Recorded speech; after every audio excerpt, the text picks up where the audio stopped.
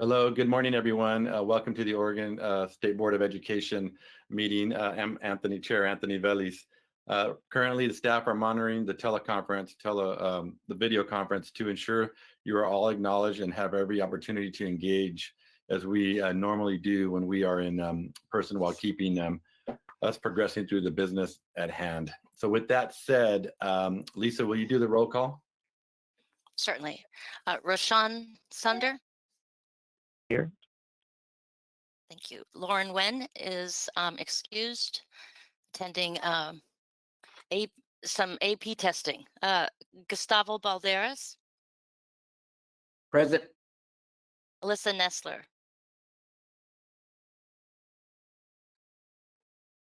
Alyssa, thank you. Present. That's all right. And Ryan Mann and Treasurer Reed.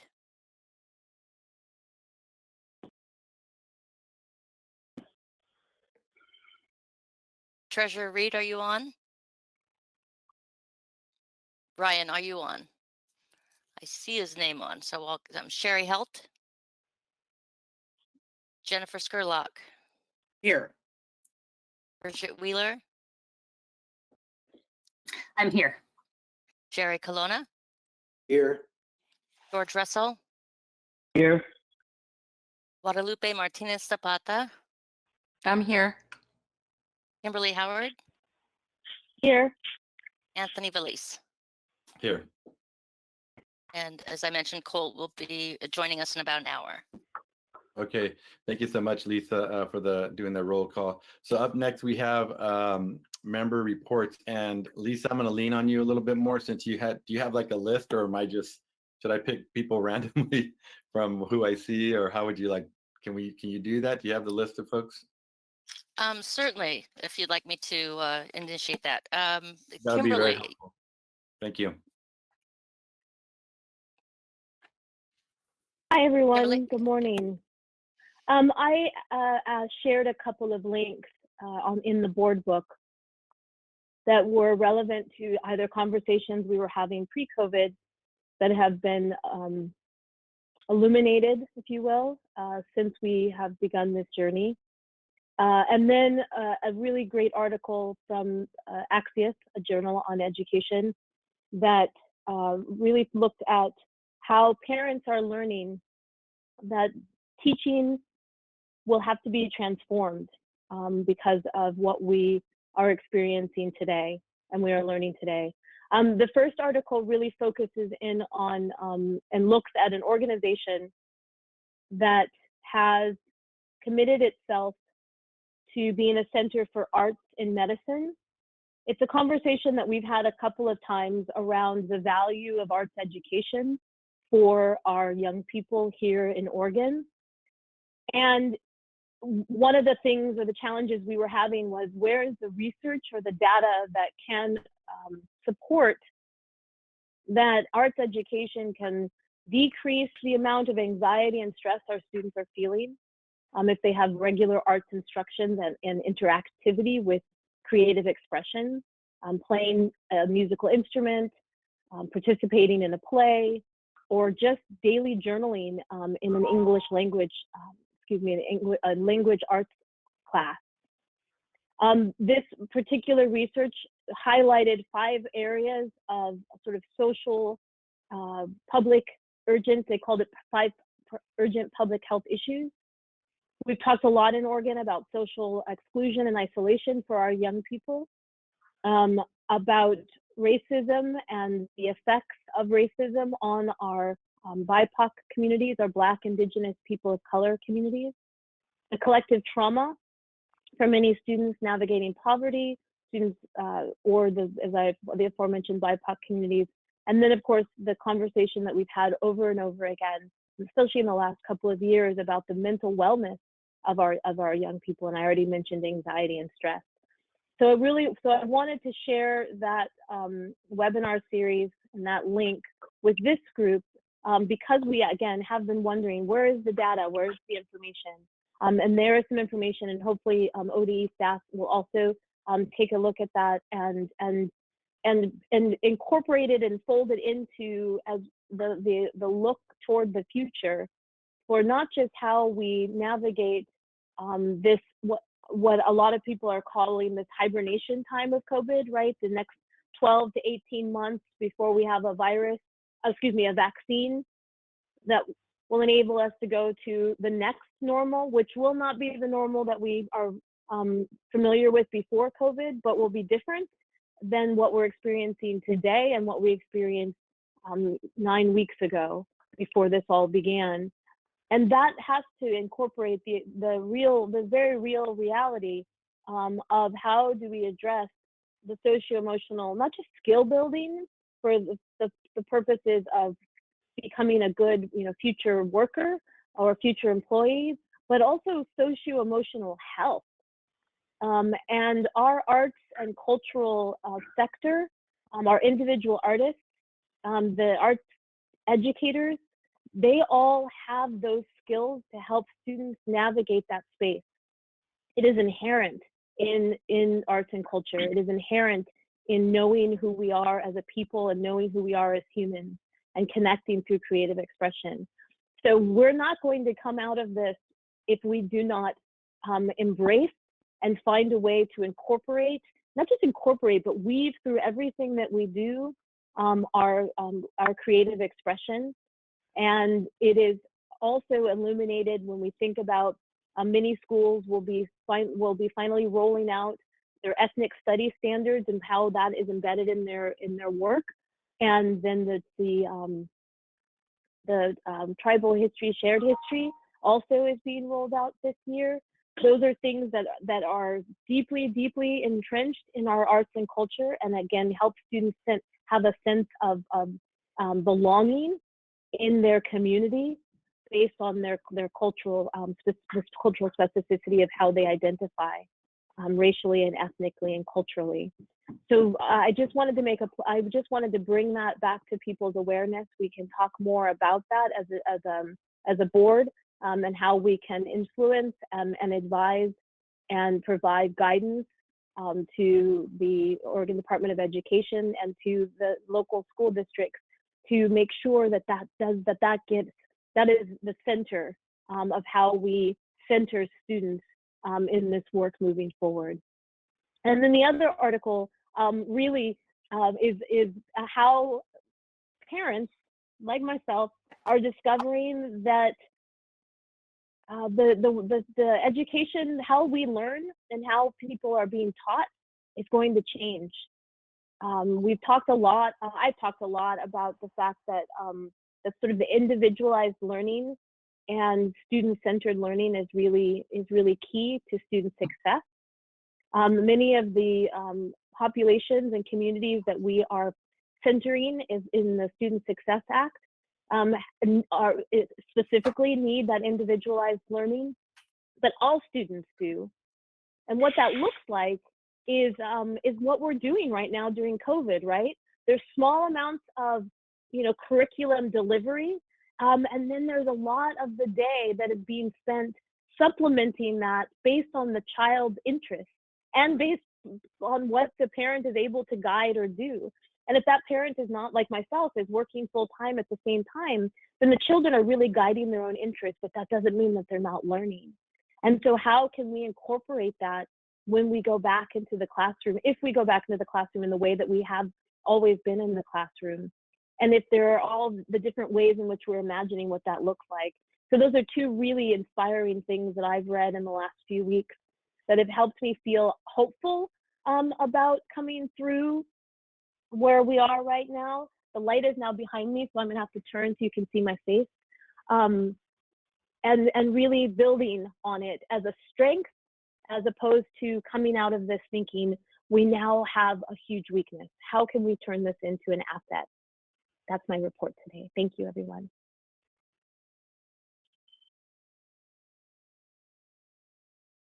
All right, Lupe, would you like to go? Sure. Let me make sure my microphone is on and everything is good. You can hear me, correct? Yes. Okay. Thank you so much. I'm very happy to be here on another third Thursday of the month with the rest of my colleagues and the ODE staff. I want to start out by giving a big, loud shout out to all of the teachers and the school districts who have made the lives of the children, our children of Oregon, a whole lot happier, a lot more palatable and real by organizing non-contact parades, by delivering food and Wi-Fi to the kids of the districts. I've received pictures and messages and have witnessed firsthand the impact of these efforts on children and their families. There have been moments filled with tears of joy and of loss as well. From where I sit, I have also seen the compounded angst that ODE has been confronted with tugs from every cardinal direction and the in-betweens. And I want to thank you once again, all of you at the ODE, for the steady, calculated leadership and unwavering commitment to equity and inclusion. I'm dismayed at the advocacy for creating a dual system of grading for high school students, knowing that separate and equal is not only a misnomer, but a myth. Knowing that historical inequity gap in our state has been no accidental occurrence. We have many opportunities for growth in our nation and our state. To emphasize those addressed by Director Howard, an opportunity for analysis on our heavy assessment culture, and fairly obvious to my interest, the opportunity to work on improving for our equity efforts rather than diminish them. In the midst of the pandemic, I've received messages from educators who have been at the front lines of the marked disparity and asking why teachers in Oregon are not required to be bilingual. A good question. I had to pause. I would encourage our partners, the HEC, TSPC, COSA, and any other leadership and regulating body in Oregon to consider this question as well. We all know the value of bilingualism, as Director Howard herself brought forth from this research she's shared. Yes, we have some grand opportunities at hand with the aid of the SSA. On my end, I will make a formal request of ODE to explore options for moving forward second language acquisition as a compulsory matter for all kids K through 12 in Oregon, to finally create equitable opportunities for bicultural and bilingual children of our state, for bringing all of the children of our state to a truly equitable field and a competitive world. Thank you.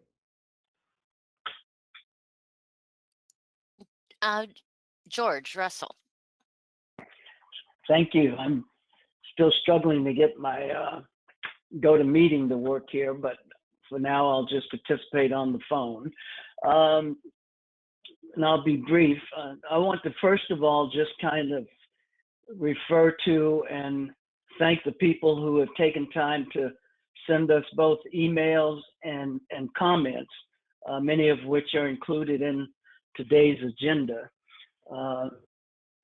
It occurs to me as I read many of those that there are a lot of folks who have strong opinions about what should and should not be occurring with respect to our education system and when things ought to occur, ranging from we shouldn't have closed schools to we shouldn't open them again for another year or two. So I find that interesting. Also, I appreciate Guadalupe, your comment about the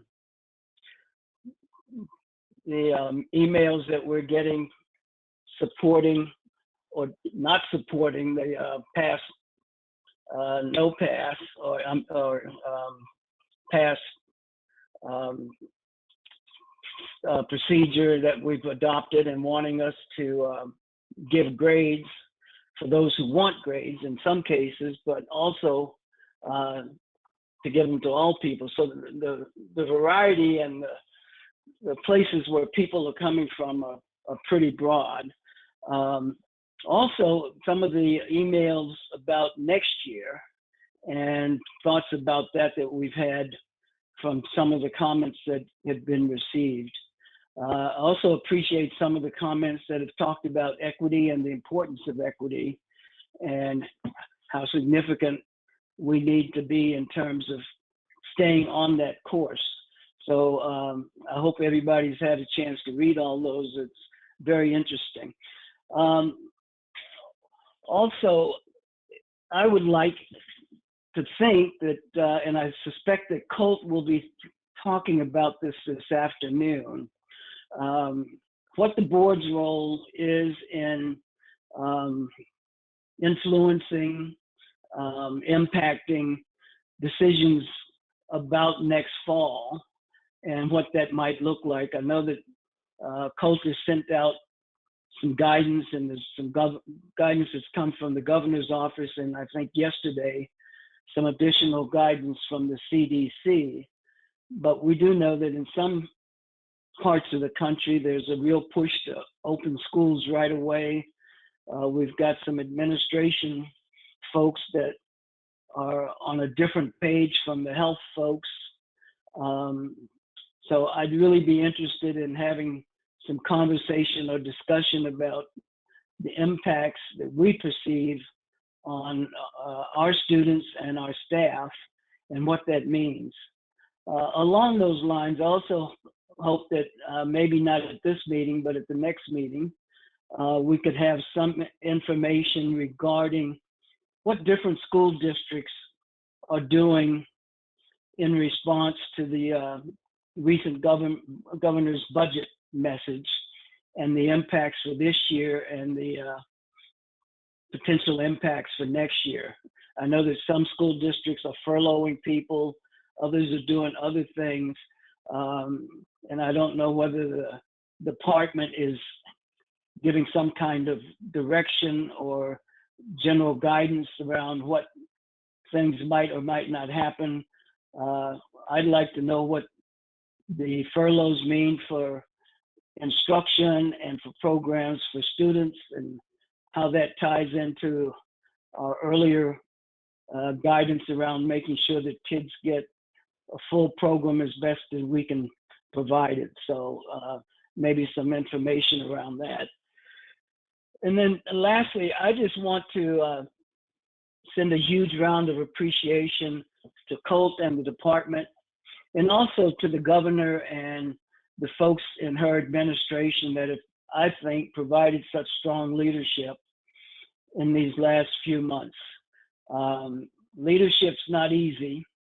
And when we talk about adaptive leadership and the need to be able to stay on top of things as they change, we've seen some great examples of it with the leadership from our Oregon Department of Education and our governor's administration. So I want to send out a big shout out to the folks for the outstanding job that they're doing and continue to do.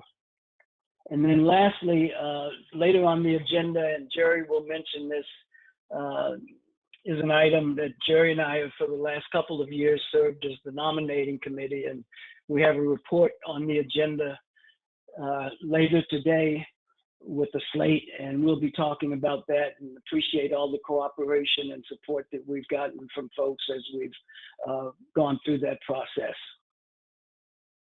That's all I have. Jerry, I guess that's a great segue for you.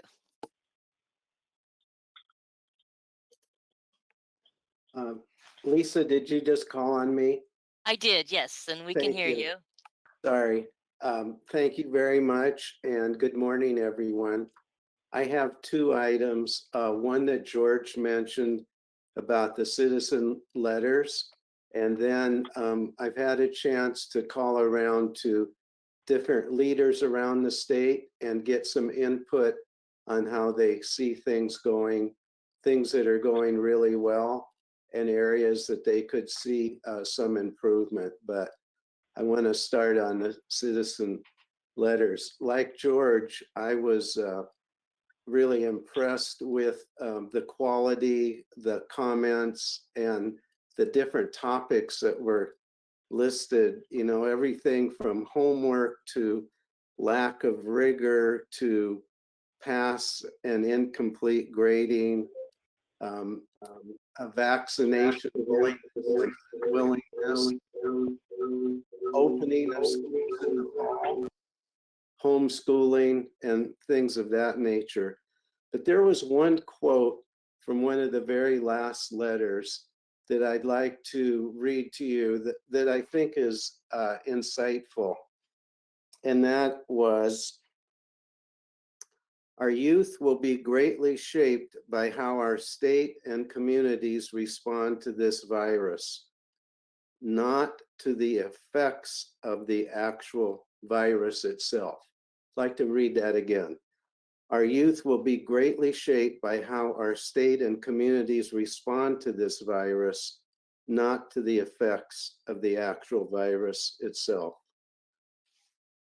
So moving from the citizen letters, I do want to give you some information that I've gathered around the state. And this information has come from ESD superintendents, school district superintendents, and also leaders at COSA.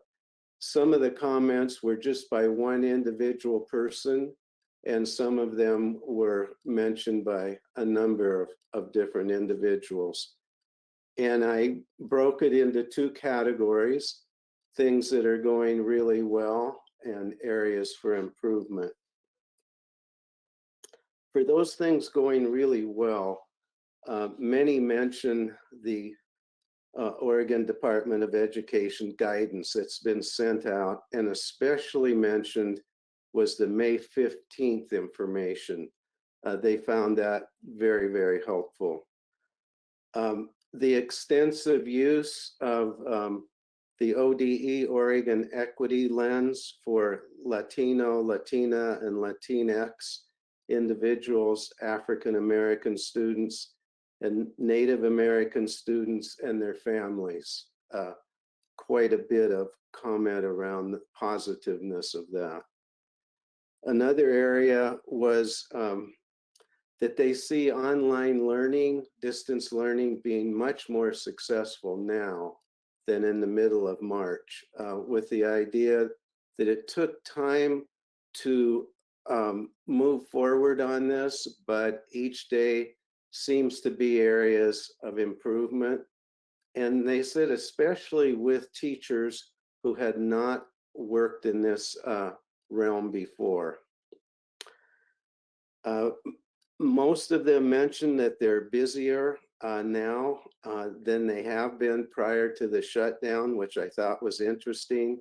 And most of the work is around, as you would guess, planning, virtual meetings, and a whole series of communication efforts, really dealing with the future unknowns. Many mentioned more social and emotional emphasis where possible is being done. And one school district cited was the Salem School District on what is called their wellness visits, where staff members go out to homes. They have workshops where they've been trained how to do this. And they are making visits to check on students and their families, especially special education staff, ELL staff, and counselors. And of course, this is something that was not prominent prior to the virus. So we do see that there is a silver lining here on certain practices and measures that take place now that were not before. Something mentioned for the ODE staff is the relief around Division 22 requirements and certainly state and federal testing requirements. Another thing that Colt is involved with that he gets high marks for is every week there are two COSA superintendent and cult meetings taking place that are Zoom meetings like we're having, but there's about 200 superintendents in the state. The majority of them are in those meetings twice a week. And they mentioned that especially the question answer sessions are really valuable. Relationships between staff and students are enhanced by this outreach effort, with some students actually getting more kind of time to work with their teachers than before. Now, I know this isn't always true. This wasn't mentioned by everyone, but there's actually outreach out there where certain students, because of the efforts of teachers, are feeling as though they're getting a little more than they did before. I found that very interesting. Communication with within smaller school districts and communities seems to be enhanced, especially by a variety of different kinds of ways of communicating before, and that smaller communities on the overall effort of dealing with the virus are actually becoming closer and doing more collaborative and cooperative things than they did before. I'd like to give you an example of a star out there. It's a school that is in the Washington County area, Aloha Huber K-8 school, has over 1,000 students. 78% of the students are on free and reduced lunch. Very diverse population. The principal there indicated to me that they have been able to contact all but 2.5% of all of their students and families in their outreach efforts. And one of the things that they've included outside of teaching and learning is actually delivering food to the homes of those students and families that are in need. I think that we find, at least on the national level, a lot of criticism and difficulty and lack of collaboration, but there are some really wonderful things going on around the state. The efforts, as was mentioned earlier, by school staff to really help their students and families in need. The final thing I want to mention on things going well that people highlighted is amazing how fast the entire system pivoted to the distance learning model. Certainly, it's not perfect and it needs to get better, and there are instances of where it isn't working. But by and large, as mentioned earlier, especially for the teachers who have never done distance learning before, many of the leaders and administrators indicated how impressed they were with the rapid learning and the effort that their teachers put in to make these necessary changes. I'd like to now mention to you areas that there is feeling that there could be improvements. There is nothing that is a surprise here for you, but I think it's just good for us to be aware of some of the things going on out in the field. And of course, you know that the broadband connectivity, especially for smaller and remote areas of our state and people living in poverty, continues to be a significant problem. Most of the leaders mentioning this don't say they feel the effort needs to come from the state as much as they do from the federal government. An area of real concern is elementary school students and distance learning. Elementary teachers are indicating that when they're working with this method of communication and working with their students, that they find that elementary students really need to have someone next to them, helping them. And we have families where the parents are not at home, and you have an elementary student or students expected to be able to do distance learning, and it just doesn't work as compared to, say, at the middle and high school level. So this is a particular problem. Another area mentioned was union issues with both classified and certified staff who are being asked to do things that are not in the realm of their usual responsibilities. And this, of course, isn't always true, but there was mention made of it where the job descriptions are different than maybe some of the things that they've been asked to do. One of the individuals in the state who is on the national level in a leadership role with schools and connectivity mentioned that he feels as though the state should come up with a student-centered statewide distance learning network that would be partnered with Sprint, Verizon, T-Mobile, and AT&T. That there needs to be not, well, I want to say this a different way. He feels like there really needs to be an emphasis on the student. Certainly the overall state, yes, but he feels as though moving forward, this is something that needs to be done.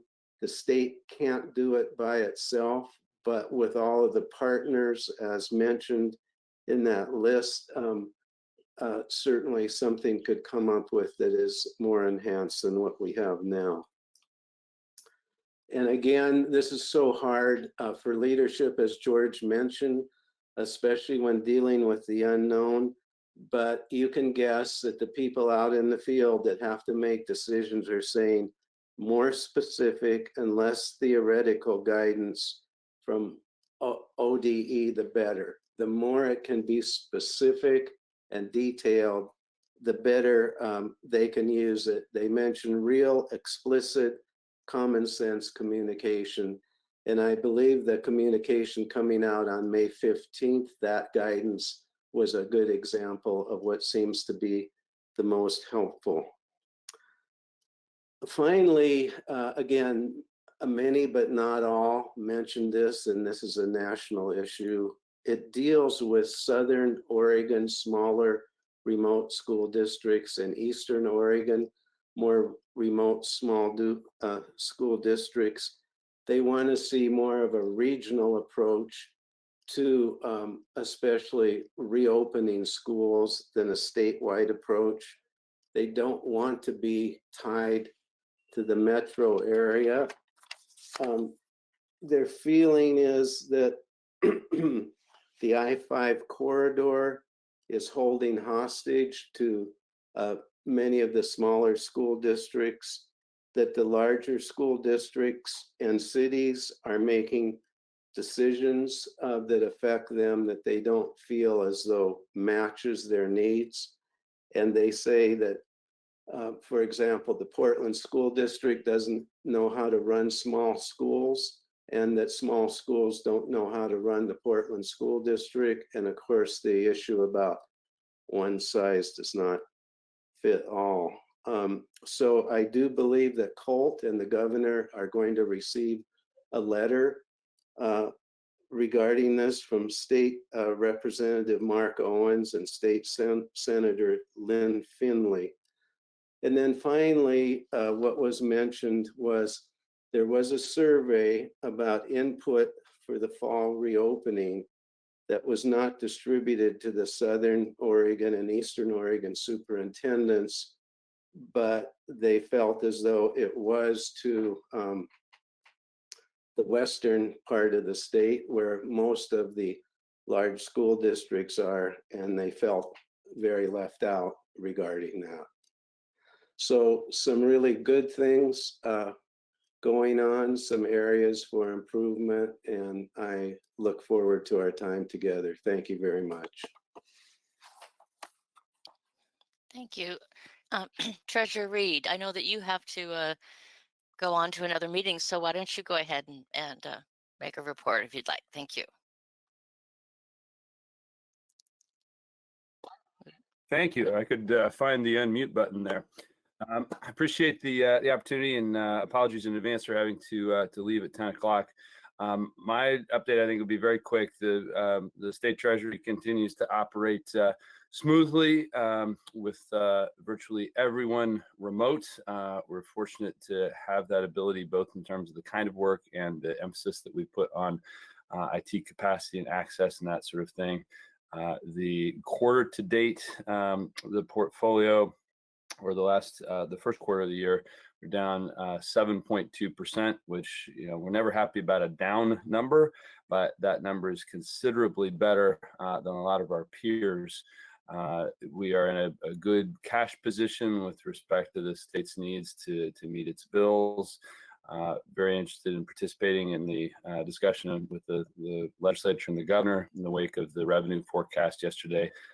I continue to think that this is, despite all the other challenges, real opportunity for us to use our debt capacity to invest in infrastructure, particularly around education. The other thing that I'm hearing as a theme amongst the conversation today is an emphasis that excites me about how to use these challenges to think about things that will be different. Ryan Mann, our legislative director, who's often here in my stead, has proposed a pretty interesting and I think timely kind of refinement of an effort that we had begun in the before times around financial literacy.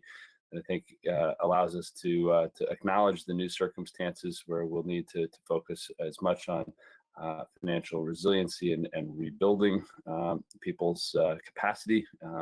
That certainly has an educational element as well, and gives us a chance to really focus on opportunity, equity, and resilience as themes going forward. So thanks very much for all your work. I'll go back on mute and continue to listen. Thank you. Thank you very much. Bridget? Good morning, everyone. I'm happy to be here and happy to see everybody today. A couple things. I wanted to share something, and then I wanted to recommend something. This has been an interesting time. There have been some great things that have happened. Some things to call out would be what our teachers are doing. They've been amazing. I cannot even comprehend what they're going through, and I'm just amazed at the support that we've gotten from our school district. I will never forget my boys' teacher. She has become an important part of our family, actually, in the last couple months. Although we've had some great things, there have been some challenges. I'm working full-time from home and trying to homeschool 2 boys that are in the 3rd grade. And I think a lot, education is one of the most important things to our family and to my life. And being such a strong advocate for education, I've really struggled with how I have felt as a parent and as an educator in the last couple months. And I think about other families. So when I'm trying to homeschool my kids and I'm so frustrated and it's so emotional, I get into a place where I really have to access my toolbox, my skills for patience and understanding. And I love how I'm learning about how my kids learn and how they reflect and how they process things. But I spend a lot of time in those moments thinking about other families that may not have the skills or the ability to access their toolbox in a way that some of us can. And so when I think about how long we might be doing this, I think about what are some of the supports or the things that we also need to surround families with in terms of research or ways to help us as parents be stronger educators, have more patience. There is just something to teach that comes with teaching your own kids. I have a lot more patience, I think, with other people's kids than I do my own. And how can we really be supportive or be more supportive of families that have a lot of stress in their home right now around economics and jobs, whether they're working in the home or out of the home? And what does it mean to come up with more supports, or what would that support look like to really be understanding of this added stress and the level of impatience that comes with doing this work, because that's real. It's and it's significant. So I just wanted to share that in terms of my own personal experience and experience talking with friends and our tribal group that we do on Zoom around how to support each other. The one thing I wanted to ask about is I'm really interested in maybe some of the no pass and pass statistics. And also if there are students that do not end up moving into the next grade, I'm interested in what the percentage of those are that are Native American, Alaska Native, and children of color. I have been working with some of our families. We've had a lot more inquiry from our tribal families around their fears. I'm really lucky in the fact that I'm a member of this board and I get to hear from educators and from Colt Gill around the importance of care and connectivity is really the focus. And I get to feel that from my teacher. But I know a lot of parents that I'm working with are talking about possibly quitting their job and trying to cram these last 2 or 3 weeks so that their kids pass. And I don't know if that's really what we want them to do. So I just wanted to highlight that. And that is all for my update this morning. Thank you very much. Okay, thank you. And Jennifer, yeah, Jennifer. Hi, everyone. It's always good to see your faces, and I appreciate all of the feedback that's been shared. I'll be honest with you, I've been emotional. I had a good cry yesterday during my PLC with my fellow teachers as I talked about my students. And forgive me, because I'm starting to get teary-eyed, and I thought, oh no, I don't want to do this during a live meeting. But so just to kind of share with you what's going on, the past 2 weeks, including this week, our students are testing for AP, and I teach AP English Language and Composition. And so in the midst of the pandemic, I've been trying to figure out best strategies to reach all of my students to prepare them for the exam. So I had them write 4 timed essays, and then I set up individual writing conferences with all of my students, and I met with most of them Monday, Tuesday, because the exam was Wednesday. So I was able to give them feedback and talk about rhetorical strategies, reminders of how to revise your thesis, how to state those strong body paragraph sentences to make sure that you stay on track with what the prompt is asking. So we're going through this together in my Zoom meetings with the kids. And the best part of the Zoom meetings was just, excuse me. Ooh, okay. The best part of the Zoom meetings was just getting to see my students.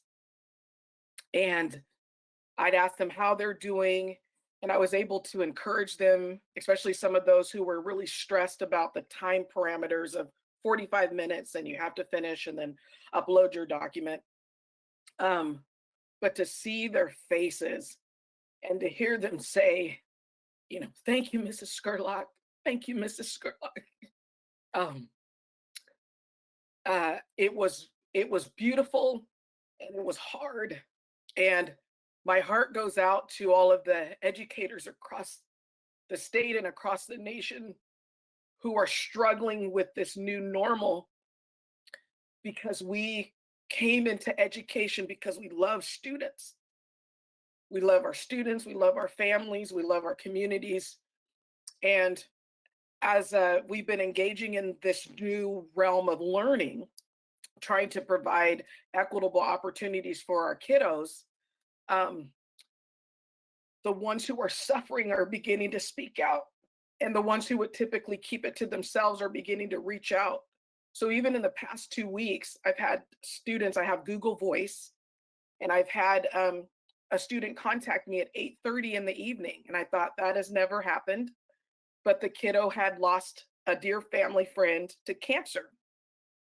And they were in the midst of making a cake, chocolate cake with cream cheese frosting that they were gonna bring to their friend's house before they passed away. And they ran out of time. And so the kiddo just wanted just to share, Mrs. Scurlock, this is why I didn't finish my essay. And I thought about the whole thing as these conversations come up, even in the board, as we're talking about what it means to take care of the whole child, what it means to advocate for the whole child. And in honesty, I don't have it all figured out. But I do know this: relationships matter in education. Corresponding with families and students, checking in, it matters. It makes a difference. And I know I'm concerned about the academic gap, the skill gap, I should say, because I want to make sure that all students are prepared for that next step, whatever they choose to do for that next step. But I was really compelled when I was reading these stories, and I want to say thank you to those who submitted their stories, their concerns. Some people have deep concerns about returning back to school next year. Some people are just saying, hey, I'm really struggling at home with my kids. And I thought about this one, which was submitted by Ann Niblett. And it says, stressful homes breed all kinds of problems. And some of my students, even the past week, have talked about abusive situations at home, trying to figure out the financial part of how are they going to make this work, depression. We had another attempted suicide attempt from a student 2 weeks ago. So, and that's one of my students. So I encourage us, as we are pursuing education and rigor, remember that we have individual kiddos, individual families, individual needs, and they are real.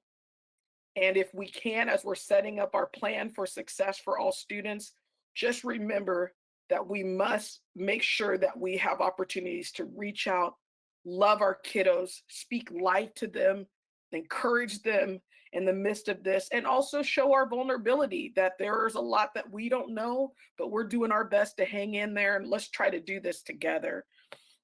And so thank you to the board. I appreciate Oregon Department of Education, all of the leadership from our governor. These are truly unprecedented times, but I appreciate every educator, every family, every kiddo who's working hard to make this work. And just know that we are cheering for you. We are advocating for you. We love you. And you're the reason why we're continuing to do what we do. And so thank you for this time. Sorry for the tears. I'll get some tissue in just a second. But I'm just grateful for this opportunity to share. Thank you. Thank you. Roshan, would you like to add some comments today? Yeah, absolutely. So I guess I'll talk about some of the broad strokes because quarantine has afforded me some more time to think about some of the larger scopes issue in education. And one thing that I had a conversation with Mr. Colgill last month was talking about my concerns about how from a student's perspective, this entire crisis has only further exacerbated our nationwide and statewide education inequities. And it's something that over the course of being in lockdown since the school closed back in March, it's only become more and more clear and a lot more worrying. Not only is there the pervasive problem of COVID-19 disproportionately impacting Black communities, but also students who have the passion for learning are nowadays far too often denied, be it because of technology issues or demanding family responsibilities or language barriers. And already I see so many of my peers at genuinely no fault of their own have trouble finding motivation. Students who, have pushed themselves throughout high school, who have always been hard workers, finding it incredibly difficult to get motivated. And I think that going into lockdown, there was this kind of impression, I guess even expectation for students that, they have so much time to themselves now. It should be plenty to be able to get their work done and learn. But it's hard. It really is difficult. And I speak for myself and from a personal perspective there. I found it difficult myself, and so many of my friends too um, have also found it very challenging to find the drive and motivation. And that could be for a number of reasons, whether that is because of, you know, inequities in the way that we access our education nowadays, or it could be things that everyone is at risk of facing. For example, mental health struggles have abounded for, you know, students that you know I know, and for myself, and for a lot of them, they most certainly do not need the stress of not being able to attain their education effectively to compound that. Um, it's it's hard to kind of quantify exactly how unexpected for a lot of students it would be. Um, you know, so many of my peers who have always talked about, oh, you know, like I don't really like going to school, it's boring. So many of us miss school. We've had a lot of our end of the year as a senior. We've had a lot of our end of the year like rituals and important events canceled, and there isn't a lot of closure. There isn't a lot of coping mechanisms for people who struggle with anxiety and depression. And again, on top of that, this the inequities that have been in our education system are only compounding to that issue. So for me personally, I've been infinitely grateful for the accommodating and kind teachers who've made themselves available as resources to talk. One of the things that was most was most moving to me was my AP chemistry teacher. He was telling us at the beginning of all this that we can reach out to him anytime with questions about AP chemistry, but we can also most certainly just have a conversation about the way the life is going. And he offered, instead of us having to address him as Mr. Powers, address him as Jim and talk to him like a friend. And I think that that's something that has been incredibly helpful to students, to be able to feel like they have their teachers that they can still connect with, and know that it's not just resources being dispensed on the other side of a Zoom call or in Google Drive, but real humans that they're interacting with in the education system. And so I think that's been a theme, or a kind of pattern of behavior that I've seen in small amounts, but it's been really helpful. And you know, kind of in a similar vein, it's only from an equity perspective, AP tests have only further revealed problems that we have. Right now, I believe the College Board, who administers the AP test, they're facing a $500 million class action lawsuit because the way that they've administered online testing has been inherently inequitable. A lot of students, you know, because the amount of material that's uploaded for every AP test is so large, students that don't have access to high-speed internet, or students that don't have access to quiet work environments, are negatively affected. And it's important because these AP tests determine what kind of college credit that you can get if you want to go out of state, even if you stay in state, anything. And so it's been a very difficult time from a national level as well as state level. And from a student's perspective, it's become a lot clearer than I think many of us would have anticipated. So certainly it's a trying time that places significant pressure on education systems, and by proxy education boards like this, to adapt quickly. And I think that the ODE has been doing a really good job. You know, in front of it sits a really deep and extensive puzzle, and the work that the department and the governor's office have been doing have been tactful, it's been quick, and it's been impressive. You know, last month, I was talking specifically to members at the ODE about bus transportation of meals as well as the pass-fail system. And what I heard most certainly was a testament to the department's consistent hard work during this crisis. So one thing that I wanted to have included in our conversations going forward, you know, as I'm sure many of you have already been fighting for, but also just as a kind of reminder from a student's perspective, to have those considerations of equity, inclusion, and compassion, regardless of what decision is being made. these inequalities in our education system have been around for a long time, and they're more pressing than ever amidst this crisis. But I'm really interested in seeing what decisions can be made from a state level to help combat those inequalities during this time. So that's my board report, and thank you all for listening. Thank you. Excuse me, Dr. Balderas. Thank you, and I'll keep my comments quick. First, as I stated, as been stated, I really appreciate the COVID-19 guidance from ODE and the governor's office. I think it's been very helpful for superintendents, and we as superintendents truly appreciate the weekly calls that we're on, as we're able to ask questions, and ODE staff were at the ready to answer our comments and questions. So really appreciate not just Colt, but the entire ODE staff that's just doing really a phenomenal job of guiding our 197 districts across the state of Oregon. The news that hit this week was not unexpected regarding the budget. It's going to be tough for Eugene, 4J. Rough numbers, it's a $8.3 million reduction, tentative reduction that we're going to be looking at for next year in terms of budget. We're looking at a variety of different ways to be able to, again, keep the impact as far away from kids and classrooms as possible, but it's going to be tough across all our districts. There'll be tough decisions ahead for sure. As has been remarked, no one signed up for this type of education. It is difficult for all parents, students, staff members, and we're doing the best we can in an incredibly stressful time in our country. This is very, very stressful for all folks.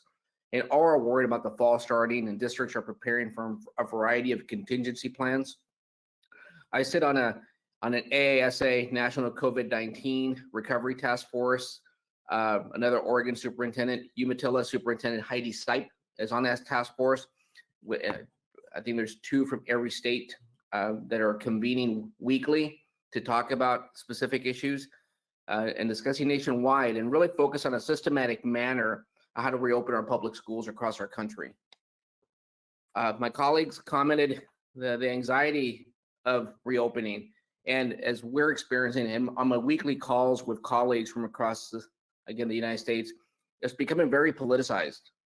The reopening's becoming very, very politicized across the United States, and that's a worry. North Carolina, I think by state mandate, they're going to be opening up August 17th. And I was with a superintendent colleague from one of the larger school districts in North Carolina, about 75,000 kids, and they're extremely worried about the health and wellness of not only kids, but also staff members.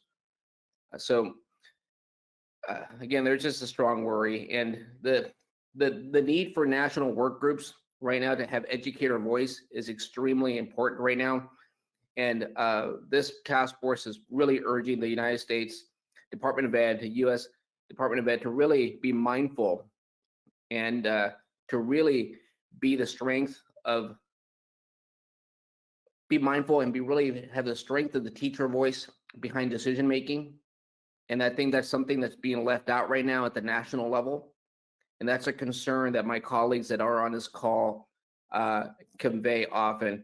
But again, here in Oregon, I can't speak more highly of the work and the direction that Colt Gill and his staff have provided us in the direction that we're heading. So compared to other states, compared to other states, I think we're doing remarkable work and do appreciate the guidance. I know that also sit on a variety of other boards. The state is very diverse, 197 districts. I think people are anxious in some areas, as has been stated on this call, but we will be stronger together. And I really appreciate the teachers, administrators, and parents for their grace during this pandemic crisis. And again, we will be better and together. And I appreciate the time to be able to speak to you today and be on this call. So thank you.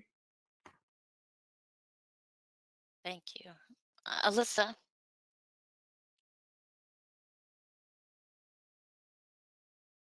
Yes, thank you. Good morning, everyone. It's great to be here and to see everyone is healthy and well. There have been a lot of changes since we met last, the landscape of education in our state is completely different than it was when we began the school year. Personally, I've done a deep dive over the last 4 months into District Student Success Act plans. The plans I've been studying show the promise of more for our students. They reflect strategies to address student mental health needs and social emotional well-being. They reflect strategies for engagement, well-rounded education, and expanding educational opportunities. Most importantly, they reflect the values I hear discussed here each month, tangible plans to begin to address the inequities in our system so that all students have their needs met.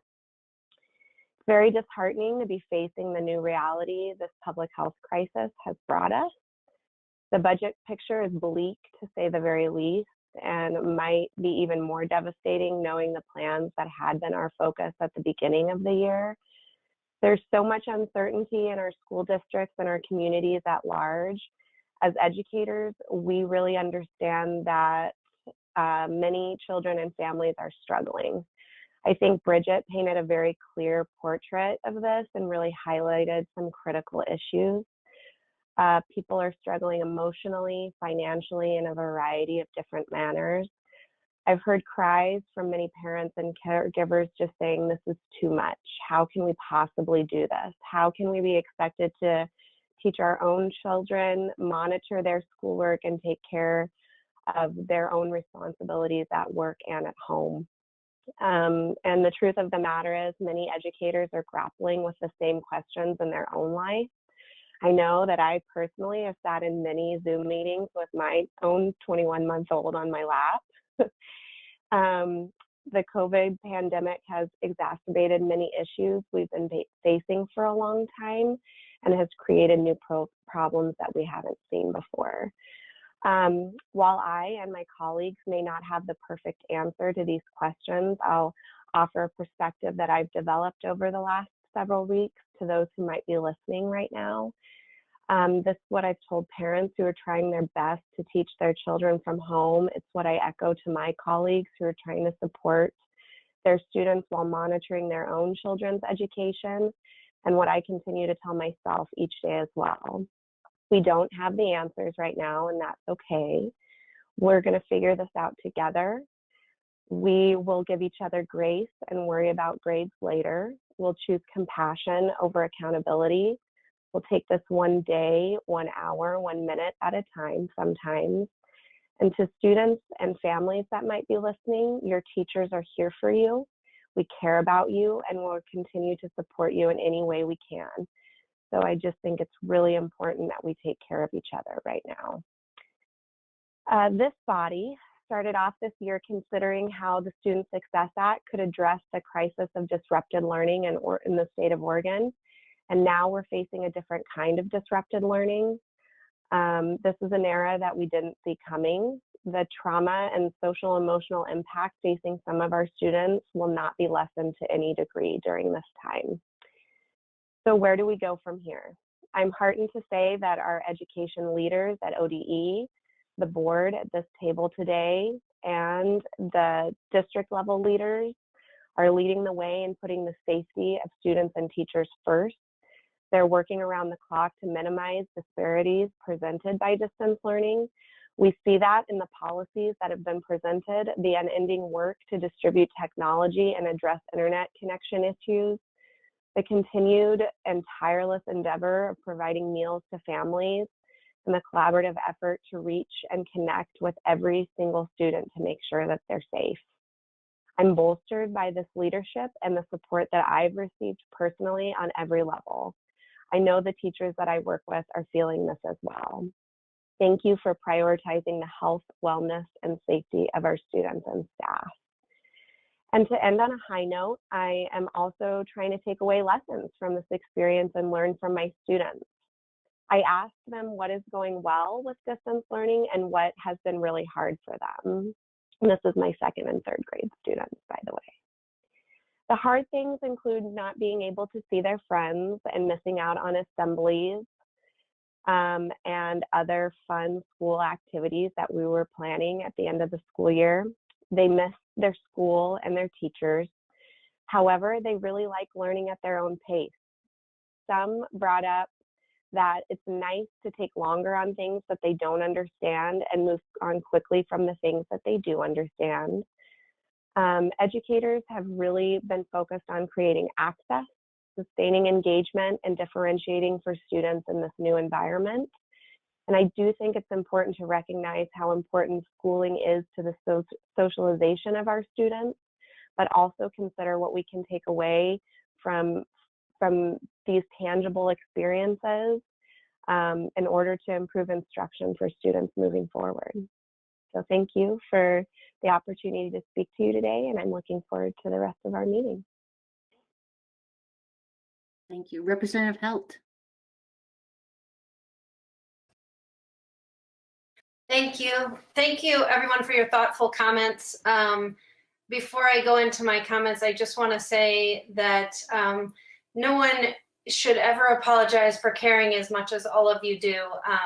Tears are a sign of deep caring, and I really appreciated all the emotion, and I think it's important that even in meetings like this, that we have the courage and ability to show emotion, because it really matters to the people that are watching, and our students and our teachers and our families, to know that, you know, it's okay to struggle and care a lot and try and make the system work great. So I just wanted to acknowledge that.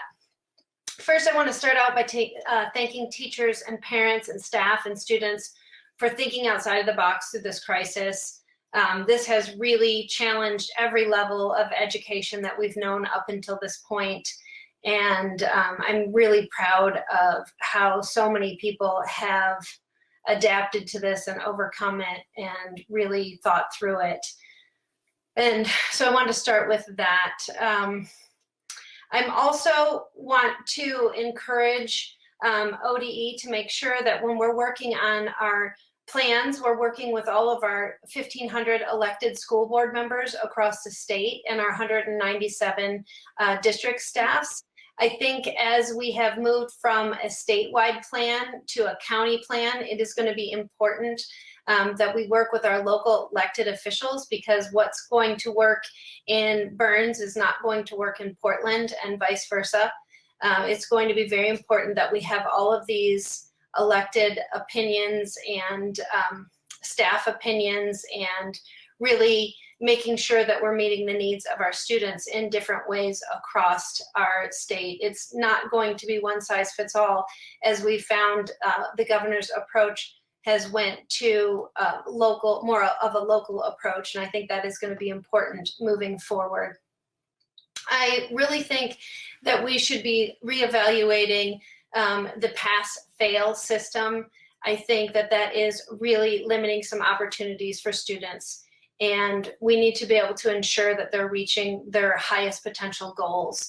And so I would really encourage reevaluating that system. I've heard from a lot of students that are very frustrated, and parents, and I would love if we could reconsider our approach on grading as a state, and even if we could allow districts to consider that in their own districts, I think would be a real asset, because it's not going to be the same across our entire state. For online learning, I hope that we are starting to get a plan on what this looks like. Right now we have $1.62 billion that has been allocated to the state from the Federal CARES Act. And I believe that we should put a substantial investment into future education with broadband and increased access to devices. I think this could really create equity across our system and cross over a lot of poverty gaps. I think this has been referred to by a lot of people on this Zoom call.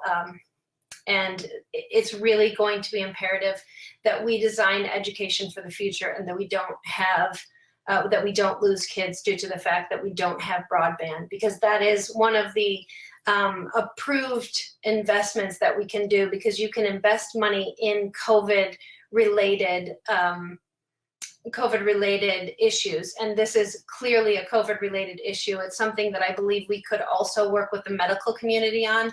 Telehealth is going to be something that is going to be very strong across our state as well. And if you look back to past recessions, in the 70s, we had a recession and things look differently as you move forward from recessions. In the 70s, we came into that recession with cars that looked the size of houses, and we came out with small, more fuel efficient cars.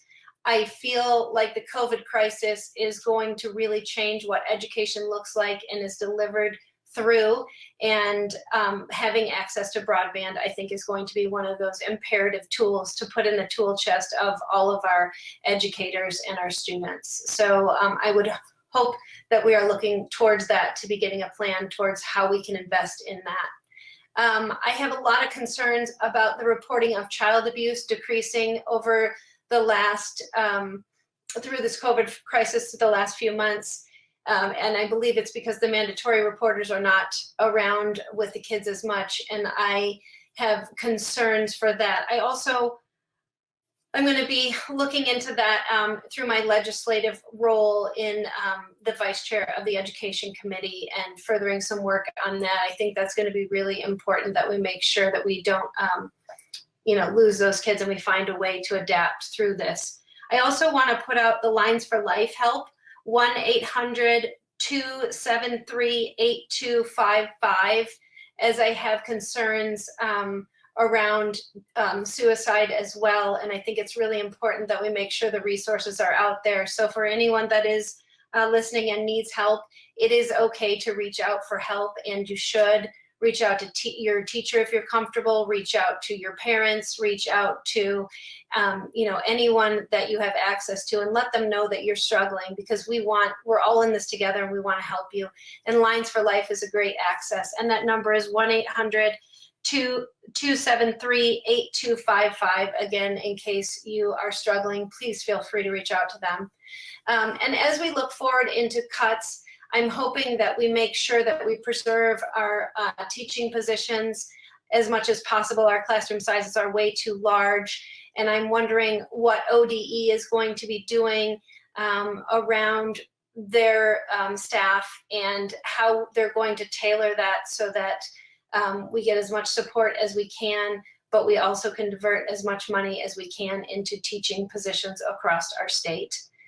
And then finally, my last point is that as we communicate for what is going to be happening in the fall, I think it is imperative that we put out a really comprehensive communication plan.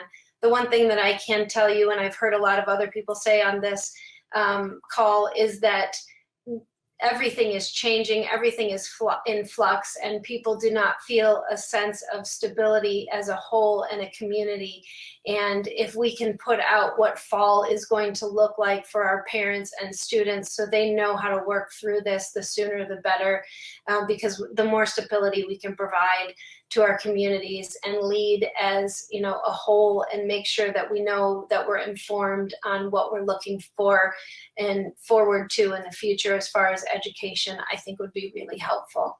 So thank you, everyone, for all you're doing for our students and our education system. Thank you. Mr. Chair, that is it. At least that leaves you. Thank you, everybody. You got just very inspirational and on-point comments. First of all, I want to just acknowledge Teacher Appreciation Week. Thank you for all the teachers out there that do what they do. But my dad's a retired teacher, and we used to celebrate this every year, I should say, every day actually. But I just want to say that. But I also want to extend that week to a lot of other folks.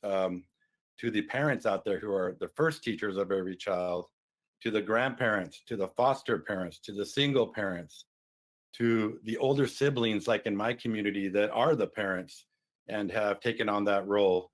And so I want to extend, again, appreciation for all teachers and in that role, and the challenging role that everybody's facing today.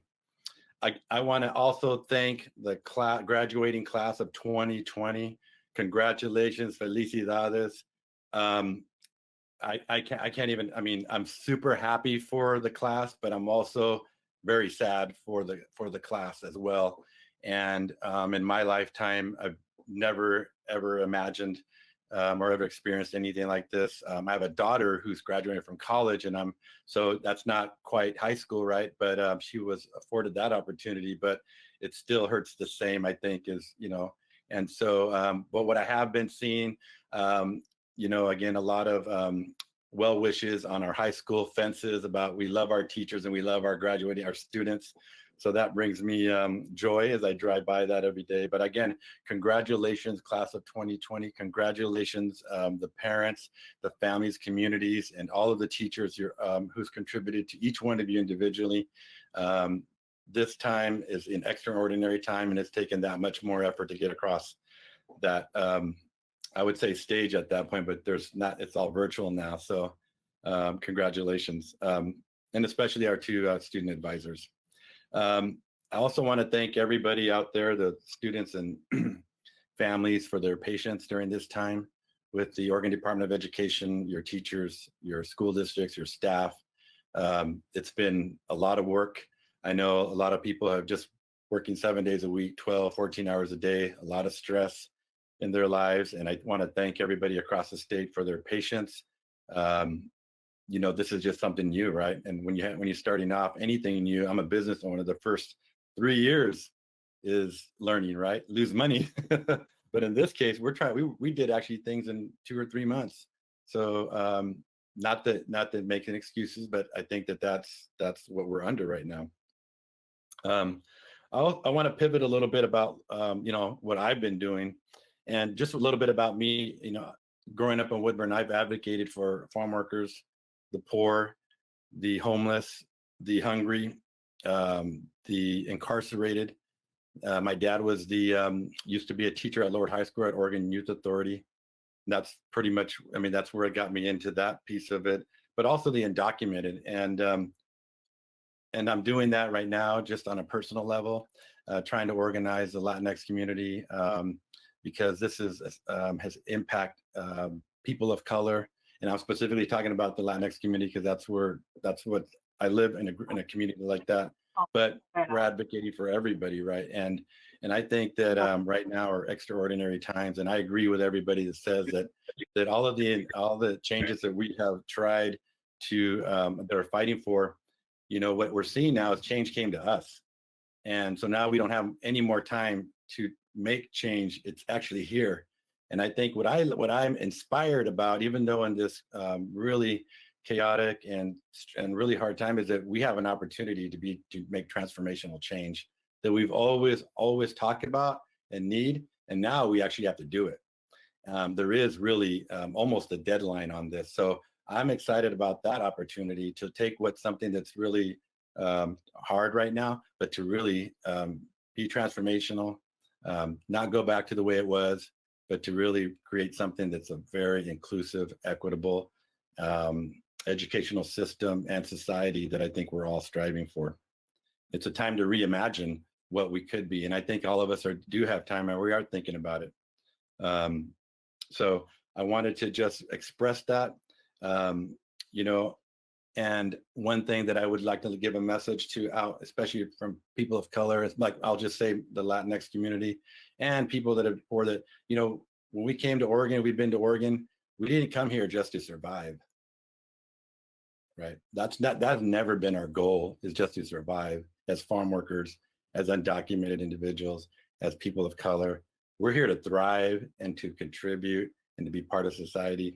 So just if anything that I say is that we want to thrive just like everybody else.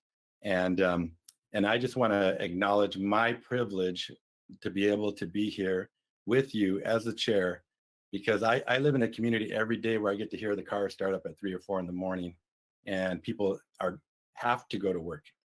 People that are not going to receive any stimulus, and these are parents, right? These are the parents of some of students that we have in our system, and they have to go as single moms, as single dads, as parents out to go work in the fields or wherever they got to do to put food on the table. They will not be eligible for any stimulus like we all might be or are. And so I think that, you know, when we're talking about our Oregonians as a whole, those are the ones that are the most vulnerable among us, the homeless families, our foster children. Just I could go on, but I just wanted to leave you with that. Again, with that, but in the spirit, I do feel we're all doing the best that we absolutely can. Thank you, Colt Gill, for your leadership. Thank you to the staff behind the scene who I communicate with often. And thank you, board. Thank you, advisors, students. You know, congratulations again on behalf of the State Board of Education, class of 2020. You know, we need you. We need your leadership. We need your energy. We need your vision, and we need your help in this time as well. So congratulations, and I'll leave it at that. Thank you. So with that said, we're going to move on to our, let's see here. Oh, one more thing actually. And though we're opening up in Oregon, I will say that I don't think we're out of the woods yet. So we should still practice physical distancing, wear our masks, and I just encourage everybody to do that, because where I live, we're one of the hot spots in Woodburn, and there's other places, and I don't think we're out of the woods yet. So I just encourage all of you Oregonians, or everybody's listening, to continue to practice those safe practices at this point. Okay, so moving on, we do have our our public comment, and those, just so you know, have come in just by written format only. Again, to support the governor's recommendations for social distancing, the state board will accept written public comment only. And I know we've received a lot this past month. If you'd like to send written public comments or testimony to the state board, the email address is stateboard.publicemail@ode.state.or.us. I'm sure you didn't write that fast enough, so I'll repeat it one more time. stateboard.publicemail@ode.state.or.us. Or you can mail it. I probably won't gonna repeat that, but I think we can put that somewhere, I'm sure, so that people can have that. So moving forward now, we are in our consent agenda. I will call for a motion and a second.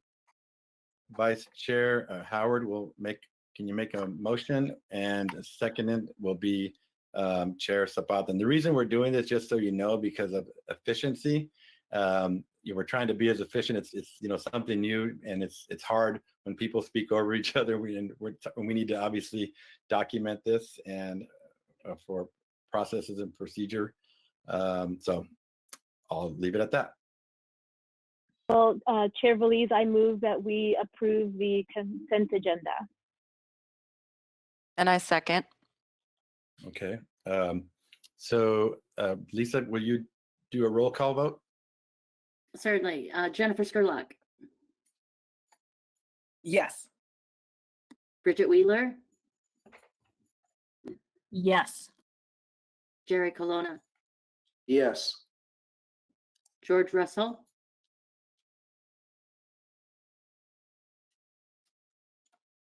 George, I looked away. Was that a yes? Okay, thank you. Guadalupe Martinez Zapata, Yes. Kimberly Howard, Yes. and Chair Valise. Yes.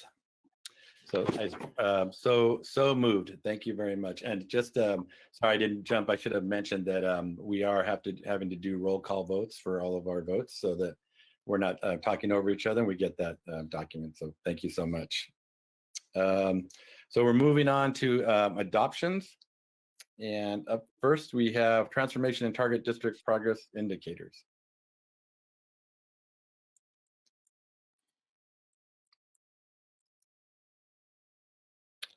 Mr. Chair. Good morning. Mr. Chair, if I might, while Mary gets set up, I just got a question about the celebration of student success video. And unfortunately, we can't figure out the technology to stream it so that the members can see it, but I highly encourage you to go look at it. We'll send out the link here again for you, but it is heartwarming, to say the least. So thank you for that. Thank you, Lisa. Okay, we'll move forward with our rule adoptions. We'll begin with transformation and target district progress indicators. Yes, good morning, Chair Elise, members of the board. My name is Mary Martinez Wenzel. I am a senior advisor focused on emergent bilingual education and policy at the department. Today, I'm here to present the department's recommended revisions to the progress indicators guiding. Oh, I need to turn on my webcam, thanks.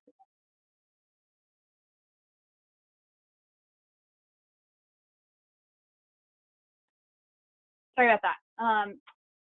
I am presenting the department's recommended revisions to the progress indicators guiding the evaluation of target and transformation districts.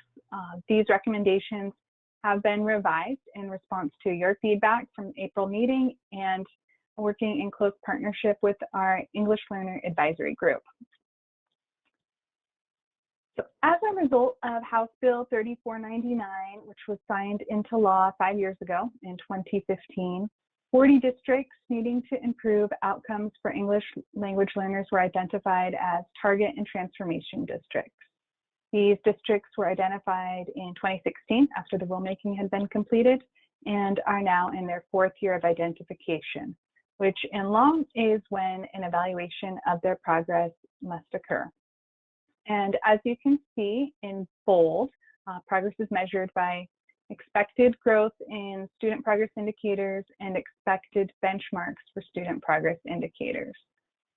There is a clear accountability provision for districts that have not improved outcomes, and that is that the department will direct the district on how to expend monies received under the state school fund distribution for English learners, which is a 0.5 per pupil weight. So in our first reading, which you may remember from the last meeting, our recommendation was research-based instructional and program improvement indicators as an addition to the outcome indicators. Today, we are recommending what you see in bold here, demonstrated implementation of instructional practices and program improvements recognized as effective in improving outcomes for ELL students. So in the following slides, I'm going to walk through the rationale for this revision and provide some examples using data from our external evaluation of the target and transformation districts. So our recommended revisions actually expand the measures of student progress that we will use to evaluate district progress. The indicators for measuring student progress are not specified in rule or in law. The criteria for initial identification are specified and are listed here on the slide. When we look at the 40 current target and transformation districts, they did all focus on English language proficiency growth, but not all focused on these other criteria for initial identification, which also included middle school math, high school graduation, post-secondary enrollment. In our evaluation, we are also examining English language arts achievement and other student outcomes that can be directly tied to the district's local improvement efforts.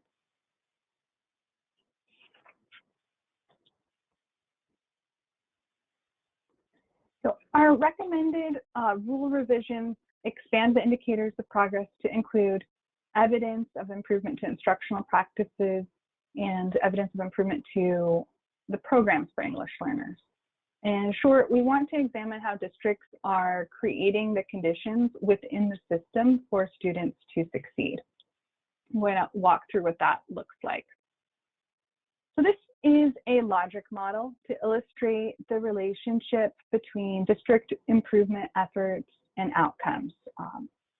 The resources column shows the kinds of resources that are students, families, educators, and the grants and technical assistance funded through House Bill 3499. Taken together, these resources are supporting the implementation of activities, which have resulted in program improvements for English learners, a lot more engagement with culturally and linguistically diverse families, and a really strong emphasis on developing educator capacity to draw on the assets of English learners, support their learning of English, and importantly, of all other subjects. The outputs represent the markers of successful implementation of these activities, or the kinds of things we would expect to see and be able to measure over time if districts are achieving success in these areas. We would expect to see students having more access to high quality programs for learning, for families to be engaged as partners in their children's education, for teachers to gain more knowledge of how to teach English learners, confidence in their abilities, and for students in their classrooms to have more teachers who are bilingual, more teachers who have an endorsement in teaching English to speakers of other languages, perhaps a math or a science teacher who has that training and not just the ELD teacher. Over time, these are strategies that we know will result in improved academic outcomes for English learners. Time is key. It will take more than 4 years to truly know the impact of the district's efforts on things like high school graduation and college enrollment, particularly when we look at our current English learners, most of whom in Oregon are in the elementary school grades. I'm now going to share a little bit of data on activities and outputs from our external evaluation of our target and transformation districts. You might remember this slide, I briefly showed this at the last meeting. Collectively, across the 40 target and transformation districts, we can see professional development and parent and family engagement efforts have been the most prevalent focus. Evaluating whether or not districts were successful in these areas requires that we consider additional outcomes that are really aligned with those improvement efforts. For example, to evaluate the effect of professional development, we would want to consider how this impacts student outcomes over time and also how it impacts instruction. What did teachers learn as a result of those professional learning opportunities? How did it change their practice and in turn the learning environments for their students? Answering these kinds of questions is critical to be able to know if districts are on track to improve outcomes for students. So this slide shows some data from a recent survey of close to 1,000 teachers from our target and transformation districts. Among these teachers, 87% reported they had participated in professional learning specific to teaching English learners over the past 4 years. This had included professional learning opportunities at their school, district, or ESD. Also, coursework, primarily towards an ESOL endorsement. 87 teachers reported they had participated in coursework, classes such as learning Spanish, attending conferences. And the takeaway point from this slide is that teachers are reporting very positive results from these professional learning activities. 92% said it was relevant, important, overall a good use of their time. Teachers agreed it was useful for their EL instruction and helping them to keep equity front and center in their practice. 9 out of 10 teachers reported they are using their new learning to differentiate their instruction to meet the needs of English learners, which can be challenging for teachers because this does require them to tailor their instruction to students across a range of English language proficiency level. So overall, when we look at what teachers in transformation and target districts are telling us about their confidence in meeting the needs of English learners, we are seeing strong evidence of success. This figure shows teachers' confidence teaching English learners prior to 2016, before their districts were identified and received grant assistance and technical assistance, and now. The blue bar represents their 2020 levels of confidence. On this scale, a 4 is very confident, 3 is confident. So we can see on average across that large group of educators, confidence levels were pretty low 4 years ago. And now across these areas, which are pretty broad, on average, teachers are reporting that they are now confident in key areas of EL instruction. Importantly, all of these findings are statistically significant. So As we consider the overall progress of districts in meeting the needs of English learners, we need to ensure that our evaluation considers both medium and long-term indicators of success. The revised indicators support a more comprehensive, rigorous evaluation of student progress. This approach recognizes that some measures of student progress will take more than 4 years to fully impact. And these indicators ensure that our evaluation criteria and technical assistance efforts are aligned.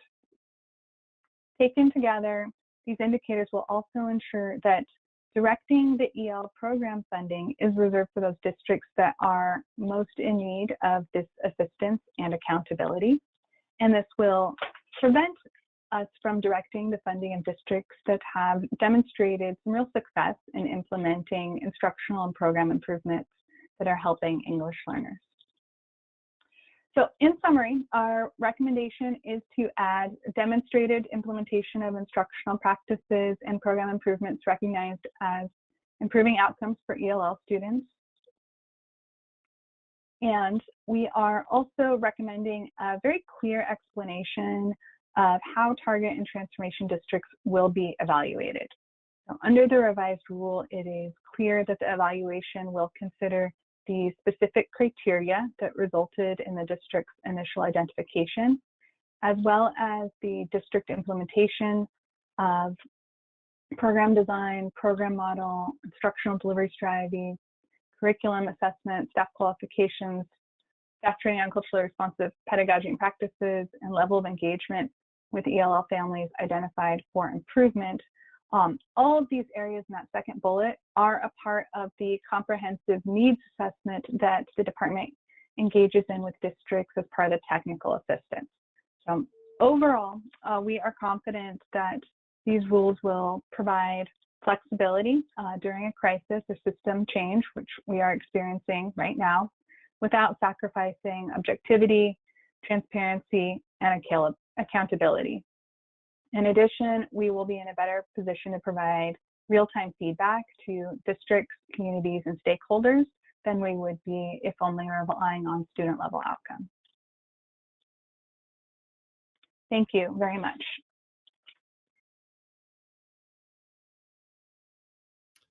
Thank you, Mary. I appreciate that for all the information. Are there any questions at this point? Yes. Oh. Who raised their hand first? Go ahead. I don't know who else raised their hand. I'm sorry, I can't see the entire screen. I hope I didn't interrupt anybody else or cut anybody else off. So just a really quick question, Mary, and I'm not really sure that you'll have an answer to this or not, but as I'm listening and thinking about the progress and the progression of the assistance to these target districts and the changes that we're considering now, what has been I'm happy to hear of the positive feedback and results from the teachers. What do we have any data already? Maybe you mentioned it and I just didn't hear it, that shows any impact on the students themselves, on the population from 2015 or whenever we passed the House bill and now? Does that data exist already? It does. We are putting together a very rigorous analysis of the impact on students. So as part of the external evaluation, what we are doing is a quasi-experimental analysis of the English learners in target and transformation districts compared to English learners in districts that were not selected as target and transformation districts. And that will look at the English language proficiency growth over time, English language arts outcomes, and math outcomes. Those reports will be ready in July. So we will have both a statewide kind of summative report and 40 individual district level reports that will include the student outcomes. Alyssa, I think I saw your hand up. Yes, thank you. I just wanted to highlight some of the language that I found very exciting. It says that the proposed rules are motivated by two factors. First, there are many high leverage research-based strategies for improving outcomes for English language learners that are not easily measured through a student outcome indicator.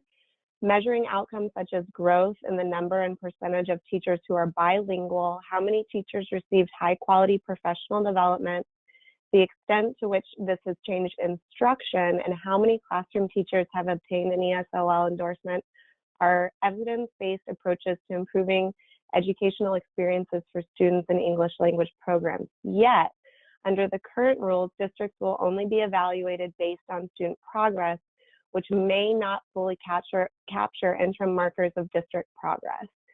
Second, the proposed rule changes ensure that districts are evaluated against the local needs and associated goals they developed. So I just want to highlight that there's a lot of power in the shift of these indicators. I'm so encouraged by this language, which marks a change to a more robust measurement plan that reflects the needs of our students. As a member of OEA's Educator Empowerment Academy, we've been doing some really in-depth study of improvement science, which includes how we can effectively measure some complicated constructs that have been mentioned in a manner that centralizes equity and allows for more responsive practice when it comes to student success. I've often felt that some of these lagging indicators like test scores, graduation rates, et cetera, do not fully capture the progress of initiatives that often take years of implementation to begin to make an impact on those particular measures I mentioned previously. I think that grappling with how we measure student success in general, as well as the implementation of initiatives and policies that are aimed at impacting this multifaceted concept is incredibly important to positive change in our system. I really think that this change contributes to that shift, and that's really exciting. This provides much needed encouragement to focus on these high leverage practices and well-rounded curriculum and research-based initiatives and stabilize this focus over time, opposed to jumping from initiative to initiative when changes are not immediately seen in these lagging indicators. So in my view, from a classroom lens and from an instructional implementation standpoint, this is a very positive change for the long-term success of our systems and ultimately for our students. So thank you for sharing this. Thank you, Alyssa. Is there anybody else that would like to comment?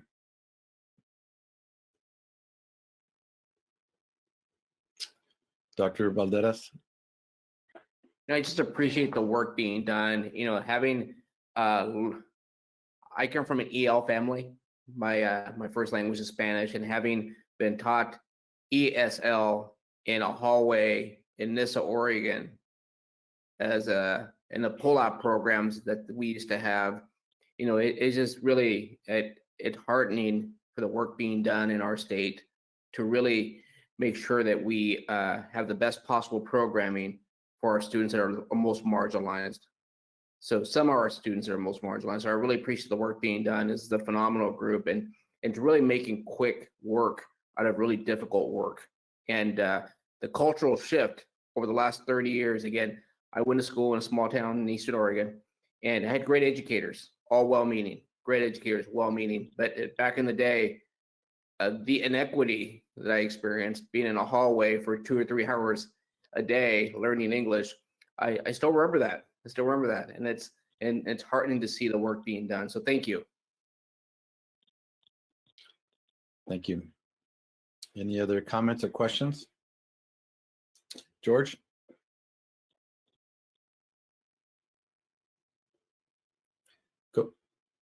Go ahead, George. I can't hear you. Can anybody else hear George? Okay, what about now? I heard somebody say unmuted. Okay, good. First, I want to say how much I appreciate the changes that were made, and I especially like the changes that were made since the last time we saw this, that provide for more ways to ensure that we meet the needs of English language learners. And the groups that were involved in this, I have real respect for and appreciate their ongoing efforts to make sure that we adequately address the needs of our English language learners over the years. I guess I have some concern that about, because the 4 years was put in originally for a purpose, to recognize that we can't have our English language learners spend 7, 8 years in a school and in a classroom, and then at the end of those 7 or 8 years, or when it comes time to graduate, still really not have had an adequate education and appropriate language skills. So I recognize the importance of looking at a blended approach, if you will, that looks at both student progress and the kinds of strategies that are in place to help students get to where we want them to get. So I appreciate that. I guess I'm always concerned about the accountability piece. And at what point do we say to a school district, we've been giving you additional dollars, we've been giving you additional resources and supports, additional strategies and so forth, but we've not seen the kind of change in outcomes that we should with the resources that we've continued to provide to you. And what role then the department plays in motivating or helping the school district get to the point that more of our kids are being successful and leaving our districts with the skills that we want them to have and that they're going to need in order to be successful in our society. So I do appreciate where we're at. We've come a long way, but I don't want us to think that this is the end of it, because in the final analysis, at least for me, it's, are we going to see more kids being successful, leaving high school, and having a grasp of English language that helps them be successful?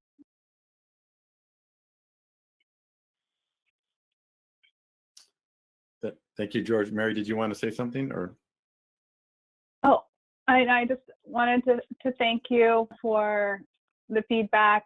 We, I think, are actually making the analysis of student outcomes more rigorous because we have incorporated more student indicators, and districts will certainly be accountable. If anything, I think they're more accountable because we are looking at a greater range of outcomes, student assessment scores, as well as system level changes that we expect to impact student outcomes.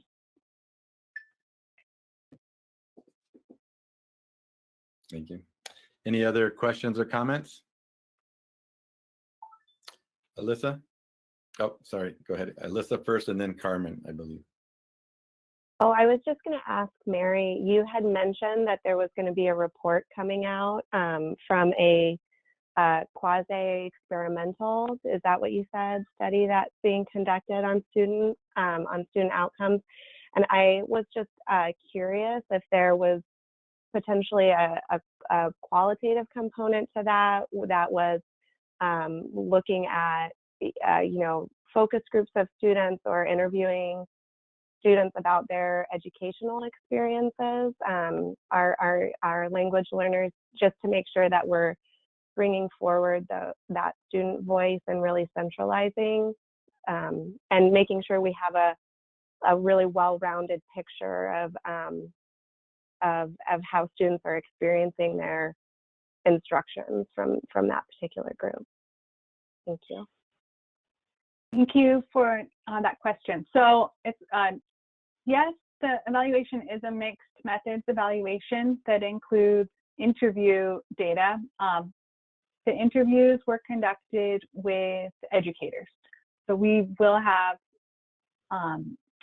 that qualitative data and teacher and administrator voice. We do not have student focus group data or survey data. I love that suggestion. I think that is something that would be incredibly valuable to build in not just to the evaluation at the end, but to the needs assessment at the beginning. That's something I would really like to see, some more intentional engagement with students and their families to really shape the plans in year one. It's a really important suggestion. Thank you. Carmen, did you have your hand raised? And then we go to Jennifer. Just gratitude to the board and to Mary for leading this beautiful body of work. You know, it's taking us to a next level of where we need to go on behalf of our students, and being in the right relationship and partnership with our school districts. So just appreciation. Thank you. And thank you for your feedback, because it allowed us to move it forward in the ways that, you know, Mary presented. So thank you. Thank you, Carmen. Jennifer? Oh, can you hear me? Okay. Thank you, Mary, for the report. I also concur with what Alyssa had mentioned as well, about adding in student voice, because sometimes reports are given and there are assumptions made that students are benefiting, or they feel that they are benefiting from the practices that are policies and practices that are in place. And they oftentimes will give a pushback and say, this didn't work, or I didn't feel supported. And they can raise flags for us as educators to say, oh, we didn't think about that, or we didn't consider that, or we thought this was the cause, but actually the effect or the impact was not what we wanted it to be. So I really appreciate that particular piece in there, but excellent information. Thank you so much, Mary.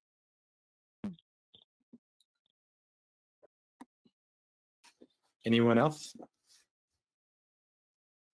Okay, well, can I get a motion?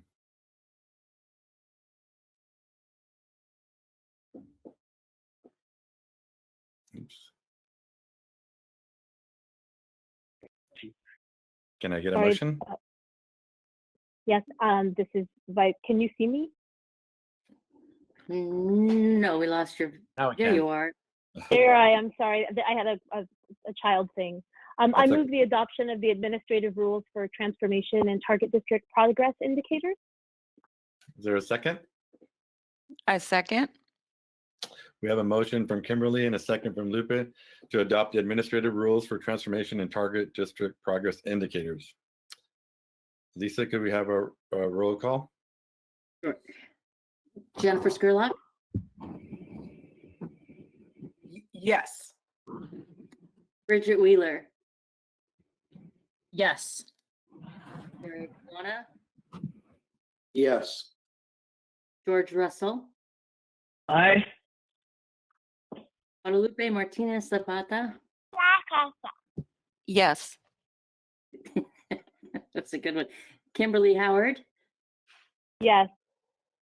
and Chair Valise. Yes. Thank you, and so moved. Thank you.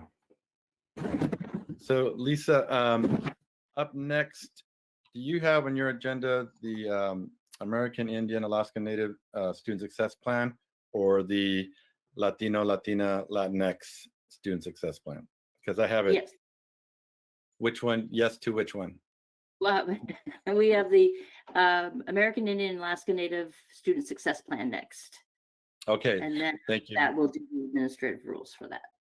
Yeah, thank you so much. Okay, so up next we have, as mentioned, the American Indian Alaska Native Student Success Plan. I just had it twice for some reason, and so wanted to know. I thought that might have been an error. Mr. Chair, I'll clarify. So we have 2 items on this topic. The first is action on the student success plan for American Indian Alaska Native students. And then the second following that will be the administrative rules for the success plan. Okay, okay.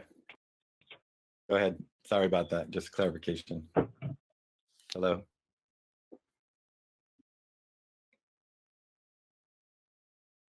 You can go ahead, April, if you'd like, or is it Delina that's doing the presentation? There's just, I see her now. Thank you. Go ahead. Sure. Yeah, I think Delina was going to kick us off.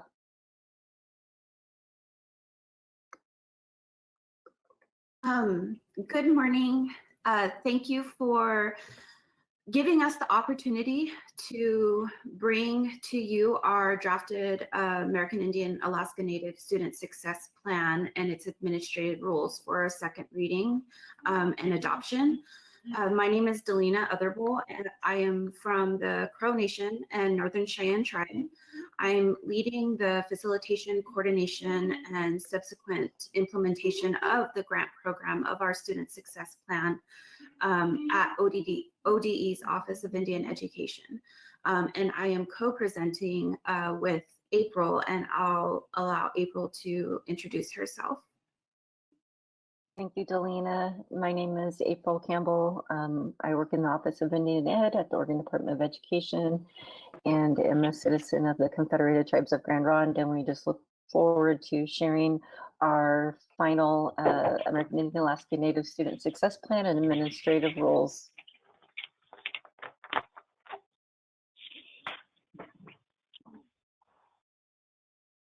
Okay, I'm, can you see my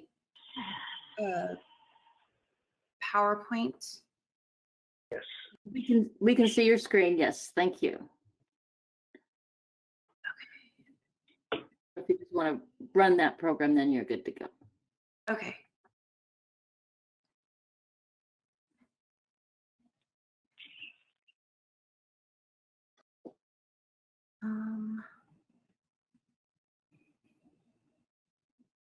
Can't see you though. Is it, do you know if it's, I'm moving, but it's saying that it's paused? Delina, this is Kate Pattison. I'm helping out behind the scenes. I think you're presenting to a different screen that's not showing up here. So if you just scroll through, we just see the the actual presentation. Just click through the slides on the sidebar, and that we'll see that. Okay.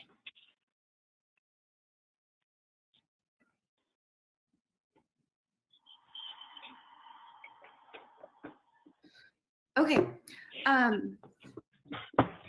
Before we dive into our plan, I think that it's really important for us to center and ground ourselves in the intentional process that will do the updating and revising of the American Indian Alaska Student.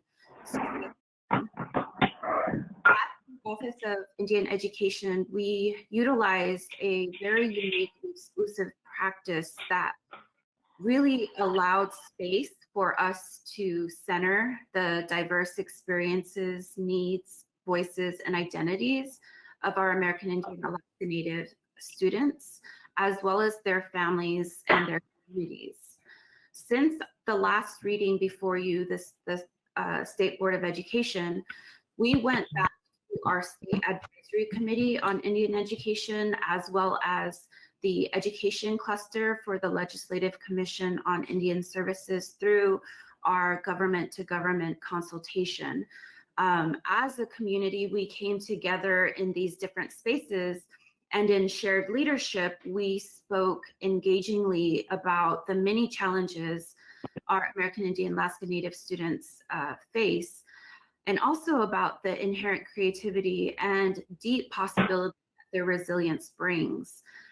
We discussed the process of what it's going to look like over the next 5 years of transforming the educational landscape for our students. The conversations we held were really focused on sustainability and interconnectedness, as well as making sure that we are providing the soil for our students to learn, celebrate, heal, and honor their resilience as they navigate through their educational journeys. So over the course of about 8 to 9 months, and this again has been a longer journey for our office, we really tapped into our State Advisory Committee on Indian Education, as well as making sure that the updating of this plan would reflect the hopes, the dreams, the visions that our communities have for our students.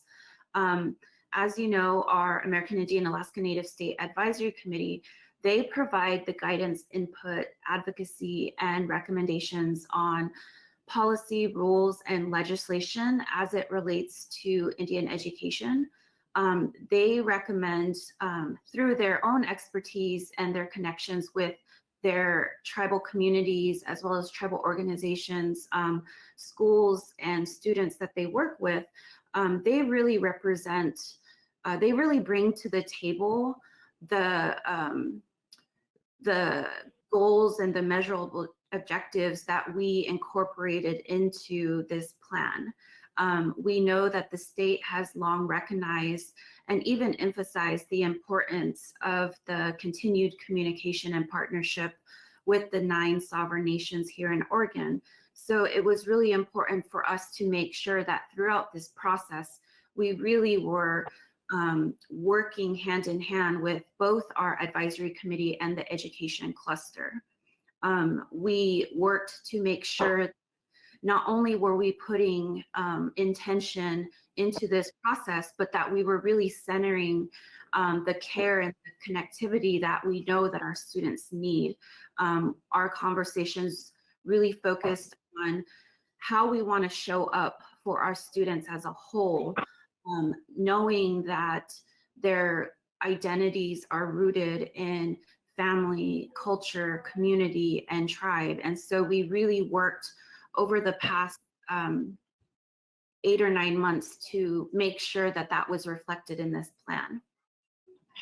We also took our plan and the administrative rules to the Student Success Act Standing Rule Advisory Committee and allowed for feedback and guidance into the draft rules and plan, as well as taking it to different partners and different organizations within the state that really come to the table to support the success of our students. So this entire process, I really want to highlight that this entire process was really about using restoration as a strength-based approach to making sure that over the next 5 years, our students have what they need to be successful. So over these past 2 slides, you can really see the intentional ways that we work with our communities and our partners, and the thought and care that actually went into this plan. Here are just some definitions in the plan. So American Indian Alaska Native Student Success Plan is established in the AOR 329843. We define what student means and we define what tribes mean. We also acknowledge that although we focus on the 9 sovereign nations in Oregon, we know that our students represent many tribal nations across the country, especially in our urban and metro areas.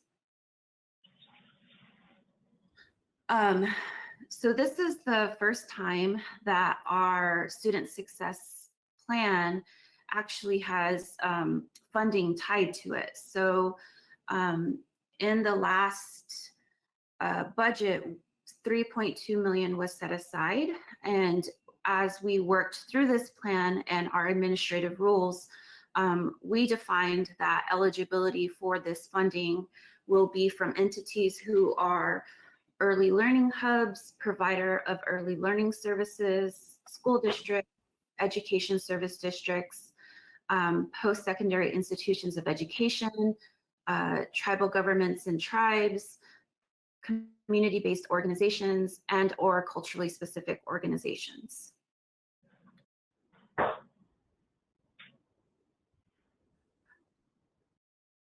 And in the second reading and in the updated plan, you will see that we really worked over the course of the past month to strengthen our strategies that address the needs and gaps between current educational conditions and where we want to see our students go over the next 5 years.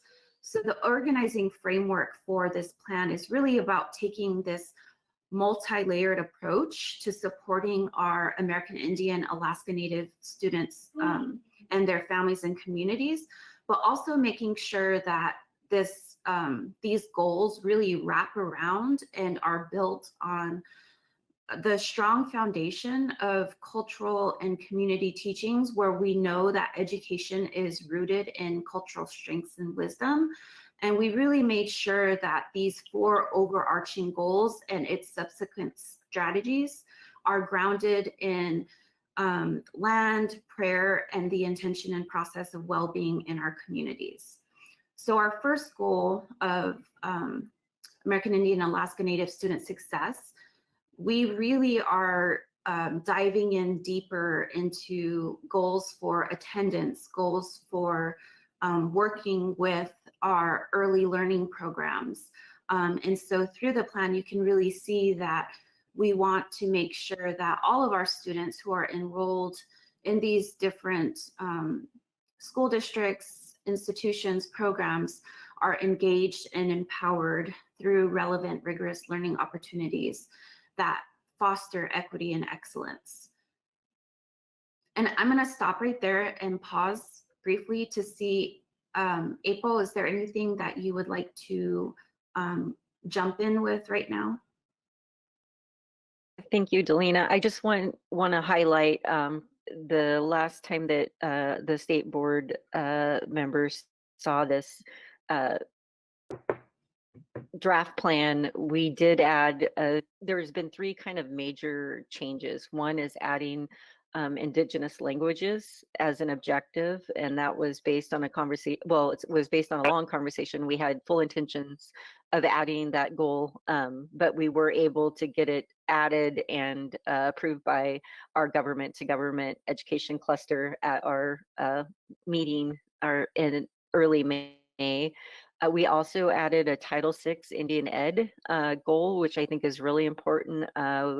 As you may know, Title VI is a federal program, and the state is, our relationship with Title VI is really to help support in terms of technical assistance. So we really wanted to strengthen that relationship with our Title VI programs who've got the boots on the floor in the school districts.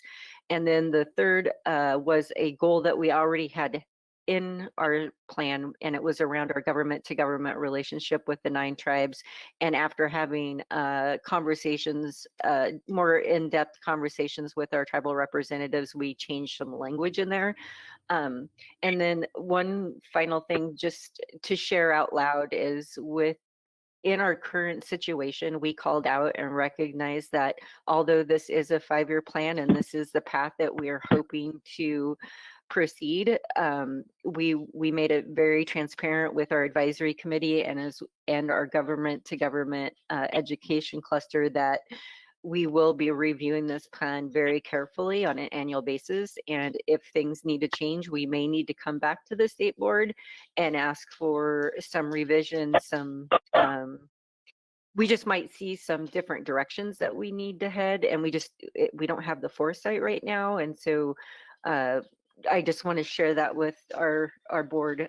So in case we have to come back, you guys have a little bit of a heads up. And of course, we'll go through the same process that we have in this, where we engage other, not just our Native communities. I think it's really important, Delina hit on it, that we also engage with our other state agencies, and we want to be partners, as I said at our last meeting, with our Latinx folks and our African American, and then all of our student success plans within ODE, as well as within other agencies' plans that they're putting together. So thank you, Delina, for the opportunity to share. Thank you, April. So our second goal was really to focus on educator success. And this is where we're looking at what educators need to support the success of our American Indian Alaska Native students. And part of the second goal was adding the addition of the Title VI educators and programs. So making sure that our Indian education programs that are currently existing and operating within our school districts and the different entities and programs, making sure that they have that support that they need to support our students as well. our last two goals really are to focus on the curriculum success and supporting Indigenous languages. And this, again, echoing what April brought forth, we added this after conversations with our different sovereign nations here in Oregon, as well as our advisory committee and our education cluster. We felt that adding in Indigenous languages was very critical to the success of our American Indian Alaska Native students. And then we close up kind of our overarching goals with making sure that there are successful ecosystems for these students. And so this is really making sure that we're working with everyone from our Oregon Health Authority, to school districts, tribes, tribal organizations, Indian Health Service, making sure that we really have everyone at the table and our students feel like they are in the center and really being supported. And so those are just some of the things that we really fleshed out in this last draft. And so I want to stop there and see if there are any questions for us, because we are recommending to the Board of Education to adopt our plan. Thank you for that presentation. Are there any, oh, yes, looks like.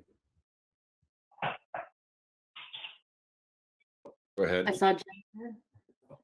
I saw a hand, right? Who's, Yeah. oh, okay. Hi, this is Jennifer. Hey, I just want to say thank you, April and Delana. The details in the reports, it's just fantastic. I love that your mind is, you're already thinking about the importance of, or you are showing us the importance of collaboration with other minority groups. And so thank you for all of the detail. I am genuinely excited about what's going to come from all of your work, and for people who have even educators who have misrepresented our Native American history and the legacy in Oregon, that they will be corrected and they will begin to change how they teach our Native American history and culture. So thank you, thank you, thank you. I'm just really excited about everything that's been presented. Thank you, Jennifer. Anybody else? Yes, Jerry? And Jerry. Oh. Who is first? Go ahead, Jerry, and then Bridget. I guess we'll just. Again, I want to send my thanks along for the excellent work done. But just as an aside, I would like to recommend to those of you who haven't had the opportunity to get a better understanding of the American Indian and Alaska Native culture, there's a really outstanding book called Braiding Sweetgrass. And it is by Robin Wall Kimmerer, and you can also get it on Audible.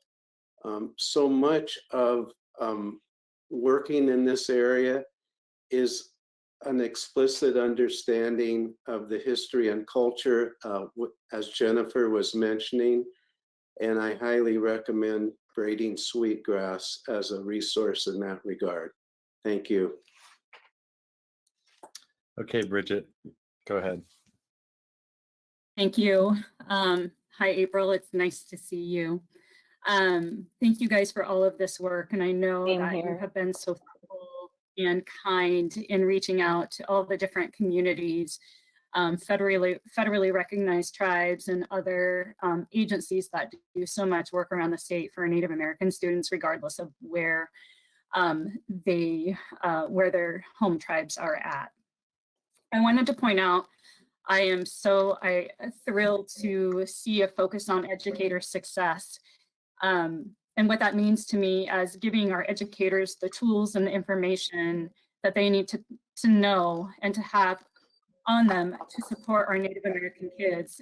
Pride and dignity are so important to success for all of our children. And we are hopefully coming out of a time where our children are hiding from that, hiding from their heritage. And I have shared with people many times that even my children, I'm the cultural director for the tribe, my daughter stopped talking about who she was in the 4th grade. And my boys are in the 3rd grade, and I'm just hoping that I can get them through the rest of school with them being proud of who they are. And I think that with the passing of Senate Bill 13 and cultural curriculum, I have not heard one educator or one teacher that is not excited to learn about the history in Oregon and what it means to wrap that information around not just our Native American students, but all of their students. And so I'm really proud of this plan, all the work that has been done. I'm excited to be on the board as we do this work and improve this. So thank you very much. Thank you, Bridget. Thank you, Bridget. Anybody else? So this is Anthony. I guess I'll jump in there. Thank you again, Delina and April, for all of your work. I'm very excited. The one I support all of them, but the goal that just popped out to me was the language. You know, I'm from Woodburn, and for so long, you know, it's been a long time now that, you know, our speaking Spanish was looked at as a deficit. And then we finally flipped that funnel and said, you know, that's actually an asset. That's who we are. That's what we bring to the table. And now we have dual language and all this kind of stuff. And so it just really caught my eye, because that's who we are. We can't separate ourselves from that. And we also have a Russian dual language program, and that how it supported the Russian Old Believer community is that language started to be lost. And it was just the elders that really practiced or spoke that. So, you know, having that program within in our school district, the legacy, you know, of keeping the language has been continued, of course, and we support it. So that's what really stood out to me. I'm super excited, because I don't think we can't split ourselves apart, right?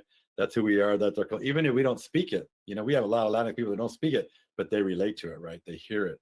And so anyway, I just wanted to, again, call that out, but also thank you for all of your work. So thank you. Thank you, Chairman Veliz. And just for clarification, I hope it was all right, but we did combine both our plan and our rules into the same presentation. And so when Delina was reviewing the definitions and criteria, that was part of the rules. So I don't know how you guys want to do it, but this is our PowerPoint for both of those agenda items. Okay, Kimberly, and then Jennifer. I just wanted to echo what you said, Chair Veliz, about language. It connects back to what I said in my board report around connecting to culture and language and words, and how we put words together is so powerful. When you hear the sounds, when you hear the resonance, it just can connect to you. But it's very, very powerful for those for whom it is their heritage language.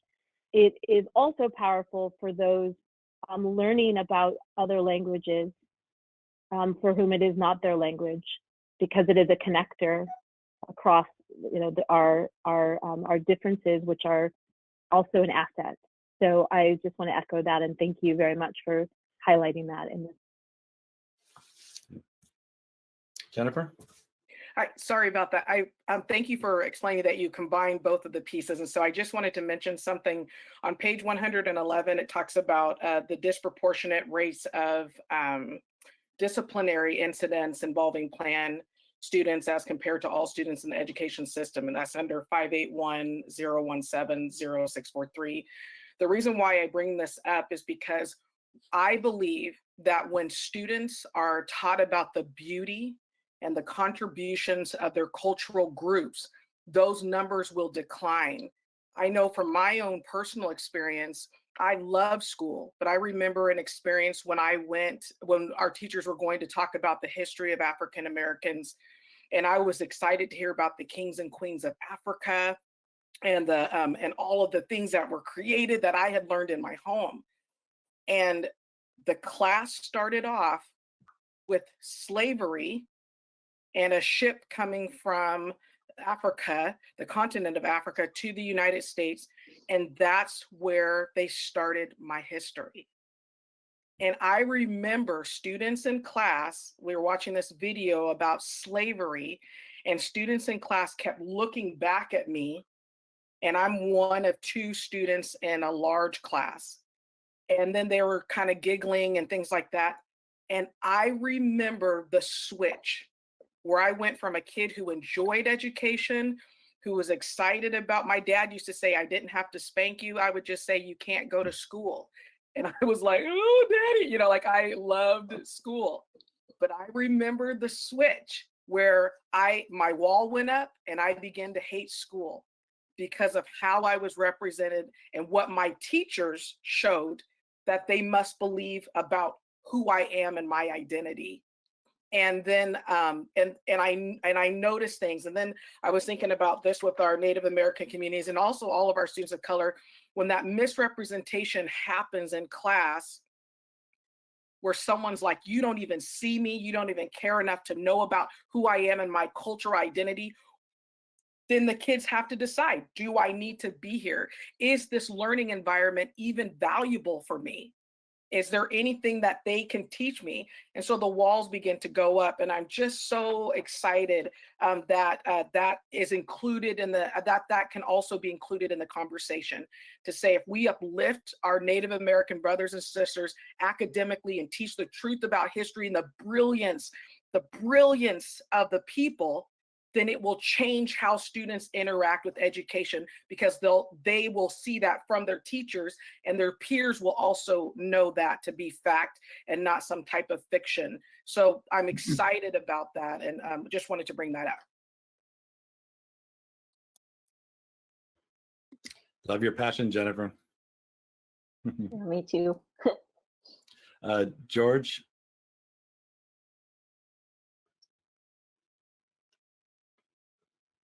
Uh-oh, can't hear George. Can you unmute yourself, George? I was muted from there, but am I coming through? Yes. Okay, good. So I also didn't catch on till a few minutes ago that you were also talking about the rules, April and Diliana. Can you say a little bit more to me about how you see the, I guess it's called the application process or the eligibility process, and how that might work? And is it through your office, or is it somebody else in ODE that's going to be assessing those and making decisions? Delina, do you want to take this? You want me to take it? Oh, I can start, April, and then if you want to Okay. add anything. Yes, so in our rules, we've established that for eligibility, it's open to, again, early learning hubs, early learning programs, school districts, tribes, tribal governments, community-based organizations, as well as culturally specific organizations. And in the rules, we established that our Office of Indian Education, in partnership with our advisory committee, will review applications. So we're anticipating to release a request for proposals, and then to have a selection committee comprised of our office as well as our advisory committee, and making sure that the selections are based off of that shared leadership and that shared partnership. April? Yeah, and I guess the only thing I would add is we will also be soliciting internal ODE staff. So as we, for instance, if we put dollars into CTE or STEM, we would reach out to those folks. We're already connected with Senate Bill 13 and our standards and assessment team. So we'll be using other internal ODE staff, well, and external too, because we will be engaging the Early Learning Council or the Early Learning Division and those funds, and also TSPC and Educator Advancement Council.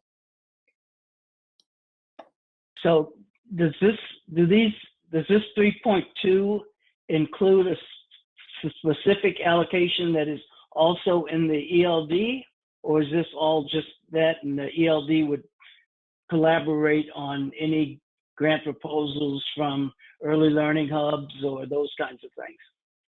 Good question. So we have it packaged uniquely, meaning that 3.2. So Senate Bill 13 is funded separately out of the 3.2. So is the Tribal Attendance Pilot Project. So those dollars are already in our system. Early Learning Division has made a commitment for funding at this time with where we're at in our current conditions. They haven't given us a particular dollar, so they will likely contribute some funding. Same thing with the Educator Advancement Council, and then we would just backfill in those areas, and then we would primarily focus on the other areas within the plan that have no funds attached. So the discipline, and even CTE currently or used to did have funding, and so we'll be piecemealing it. So it won't all come out of the Office of Indian Ed. So what I envision is of the 3.2, we'll actually have more funding contributed by other resources, if that helps. So whether that's TAP or Senate Bill 13 or the Educator Advancement, Early Learning.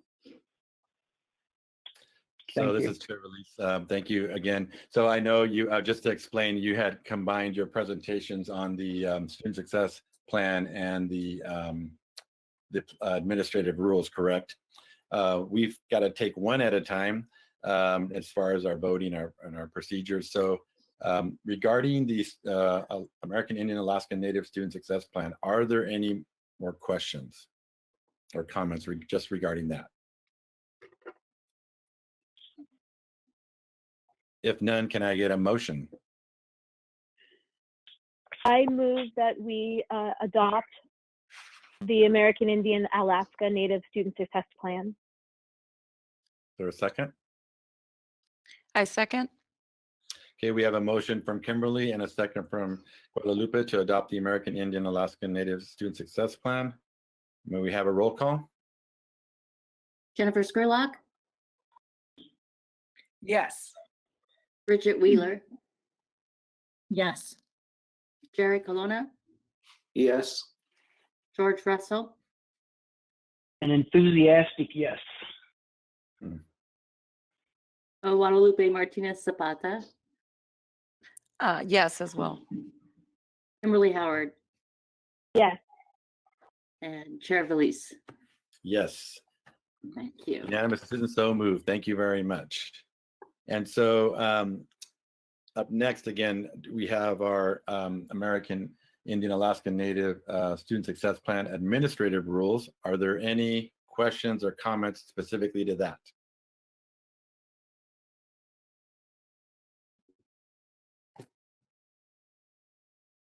If none, can I get a motion? I move adoption of the administrative rules for the American Indian Alaska Native Student Success Plan. Is there a second? I second. So we have a motion from Kimberly and a second from Guadalupe to adopt the administrative rules for the American Indian Alaska Native Student Success Plan. Lisa, can I get a roll call? Jennifer Scurlock, Yes. Bridget Wheeler, Yes. Jerry Colonna, Yes. George Russell, Yes. Guadalupe, Yes. Kimberly Howard.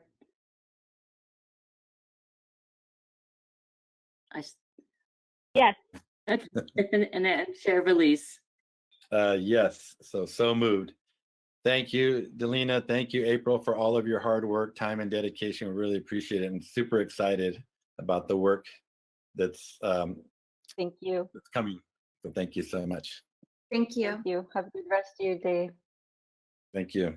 So we're gonna keep moving. We're behind, And hopefully you can bear with us another 30 minutes till our lunch break. Up next, we have the kindergarten assessment, temporary administrative rules adoption.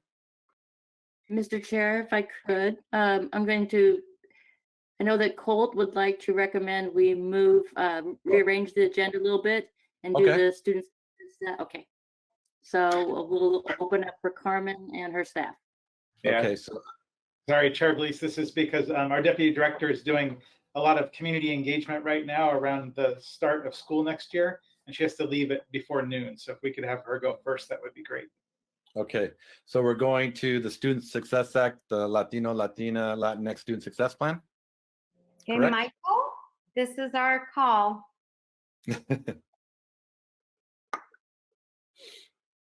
Sorry about that, Carmen. No, no problem. No. This is I apologize and thank you for the flexibility. Just trying to get going. And I Thanks for apologize to feedback. the board if I have to leave about 5 minutes early because I have to jump. We have about 100 people coming to one of our engagement sessions. So, and we need to start that. Okay. Let's see. Is Go my ahead, Mike. presentation showing now? Not yet. Okay. It was showing before, Michael, and then Oh, see, I need to be made the presenter, please. Michael, this is Kate Pattison. We were presenting a screen that I don't think you were intending to present. So you need to make sure your PowerPoint is up on your screen only and you're not presenting to a different screen. Gotcha. No, it's just the PowerPoint. Okay, I'm going to try again. Okay. Sure. Make sure you minimize all other programs. There we go. Thank you. All right. Great. All right, Carmen, go ahead and get us started. Okay, wonderful. So first of all, I just want to say, Chair Veliz, board members, we are very excited.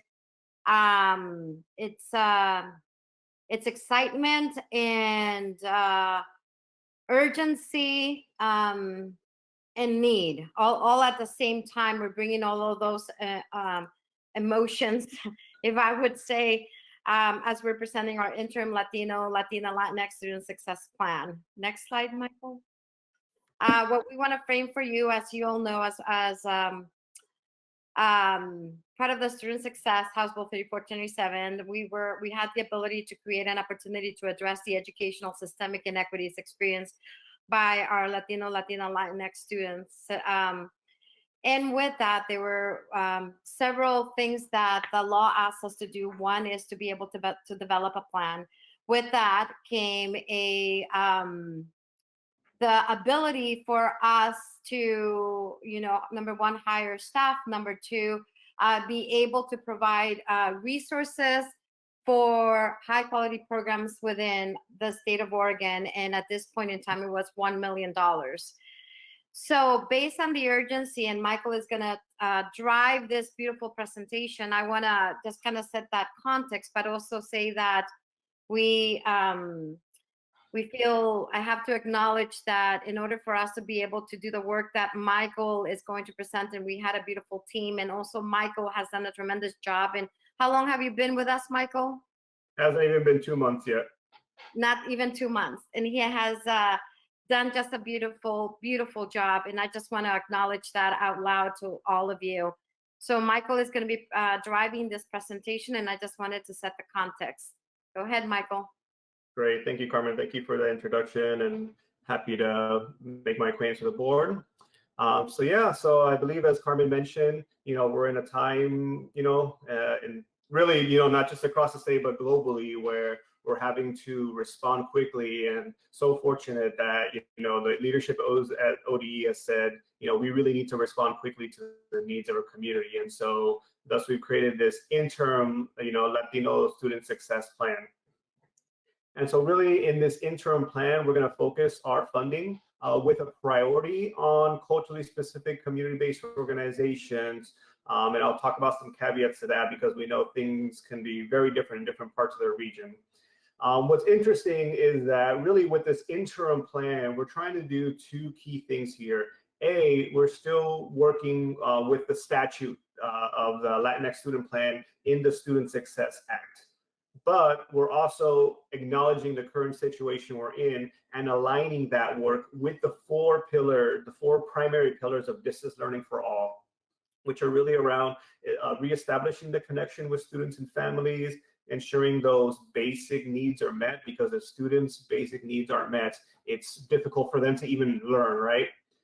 Work together with families and caregivers to figure out what school looks like in a new setting. Right now, we're completely remotely. Next academic year, it could look very differently.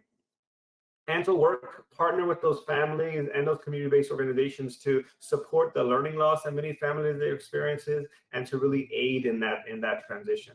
And I think I have to preface by saying that some of the stories we've heard from our community partners is that reestablishing that connection to our Latinx families is so key, because unfortunately, because of this time, because of the challenges schools often have in having bilingual, bicultural staff in order to engage with students and families, many Latinx students are falling through the crack.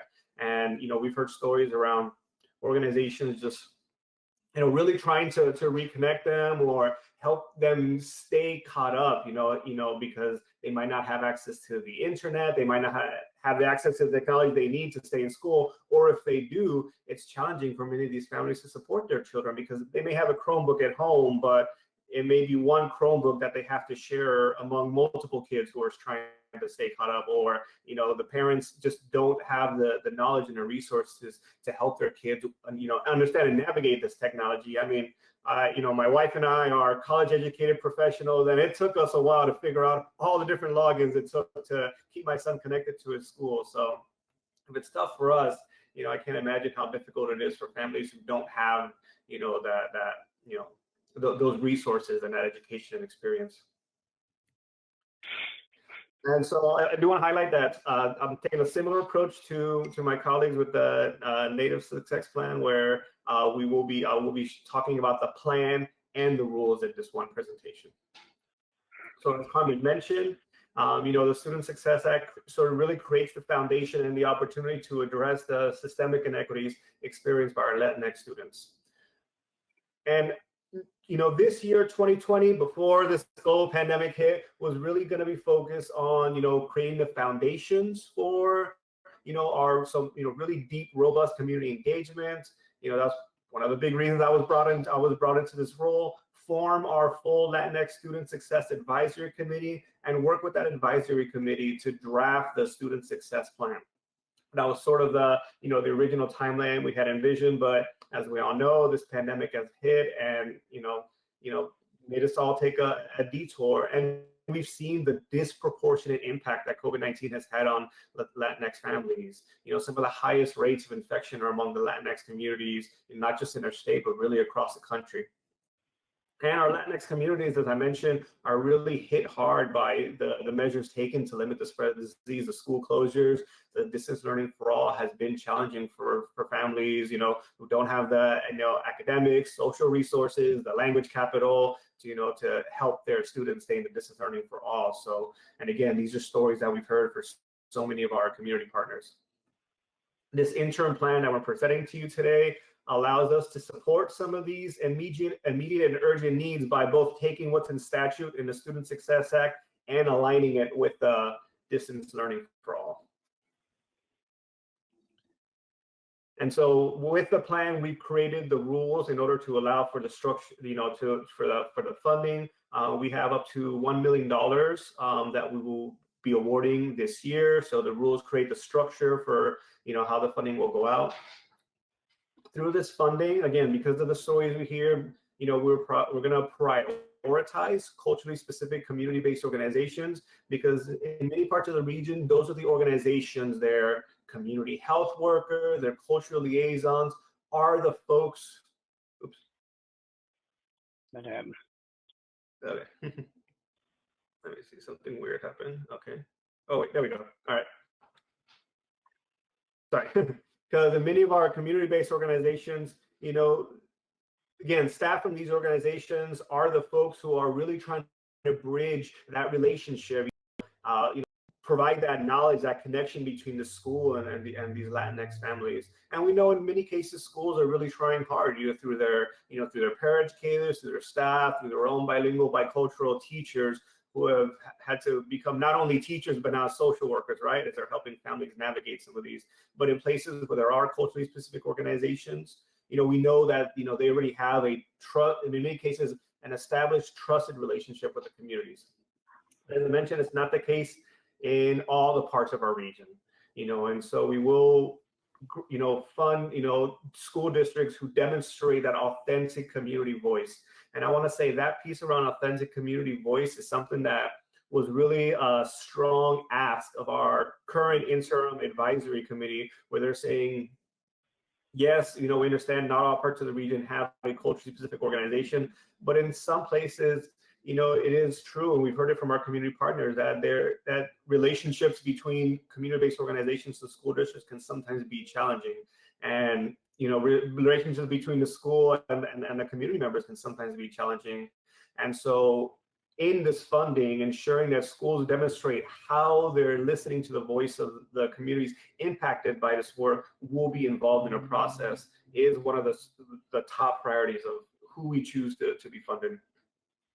I do want to highlight that this is only an interim plan, and it's going to remain in place for 6 months. And so this then allows us to, again, address some of these immediate urgent needs, but also give us the time to put our plan back on track and think of the long-term planning. And that's building our full advisory committee and building our full multi-year Latinx student success plan. We know $1 million is not a lot of funding given all the needs in our community, but we hope that this will sort of plant the seeds to deepen those relationships and start laying the foundation for that long-term engagement with our community members. I wanted to share a timeline document here that highlights both sort of our original plan and our updated plan. And as you can see, this spring, right around the time, I came on board just shy of 2 months ago, we were going to form do recruitment for the advisory committee. But knowing that, right now staff members and community members are so overburdened trying to deal with some of these community needs, it was really put us in a tough spot to say, hey, why don't you come to one more meeting while you're trying to address some of these community needs was really tough. So we were going to work with the advisory committee this summer to create the draft rules and plan.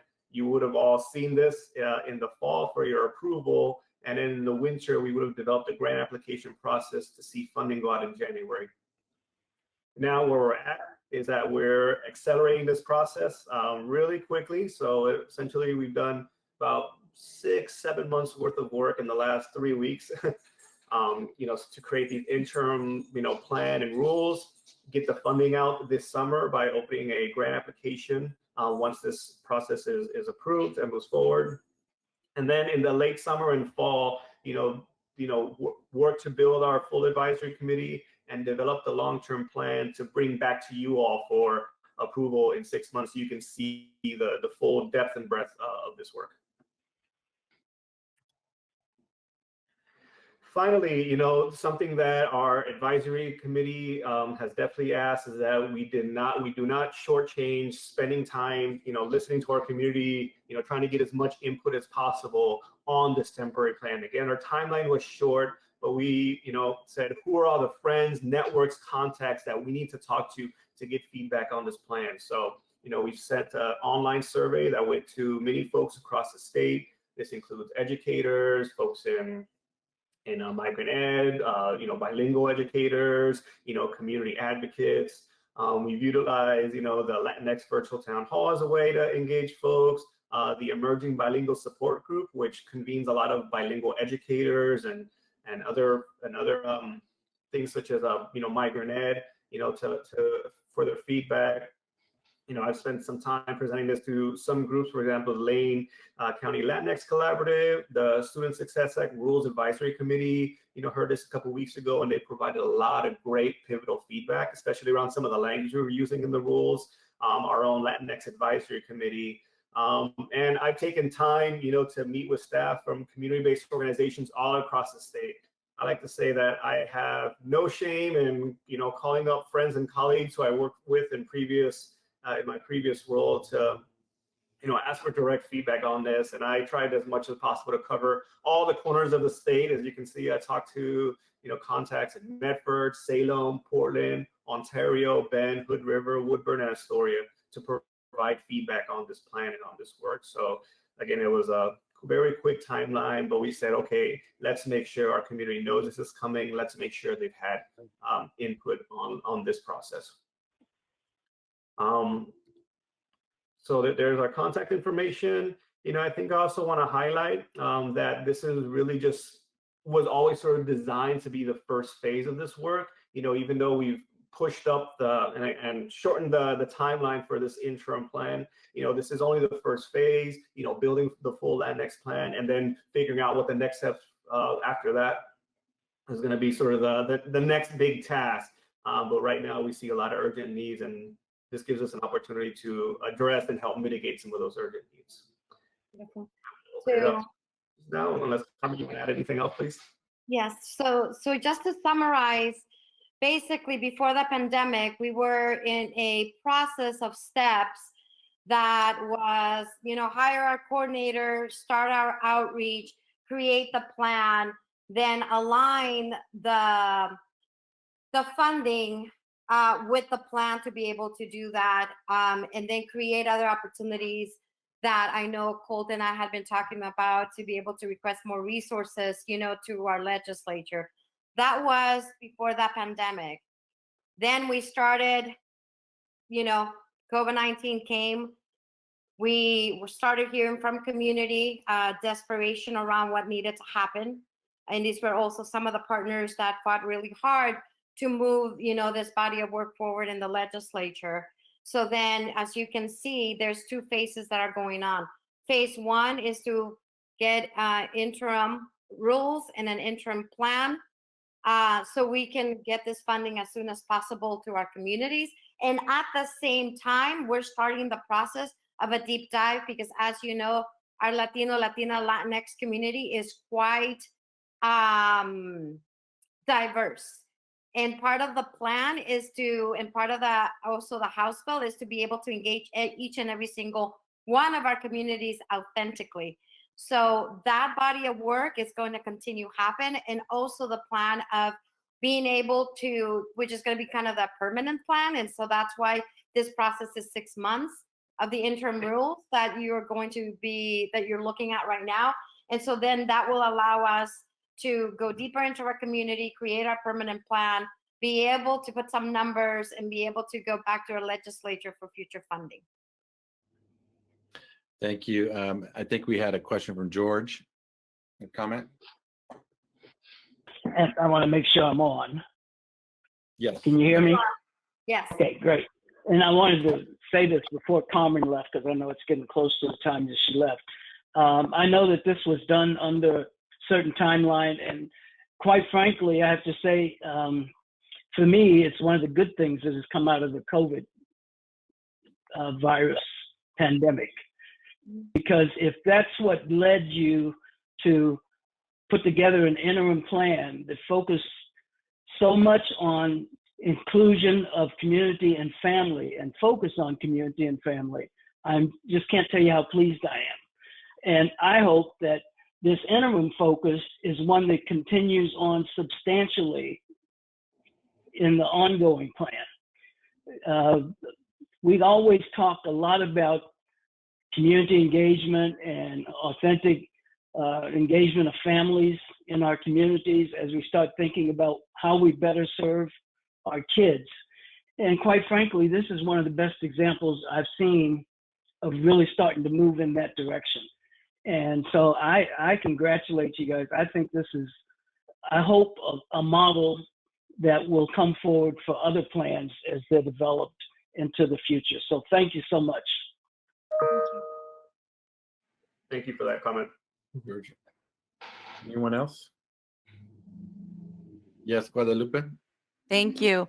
And I echo the sentiment that George just expressed to both of you, Carmen and Michael.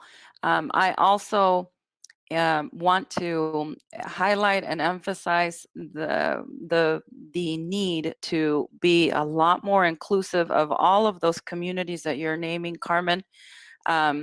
The communities throughout the state that I didn't see originally represented in that engagement and the initial engagement. I know that Umatilla County and Morrow County are huge players in all of this and need to have a represented voice in the work that we do moving forward. So I look forward to seeing the evolution of the engagement as we move through this temporary plan. I also, as George mentioned, am very thankful that we have something on the table currently, and that it's of the quality that it is, that it's highlighting all of the issues that it does thus far. So thank you for that. And again, continuing to engage and include a lot of those communities, that the Indigenous populations, immigrant populations, the Afro-Latino immigrant populations. All of those are populations that we tend to overlook, and we need to really look, even if it's just one voice. So thank you. Thank you, Jennifer. Thank you so much to the team. Carmen, I've been the recipient of a lot of great work that you've done, and just want to say thank you. This is just a reflection of the work that you continue to do. I concur with Guadalupe and George. Thank you so much for being just aware of the needs of our communities, our Latino, Latina, Latinx communities. And Michael, thank you so much for the presentation. It just speaks volumes of the awareness, not just the academic piece, making sure students are successful, but taking care of the whole child. And in taking care of the whole child, you're connected with families and community, and that's part of the process. So thank you for that today.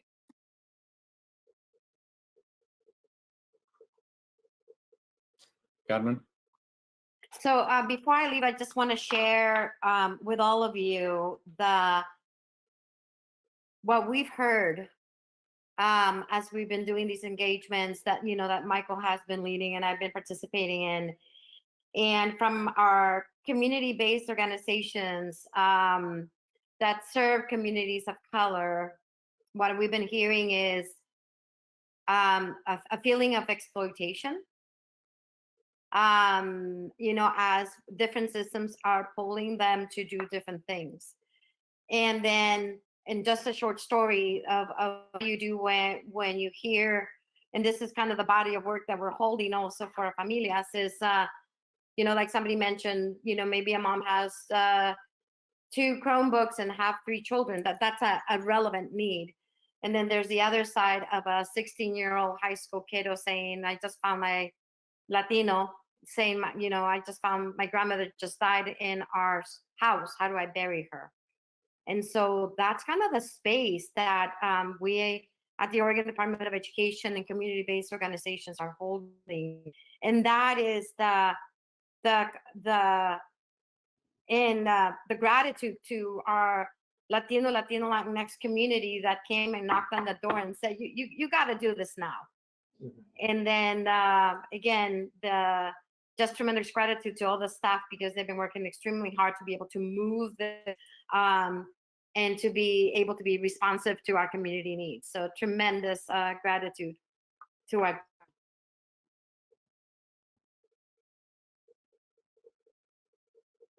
Thank you. Any other comments? So I would just say again, my gratitude to Michael and Carmen for all of your work. We helped facilitate the Oregon Latinx Leadership Town Hall meeting we had the other day. And Michael, I'm glad that you were able to find somebody at the coast, because when you talk about the Latinx community, a lot of people don't think about the coast as them being but I know that the Latinx community is everywhere, and acknowledging that it's very diverse. It's not only Spanish, English, but we have a lot of Indigenous languages and community members. So it's very complex, You know, we have my family generation, 4 or 5 generations here, and we have people that are have just arrived this past year. And so it's a very complex all over the state, but it's a lot of work, and but I appreciate you putting together this plan. So right now we actually, your presentation as well, right, included both the plan and administrative rules. Yes. Correct? Okay. Correct. So I'm going to go back and ask, are there any more questions regarding the Student Success Act, the Latino Latinx Student Success Plan? I'm sorry, let me back up. I'm reading 2 different things. Sorry, I'm confusing myself. Okay, regarding the Student Success Act, Latina Latinx Student Success Plan, are there any questions or comments regarding that? My apologies. Chair, this is Sherry Helt. Could I ask a question? Absolutely. Thank you. I really, Carmen, this is really great work, and your team, thank you for putting this together. One of my concerns is around the economy and our revenue forecast yesterday, and how we're going to make sure that we preserve this good work and move it forward. And I'm wondering, you know, we have the CAT tax, which is going to supplement the Student Success Act, but with businesses being so hard, myself being one of those businesses that is being tremendously hit hard, and taxes not coming in the way that it was, you know, thought when the Student Success Act was put together. How do we preserve this work going forward? And have we asked the legislature for funds from the rainy day fund? Because I think this is about as rainy day as we have seen in the state of Oregon towards our education system. And I'm wondering if Director Gill has asked or has a plan around that to make sure that this good work doesn't fall to the side as we continue down this crisis. Because one of the things that I know as a business owner is we will not be seeing our businesses come back. And I don't know if you all know, but I own 3 restaurants. We will not be seeing revenue or businesses coming back for at least the next 18 months. And so I think we have to have a long-term plan from an educational system, how we preserve this work and get it implemented. And I don't think that we can count on revenue from the CAT tax the way that was anticipated. And I still don't even think the way that the revenue forecast will happen towards the CAT tax. So I'm wondering if you have a plan of asking for funds towards the rainy day, or how you're planning on stabilizing this work and making sure it happens. Thank you. Thank you. Cole? Yeah, so I can try to take this one. Thank you, Representative Helt.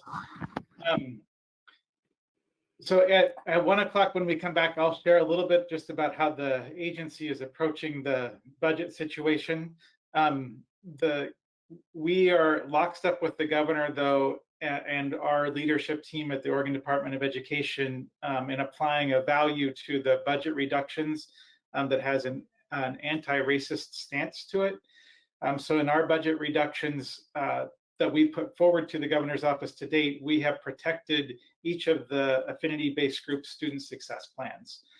And we've been able to do that with the general fund reductions to date. Those are all, you know, suggestions to the governor's office, so they'll need to take that into account and move forward with any reduction model that they have.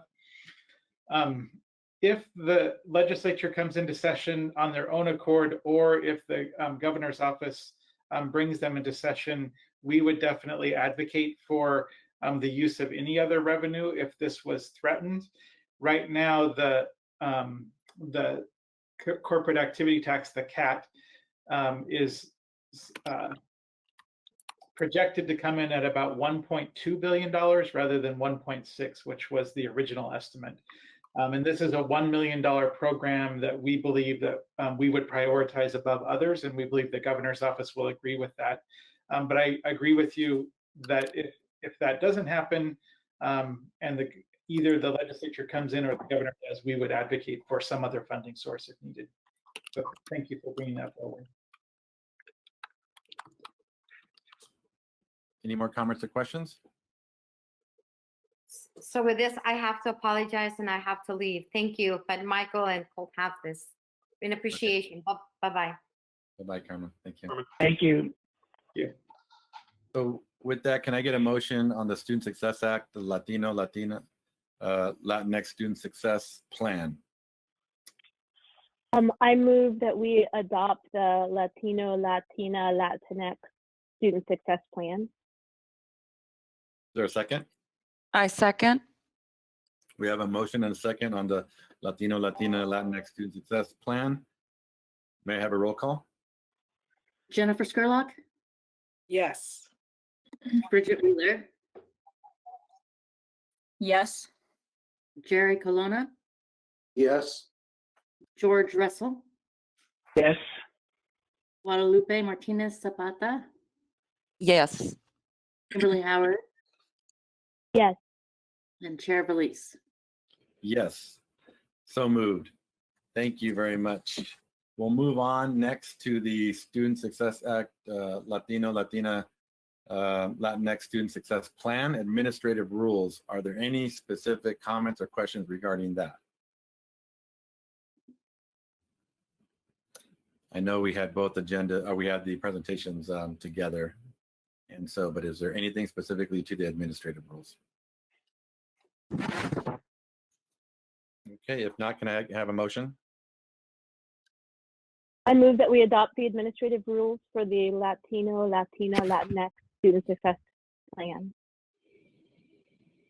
Is there I a second. Second. Thank you.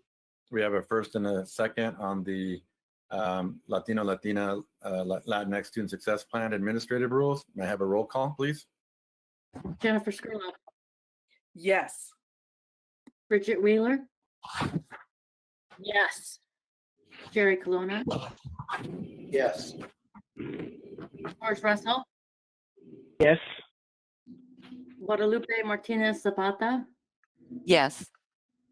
Kimberly Howard, Yes. and Chair Valise. Yes, so moved. Thank you very much, Michael, for the presentation information and all your hard work. Appreciate it. Thank you, everyone. Thanks, Michael.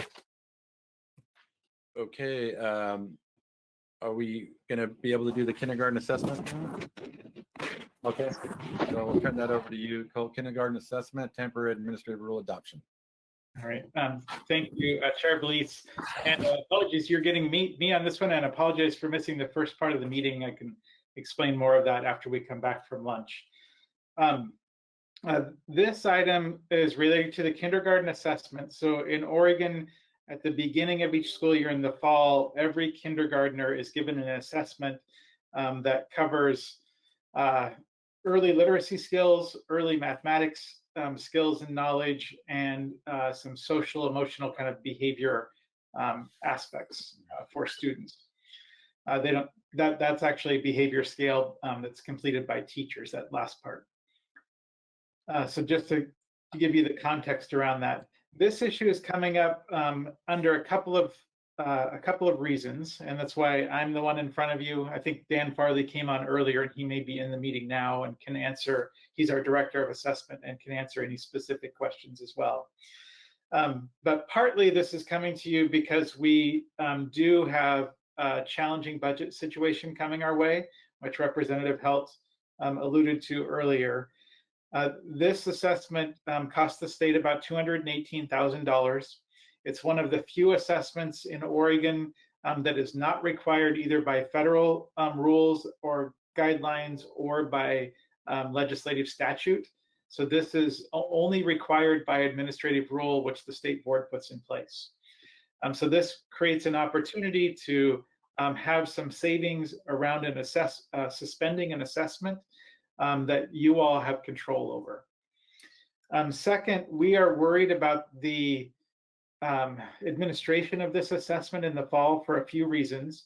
When we have students come to school in the fall, we will, in all likelihood, still be under some kind of physical distancing routines that could include staff wearing face masks and maintaining that 6 feet distance between students and between students and staff. This is an assessment that is given in person, one-on-one with a student, typically with the teacher giving the assessment, and either sitting knee to knee with the student or side by side, looking and sharing same materials. So all of these things would likely prevent this assessment from being able to be given appropriately. Another piece is that if our teachers are wearing masks, facial masks, and this is the student's first experience with a literacy test, that could really mar the results of the test when the student may not hear well or may not be able to see that teacher move their lips. And so we're concerned about it on that front as well. This is also sometimes in some of our districts, kindergartners' first experience with school, and the idea that they would come in and sit next to somebody that they don't know well yet and be given an assessment from a person behind a mask doesn't seem like the kind of beginning to kindergarten that we would want to promote. We also continue to have some concerns about the misrepresentation of the kindergarten assessment as a school readiness measure. Our schools need to be ready for our students. Our students don't necessarily need to be ready for school. We meet them where they're at, and we provide them with the services they need. We also worry about the way that this assessment could perpetuate stereotypes or confirm or set racial bias for teachers as they receive this information around this assessment. And when given in a way that is outside the norm, we would be worried that that would exacerbate those problems. And then we're also concerned just about trauma that even our young children may be experiencing during this closure. And again, to have them come out of that and enter school, and this assessment being the first thing that they meet, we have concerns around that. So all that to say, we're recommending a 1-year suspension of the kindergarten assessment, and just would hope that you would support that. And I am happy to try to answer any questions you have. Thank you. Are there any questions? Yes, we'll go with George, Jennifer, then Kimberly. Thanks, Colt. I know you've seen some of the correspondence related to the suspending the test and so forth, and I support doing that. I guess my question is, by doing that, are we going to then promote a larger conversation about whether we ought to be doing it at all? Just even with some of the things that you mentioned, it can't help but draw in your mind the question of, well, if there's this potential and that potential, how valuable is the test after all? And as we start the larger conversation about assessment in general, is this one that could go by the wayside anyway?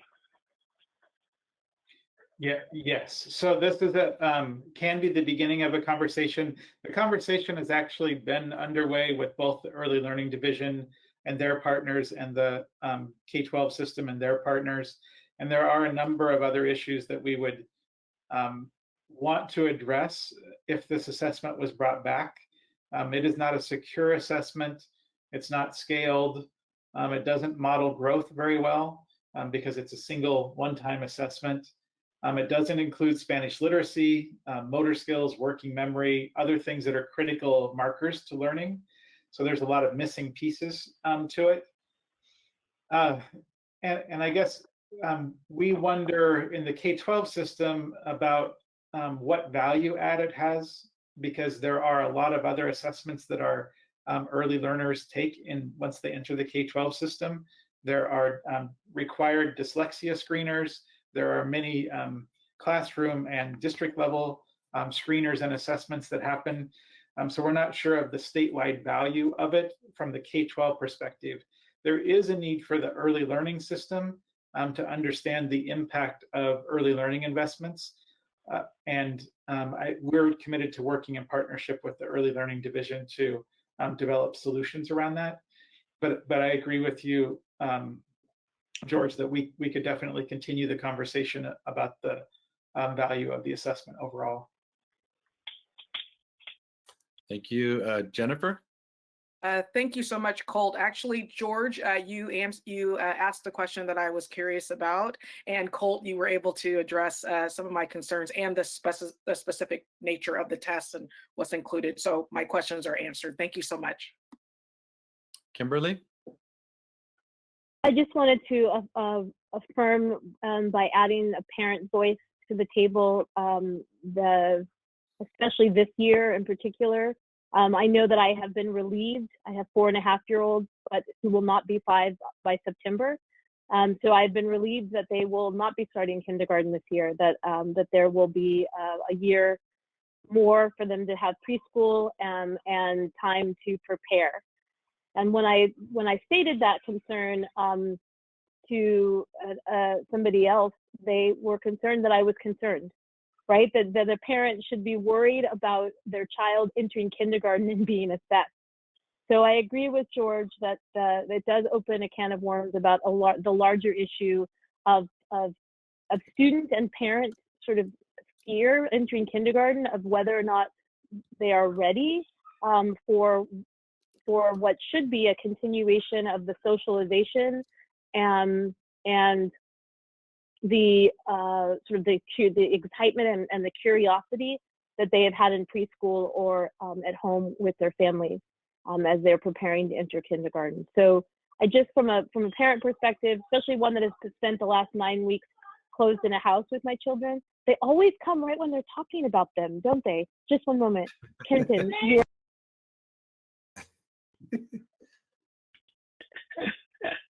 Can anybody read lips? No, I'm kidding. and so anyway, to that point, I'm not worried about kindergarten right now, but for parents that have 5-year-olds that will be going into kindergarten in September, it is very, very comforting to know that they hopefully will not have to worry about this as well. Thank you, Vice Chair.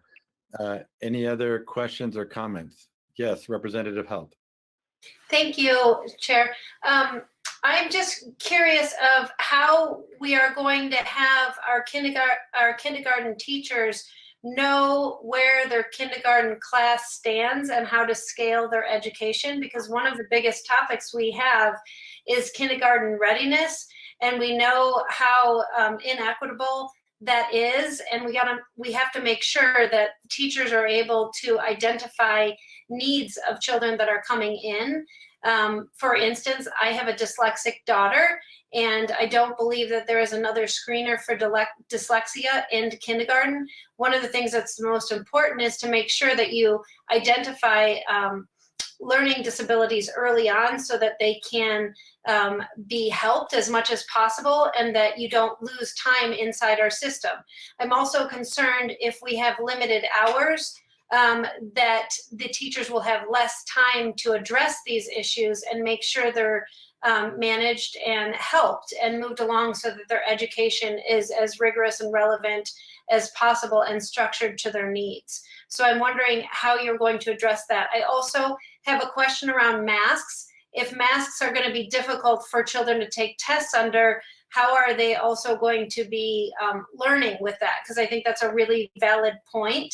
I have seen some masks that have the clear shield where you can see lips, and maybe that would be of help for the teacher-student interactions, and I'm not sure if that's something you've considered. Thank you. Yeah, thank you for those questions. So the dyslexia requirements in the screening for dyslexia is still required. It's not the same as the statewide kindergarten assessment. It's a different set of assessments that the school districts can actually choose from. There's a list that they can use. So that will still be in place. And then in Oregon, every school district that I know of already has their own what they call interim assessments that they do 2 to 3 times a year in all the primary grades and sometimes beyond that. So they have assessments that actually do I would argue, do a better job of giving the teacher information about where the student is and what supports they need than the statewide assessment does, both in terms of immediacy, because this statewide assessment doesn't give you a summative sort of report out of your school or your classrooms as immediately as the district assessment does. So I think that that part is in place. And I think you bring up really good points about facial coverings and what we'll need to be thinking of around next year. Many of our school districts right now also have what they call FM devices in the classrooms so that the teacher's voice can be amplified and heard better. So that would work better in that situation when the teacher is working with all students, but not always when they are working with a brand new student that they don't know and they're sitting side by side. So I do think that that's something we need to take into account as we think about what next school year looks like. And I would invite Alyssa, who I know has been a reading specialist, if you want to talk about what some of the district reading and literacy assessments might look like, and how, and your experience and how they differ from the kindergarten assessment. And I don't mean to put you on the spot if that's not appropriate. Go ahead, Alyssa. I think she's unmuting. Sorry, just trying to unmute myself. For whatever reason, that button kept disappearing. Yeah, sure. I think that this is a very appropriate decision for this period of time. And there are several assessments that are administered in the fall for our primary age students in order to give teachers a clear picture of where to begin instruction and how to assist individual students, especially in early reading and math instruction. With the kindergarten assessment, there was the kind of social emotional behavior component.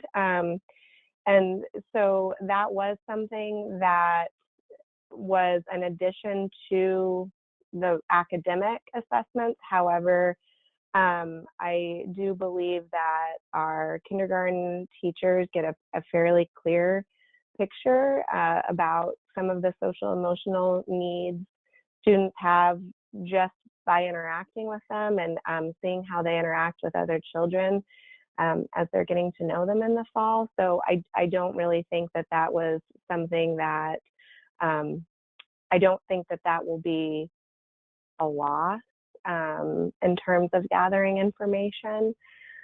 And just as Director Gill stated, we have our interim level assessments, we have our diagnostic assessments that are provided to all students. And we try and stagger those as best we can, so it's not, you know, just a battery of assessments within the first few weeks of school, especially for our youngest students. So I think that the concerns about making sure that we have adequate information in order to, you know, design instruction appropriately, I think that those are really good questions. But I personally, as somebody that was a literacy specialist for our district, and then also somebody who has been a primary teacher, the kindergarten assessment wasn't something that really shaped my instruction significantly. It was just another source of information. But considering the current situation we're in, I don't necessarily think it would be something that would improve how we assist students to a great degree. So thank you. Guadalupe?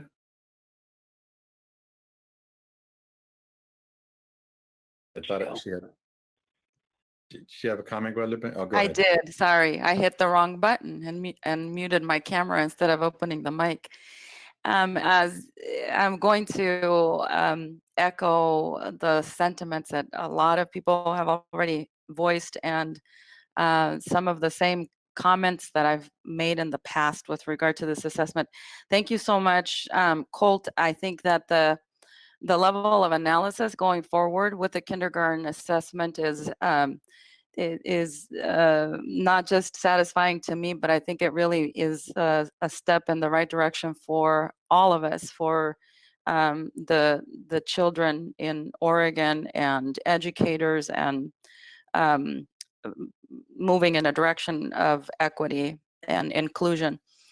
I think that one of the things that you mentioned with regard to readiness, I think it might have been you, I hope, with regard to readiness of the school, as opposed to having children be ready for kindergarten, is one of the absolute brilliant lenses that we need to use to when speaking of equity, and especially at this level, because as Jennifer suggested earlier on in a portion of her comments, the exclusion of children, when that happens, is already marked in our brains, in our moving forward in education, in how we perceive education as students of color or from any other marginalized group or cohort.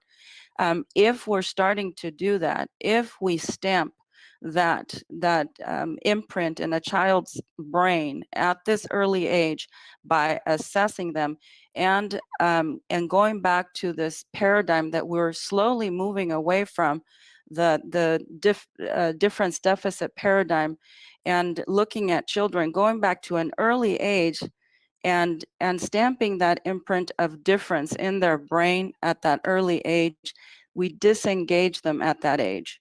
It doesn't happen in high school when we start hearing that slavery is the start of our history in this country. We're doing something that is just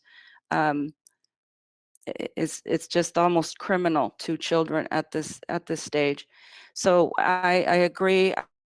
I really appreciate, Alyssa, that the perspective in addressing the questions, some of the concerns that even that Representative Hilt brought up, that how are we going to assess some of these concerns? There are other measures, especially at that age, that that can be used as guidance to work with children. So thank you. I just wanted to re-emphasize how concerning this is to me, and that I'm glad that we're taking an opportunity to pause and analyze it. Alyssa? Also, as an educator that is always thinking about the purposes of our assessments, I think that the department did a really nice job about clarifying for me that it seems, if I'm remembering correctly, that the kindergarten assessment was actually, the purpose of that was information that was provided to the early learning division. And so it wasn't necessarily an assessment that was meant to be used for instruction purposes. We have other assessments that are much better designed to inform educators' instruction.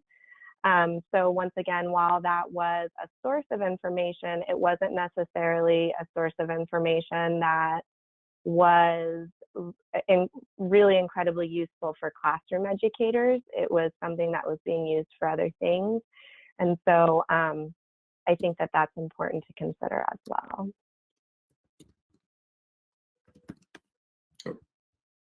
Anybody else?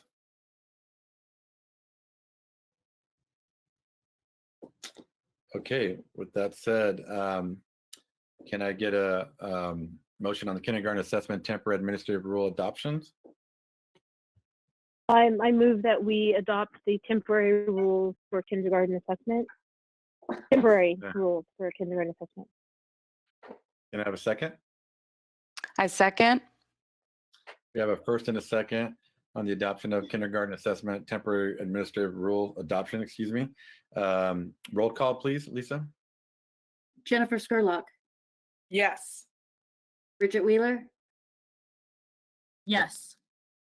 Jerry Colonna, Yes. George Russell, Yes. Guadalupe Martinez Zapata, Yes. Kimberly Howard, Yes. and Chair Valise. Yes, so moved. Thank you. So we're going to go ahead and take a, we're not going to take a full hour break. We're going to take a, is that okay? Hopefully a 45-minute break. How, if we come back at 1:15 p.m. I know that we didn't get our break and morning break, but we'll do a approximately 45-minute 50-minute lunch break. So we'll be back on at 1:15 p.m. Thank you, everybody, and hope you have a good lunch.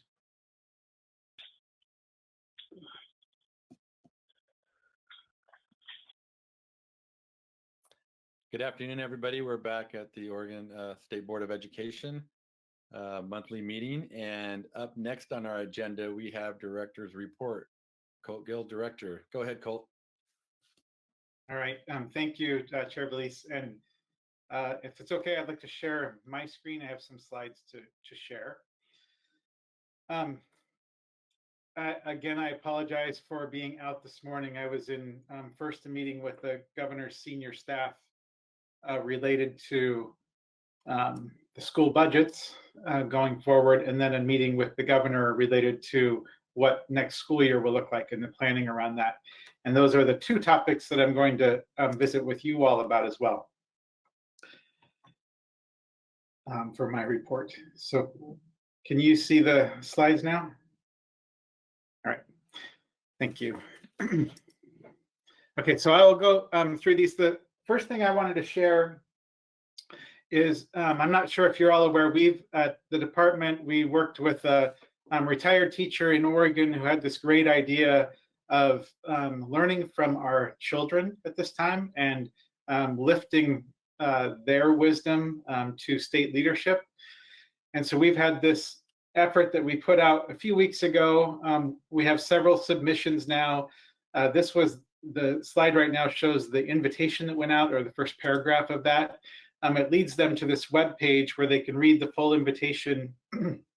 And then there's a facilitation guide, a lesson plan, basically for a teacher to take their classroom through an activity talking about COVID-19 and the impacts on them and what they'd like state leaders to know. So we're encouraging school districts and legislators and others to read some of these at the beginning of their meetings. So I just want to read one from Mrs. Schneider's third period language arts class from Linus Pauling Middle School. So this is a 7th grade class. What they said is, we must ask ourselves what we want to get out of this. We have the choice to choose whether to go through this uncertain time with an open heart, receiving others with compassion and grace, or we can isolate ourselves in fear. Our world can be changed for the better or for worse because people are suffering. The economy is uncertain and appears shattered. People are losing loved ones to a virus that is affecting the entire world. It is hard for every single one of us. But this isn't all bad. It's an opportunity for change in our schools, our families, our lives, and our planet. We have a chance to try something different. We should take advantage of that. We must remember that we are all in this together. Times are hard, but throughout history, humans have powered through all kinds of challenges, all the while learning and discovering along the way. If we all play a part and we all join hands, we can reach success. Because this coronavirus is pushing us to rely on the things that matter most, the things that the virus will never take away. We have to ask ourselves if this experience will help us grow, or if the fear will suffocate our joy and take away the empathy we have for others. Yes, this is painful, but we can come out of this fire stronger than before. It is the mindset we possess and the heart for those that are struggling and that will carry us out of this. So again, just a thank you to Mrs. Schneider's third period, 7th grade English language arts class. It was great. With that, I am going to jump into some of our revenue and budget challenges. Our last meeting, we didn't get to talk about this upcoming challenge. So we've been through the department. You've received some emails from me, so you're aware of some of what's happening. But I'll share that this clearly isn't impacting just Oregon or just education. Coronavirus has impacted over 200 countries and territories and countless sovereign nations as well. There are over 200,000 deaths worldwide. the United States has both the most deaths at over 70,000 now, and the most cases identified. Many people across the world, and most the folks in the United States have been impacted by closures and stay-at-home orders. Children across the world have been impacted by school closures, including our 580,000 students here in Oregon. The United Nations estimates that the global economy will lose $2 trillion during this time. And we know that well over 22 million Americans now have filed for unemployment. In Oregon, nearly 300,000 Oregonians have filed for unemployment claims. And the Oregon's general fund that funds our schools mostly relies on income taxes. So as people are filing for unemployment, that means they're losing hours, they've been furloughed, and their income tax therefore is impacted, and the state is also not receiving as much revenue. So we know that the impact of COVID-19 will also have an impact in terms of reduced state revenue during the final year of the biennium. So in Oregon, we fund in a 2-year period. We are just headed towards the end of the first year on June 30th. And so any impacts to our budget will all land in the second year of this biennium. There are some other education-related funding sources like the lottery, the marijuana tax, and the corporate activity tax, and some federal funds. How this is rolled out between our meetings is on April 24th, the governor's office and the chief financial office at the Department of Administrative Services sent instructions to every state agency, every executive branch state agency, to prioritize reductions for a biennial 8.5% reduction, which has the impact of a 17% reduction because it all happens in the last year of the biennium. On May 8th, those recommendations were due. Ours is on our website. It's posted there for anybody to take a look at. On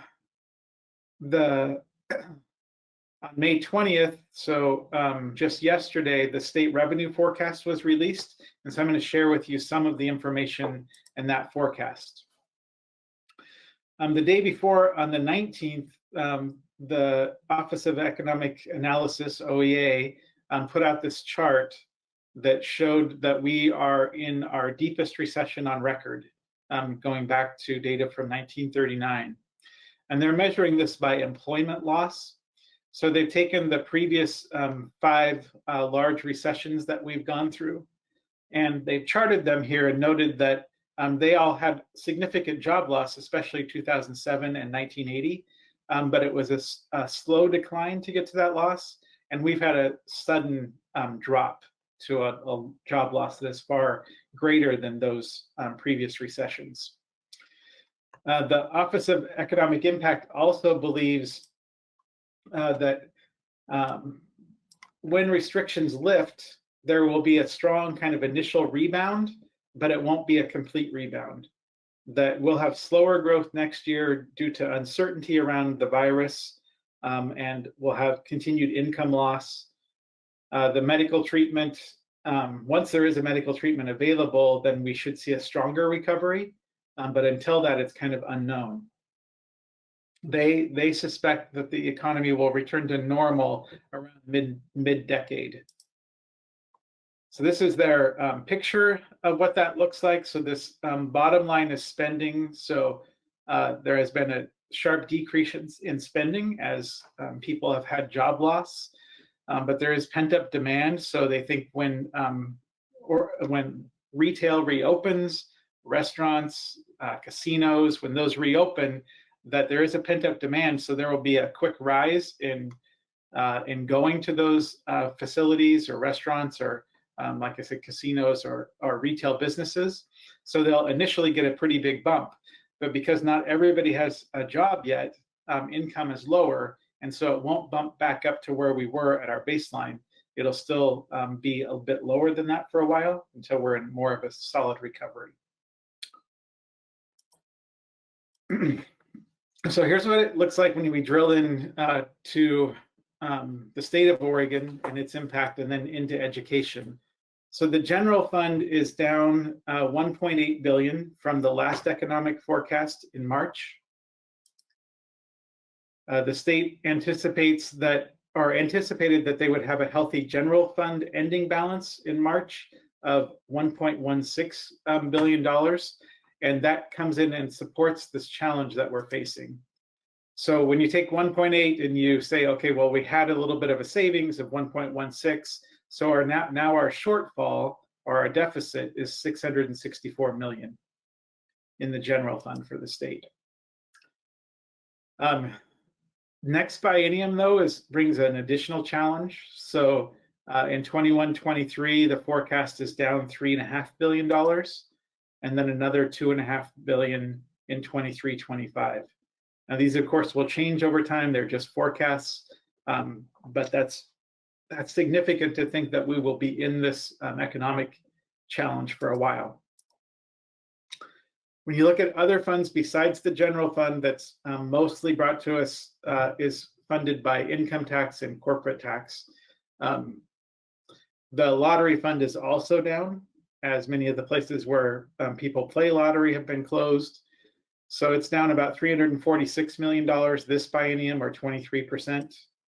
The corporate activity tax is down $414 million, or 25%. This is what funds the Student Success Act and a little bit of the state school fund. So projections for these revenue sources are also projected to go down in 21-23 and in 23-25. When you look at just directly to education, the state school fund is impacted pretty significantly, about $309 million down from the general fund, 87 million from the lottery fund, and 63 million from the corporate activity tax. So in total, it is down by about 459 million. This is really challenging when you think that last May, we were all celebrating the governor signing the Student Success Act. And we were sort of dreaming of a brand new investment in schools. And now we are looking at a fairly significant reduction in school funding. The Student Success Act accounts, the three accounts, the early learning account, the student investment account, and the statewide initiatives, education initiatives account are all down by about 37%. The total of those three accounts right now is about 592 million. And you'll note that these two numbers are really close to each other. And one of the challenges that we'll face is, do we maintain these accounts to serve outside the state school fund, or does this money now get backfilled in to support the state school fund to keep our schools solvent? So those are some of the discussions that our elected officials will be having for sure.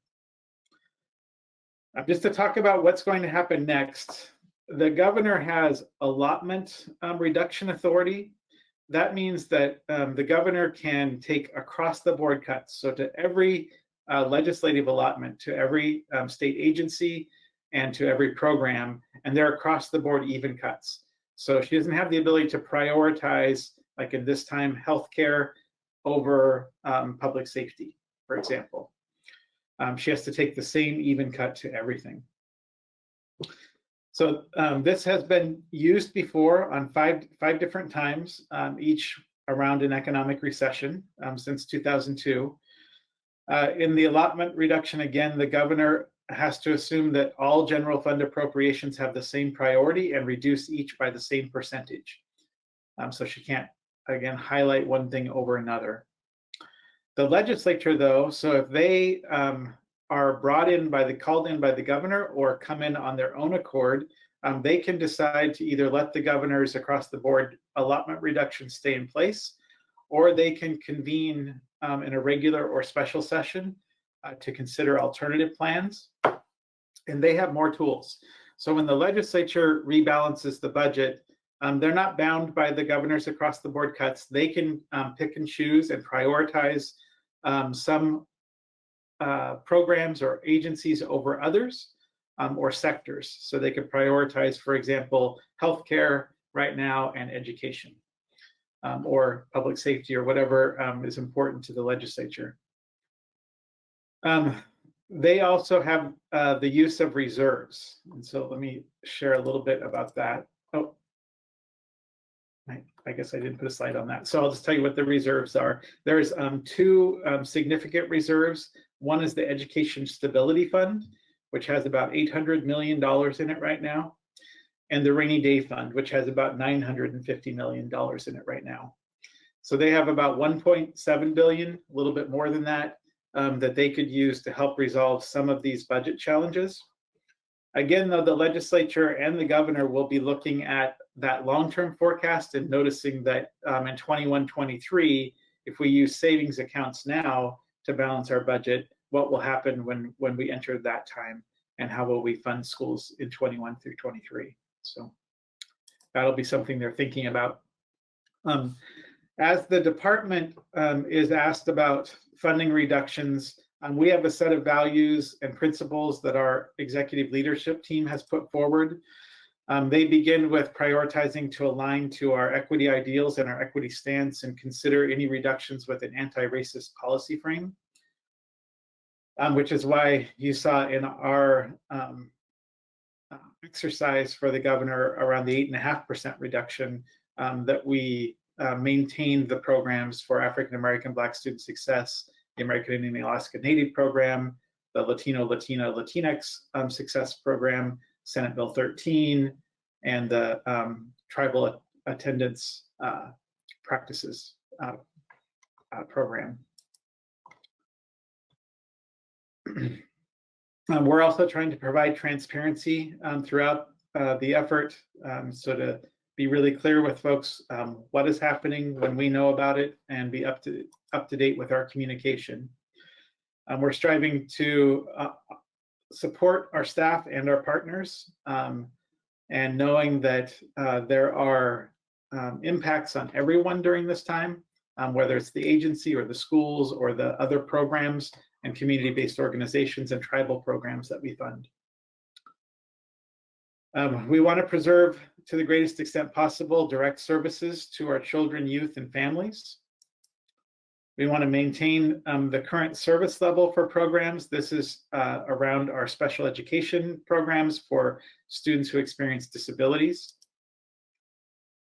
We want to take advantage of any one-time savings that we can, vacancy savings. So if we have a position, we'll hold it open a little bit longer and have some savings there. And finally, we want to enable the most efficient and effective restart of programs. Okay, so that's the information that I have right now on the budget. I'm going to jump into what our planning is looking like for next school year. And then at the end, if there's time, and I know you're on a tight calendar today, so I can take questions, or board members can always individually connect with me if they have questions as well. So right now we're in an effort under Governor Brown's office and in coordination with the Oregon Health Authority to think about what school year 2021 looks like, and how we prepare for that and ensure that districts are ready and students and families are confident that the schools are ready to support them next year. So the framing for this comes directly from the governor's office. We know that we don't make the timeline right now. The virus is making the timeline. We are trying to be proactive and supportive so we can be prepared, but we know we'll also be reacting at times. We also understand we'll be living with this virus until there is immunity in the community or vaccines, both of which are many months off. And we know the primary tools we have to keep people safe are physical distancing and hygiene. And we also know that the more restrictions we relax, the more opportunity there is for the disease to take hold. So as we think about it, we're hoping to develop guidance for the school year that accounts for a variety of possibilities for our districts and our students and families, knowing that we may need to adjust along the way to meet their needs. We also are trying to develop guidance that is across a number of essential functions that schools provide, and give them specific criteria that agree their recommendations and guidance or requirements that they must follow. And the second two lines of that second bullet show how those are shaping up, and I'll walk through some of those in a minute here. We're still in the storming and norming phase, I would say, so these are not set in stone yet. They're still being developed. And this week, the reason Carmen had to leave actually is because she's holding a number of hosted engagement activities so we can get people's input. And they're seeing a slideshow very similar to this one with a few opportunities for providing the department with feedback. So between Tuesday this week and Tuesday next week, we will have had Zoom meetings with close to 3,000 individuals representing communities of color, tribal communities and nations that are in our state, parents, both parents who have been engaged from the beginning and parents who have been concerned about some of our distance learning efforts and named some of those concerns. Students are included in this, and then quite a bit of educators, so school staff, school board members, and administrators. We know that if we can all come together, that we can do great things for our kids even in this time. We're centering on families, youth, educators, and our district leaders and educators, because we know that in this planning process, if we don't include them, we won't have the ideal solution. And then knowing that we're stronger together when we work together. We also are coming at this with some assumptions that when we make decisions, they're going to be based in science and the data around the mitigation efforts. And we know that that's what will drive the decisions we make, especially around public health. This is also a really complex context that we're operating in. We know that there are different, both local and state political and economic pressures and different levels of knowledge and belief and expertise. It's a strained system. So I just talked about the impact on our school budgets. So we're going to be asking districts to prepare for education in a new way when they may have less resources to do that. We also know that we need to make accommodations for our vulnerable people in our system. So these could be students, family members, educators that are in the at-risk categories. So they're over 60 or they have one of those underlying health conditions. We need to understand how to work together with them to meet their needs and have school going at the same time. Communities have been impacted disproportionately in Oregon. So this is both geographic in our state and race-based. So we have had our Native American communities, African American communities, Latino communities, Pacific Islander communities all have significantly high rates of COVID-19 and the other economic impacts surrounding those. And so whatever we create, we want to recognize those disproportionate impacts and respond to try to counter those inequities. We know that we need to be very transparent and be able to gain family confidence and readiness so that they know that the schools are ready and have plans in place to ensure their children are safe. And our assumption is that we can't do this alone. So not only are we working with the Oregon Health Authority, the Department of Justice, the Emergency Coordination Center, and the Governor's Office, but we need to work with our school staff and students and families to get this right. I'm not going to take you through the engagement, but I'm going to share with you what these 3,000 participants are seeing and what we're working on. And these are the guiding principles for our engagement. And so I'll just walk through them quickly. Part of it is that we're ensuring that they know that as we move forward, we need to be flexible and we're going to have to pivot to make changes to the guidance. So even after it's published in the beginning of June, we know that there's a long time between June and August or September when schools will start up, and we'll learn more about the disease and how it's operating in Oregon during that time, and we may need to make adjustments. But we know they need information now to begin planning. that we will follow the guidance from health officials and have science at the core of our decision making. That we are going to center on equity in our plan, and that means that we're going to try to work towards alleviating and repattern education in a way that meets the needs of this moment and long-standing inequities and racism that have been existed in our system for many years. And then the final thing we ask of participants is that they hold a student that they know in their heart and mind when they go through this engagement with us, and they begin to look at the factors that we're considering. And each of us who do these engagement sessions have an example. So for me, last year at this time, we had a foster daughter who was living in city parks. And under our current system, she's a 4th grader, and in our current system of distance learning for all, she would have no access to education at this time, none at all, if she was with her family that she was living with before she came to us. And so that's who I have Sam in my mind as I think about this engagement process. And so we ask everybody to do that when they enter into it. The guidance we're trying to create includes 3 components. Continuity of learning continuum, knowing that our end goal is to have on-site learning again, so learning in our schools. Right now, we're at off-site with our distance learning for all. There may be hybrids in between so that we keep everyone safe. There could be hybrids where we have some students on campus at a time and others are on distance learning. That creates a whole new set of challenges for us as well. So we're looking at this as a continuum that may shift back and forth depending on where a community is at with the illness and with their capacity to serve. We're trying to have a finite number of essential functions that school districts should think about. So 8 to 12 of these that would have recommendations or considerations and some requirements. And everybody would have a common statewide approach to the public health criteria. And every school district in partnership with their local health authority would have protocols for outbreaks and know exactly what to do and what steps to take.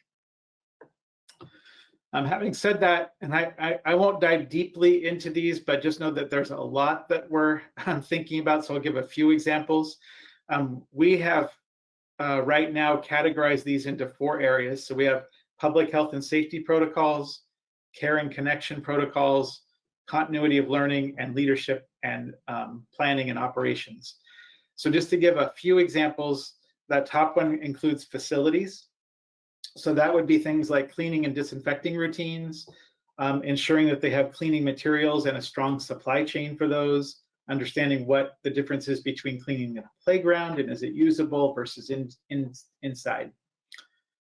In the next one, I'll just pull one out of there, thinking about schools as community hubs. So in much of Oregon, schools serve as a meeting place for clubs, for scouts, for churches, for sporting events.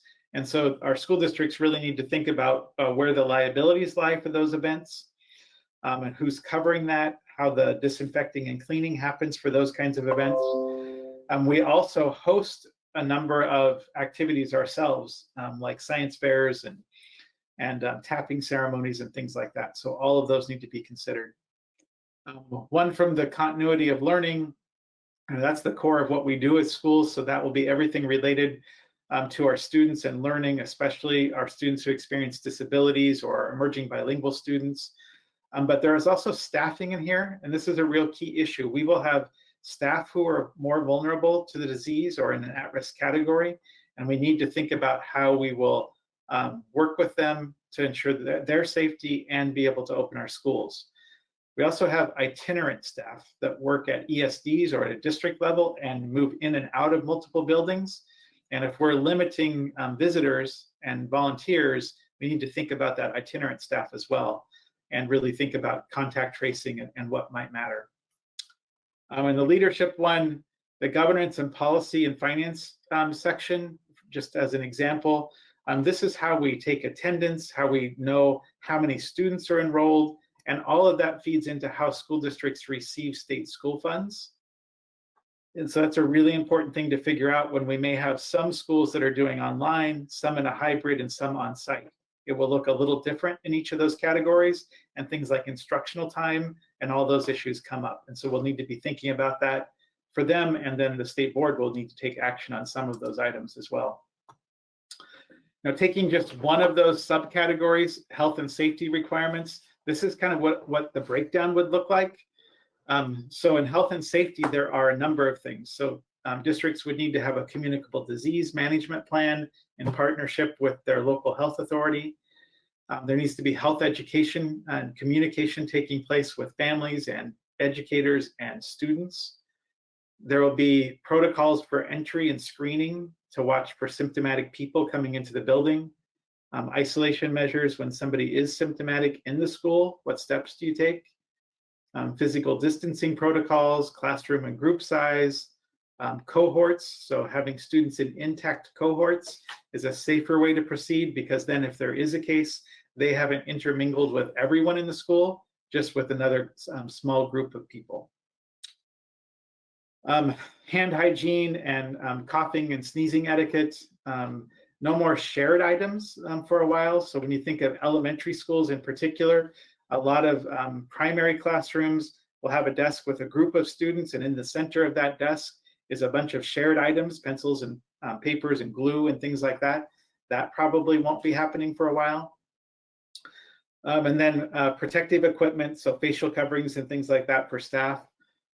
And then students with special healthcare needs. All of these have a set of specific requirements related to them. So I'll just grab this classroom and group size one as an example. So the current recommendation, and again, everything may change in the next few weeks as this rolls out, is that we need to reduce the number of students and staff in classrooms and other areas to maintain that 6-foot physical distance to the best of our ability. So we would consider using, looking at the usable classroom space. Most classrooms are built around 900 square feet. That's not for labs and lecture halls and things, but regular classrooms are about 900 square feet. And so you figure about 35 square feet per person, and that gives you your room capacity. So that's, in Oregon, a typical room could hold 25 people and maintain that 6 feet distancing. So that'd be one educator and 24 students in this, if that's the classroom size. So we would be asking districts to share how they would accomplish that in a hybrid model or an all on-site model. And then they could share that with their board and with their community, so that people would feel like they have thought this through and understand what protocols need to take place in order to keep everyone safe. Then we begin to get into groups, and we ask our participants questions about unpacking some of these further if we've left out certain essential functions. And an important question for us is really in Oregon, where we have this balance between state control and local control, and really trying to understand which of these need to be locally determined so that there's enough flexibility for districts to be able to implement, and which should be set by the state so that it's a standard across the state of Oregon and to ensure student and staff safety. Just a couple more, I'll stop on this slide actually, I think. So the next steps in this process is that we're going to continue the first round of community engagement through early next week. We have a team writing draft guidance. This team of folks at ODE are amazing. So there's about 24 of them, and they are writing 14 to 16 hours a day. And on Zoom nearly the whole time, working with one another as they write and working through weekends. They're just doing amazing work. And then we will loop back with community and partner input again. We'll be able to put some of the guidance in front of them, especially ones that we have concerns about what it would actually look like in a school. And we'll get their feedback. We'll take that back to the writing team. And then the idea is to be done on Monday, June 8th, and have some of the critical guidance available to publish for schools so they can begin their planning. And make no mistake, they are planning now as well. They're not waiting for us, but the guidance will help them narrow in on what they need to consider.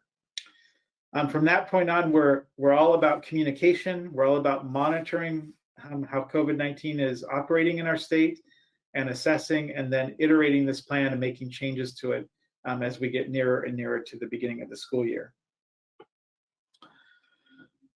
Okay. I think I'll stop there. And again, Chair Belize, I'll turn it over to you and we can stop. And like I said, folks can reach me individually because I know you're cramped for time, but I'm happy to take questions if you have, if you want. Thank you, Colt. Are there any questions or comments at this point? Yeah, Jerry, we'll go with Jerry, then Jennifer.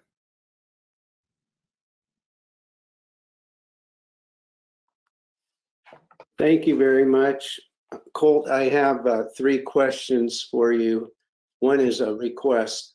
The first one is, could you please send us the copies of those PowerPoints? Yes. Thank you very much. They're clear, well thought out, very, very comprehensive. I have found that not being in the day-to-day business, I don't have the kind of background that I wish I did, and that particular material will be extremely helpful for me. Secondly, have you presented those PowerPoints to the state superintendents yet? Yes, so they saw this yesterday afternoon, actually. Okay.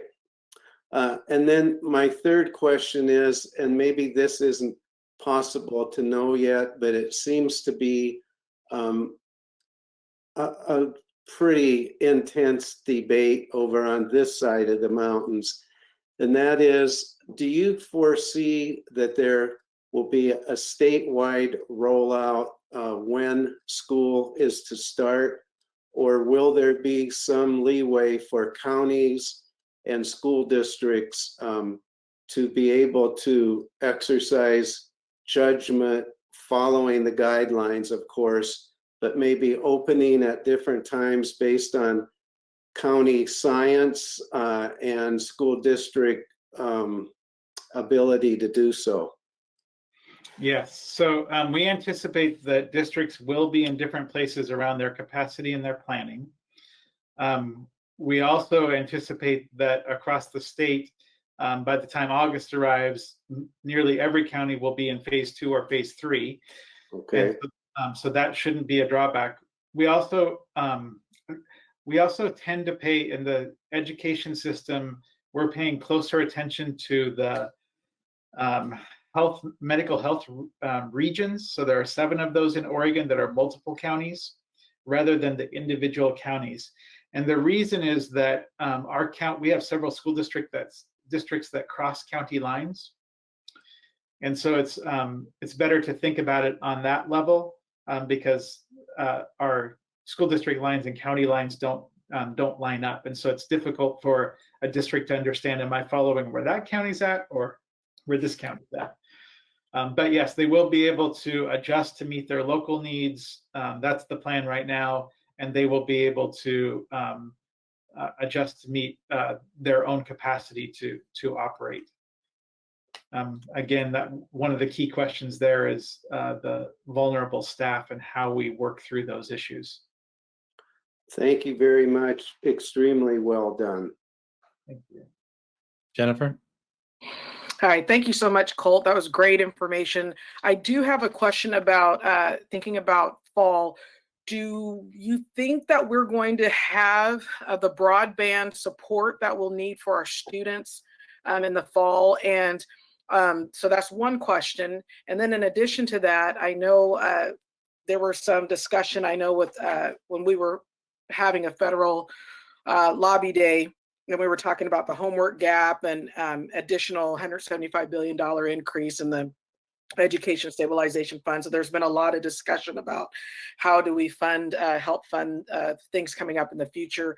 Some schools have access to more technology as far as computers, iPads versus others, and sometimes that funding has come through levies, bonds, or you know how the allocation goes with that.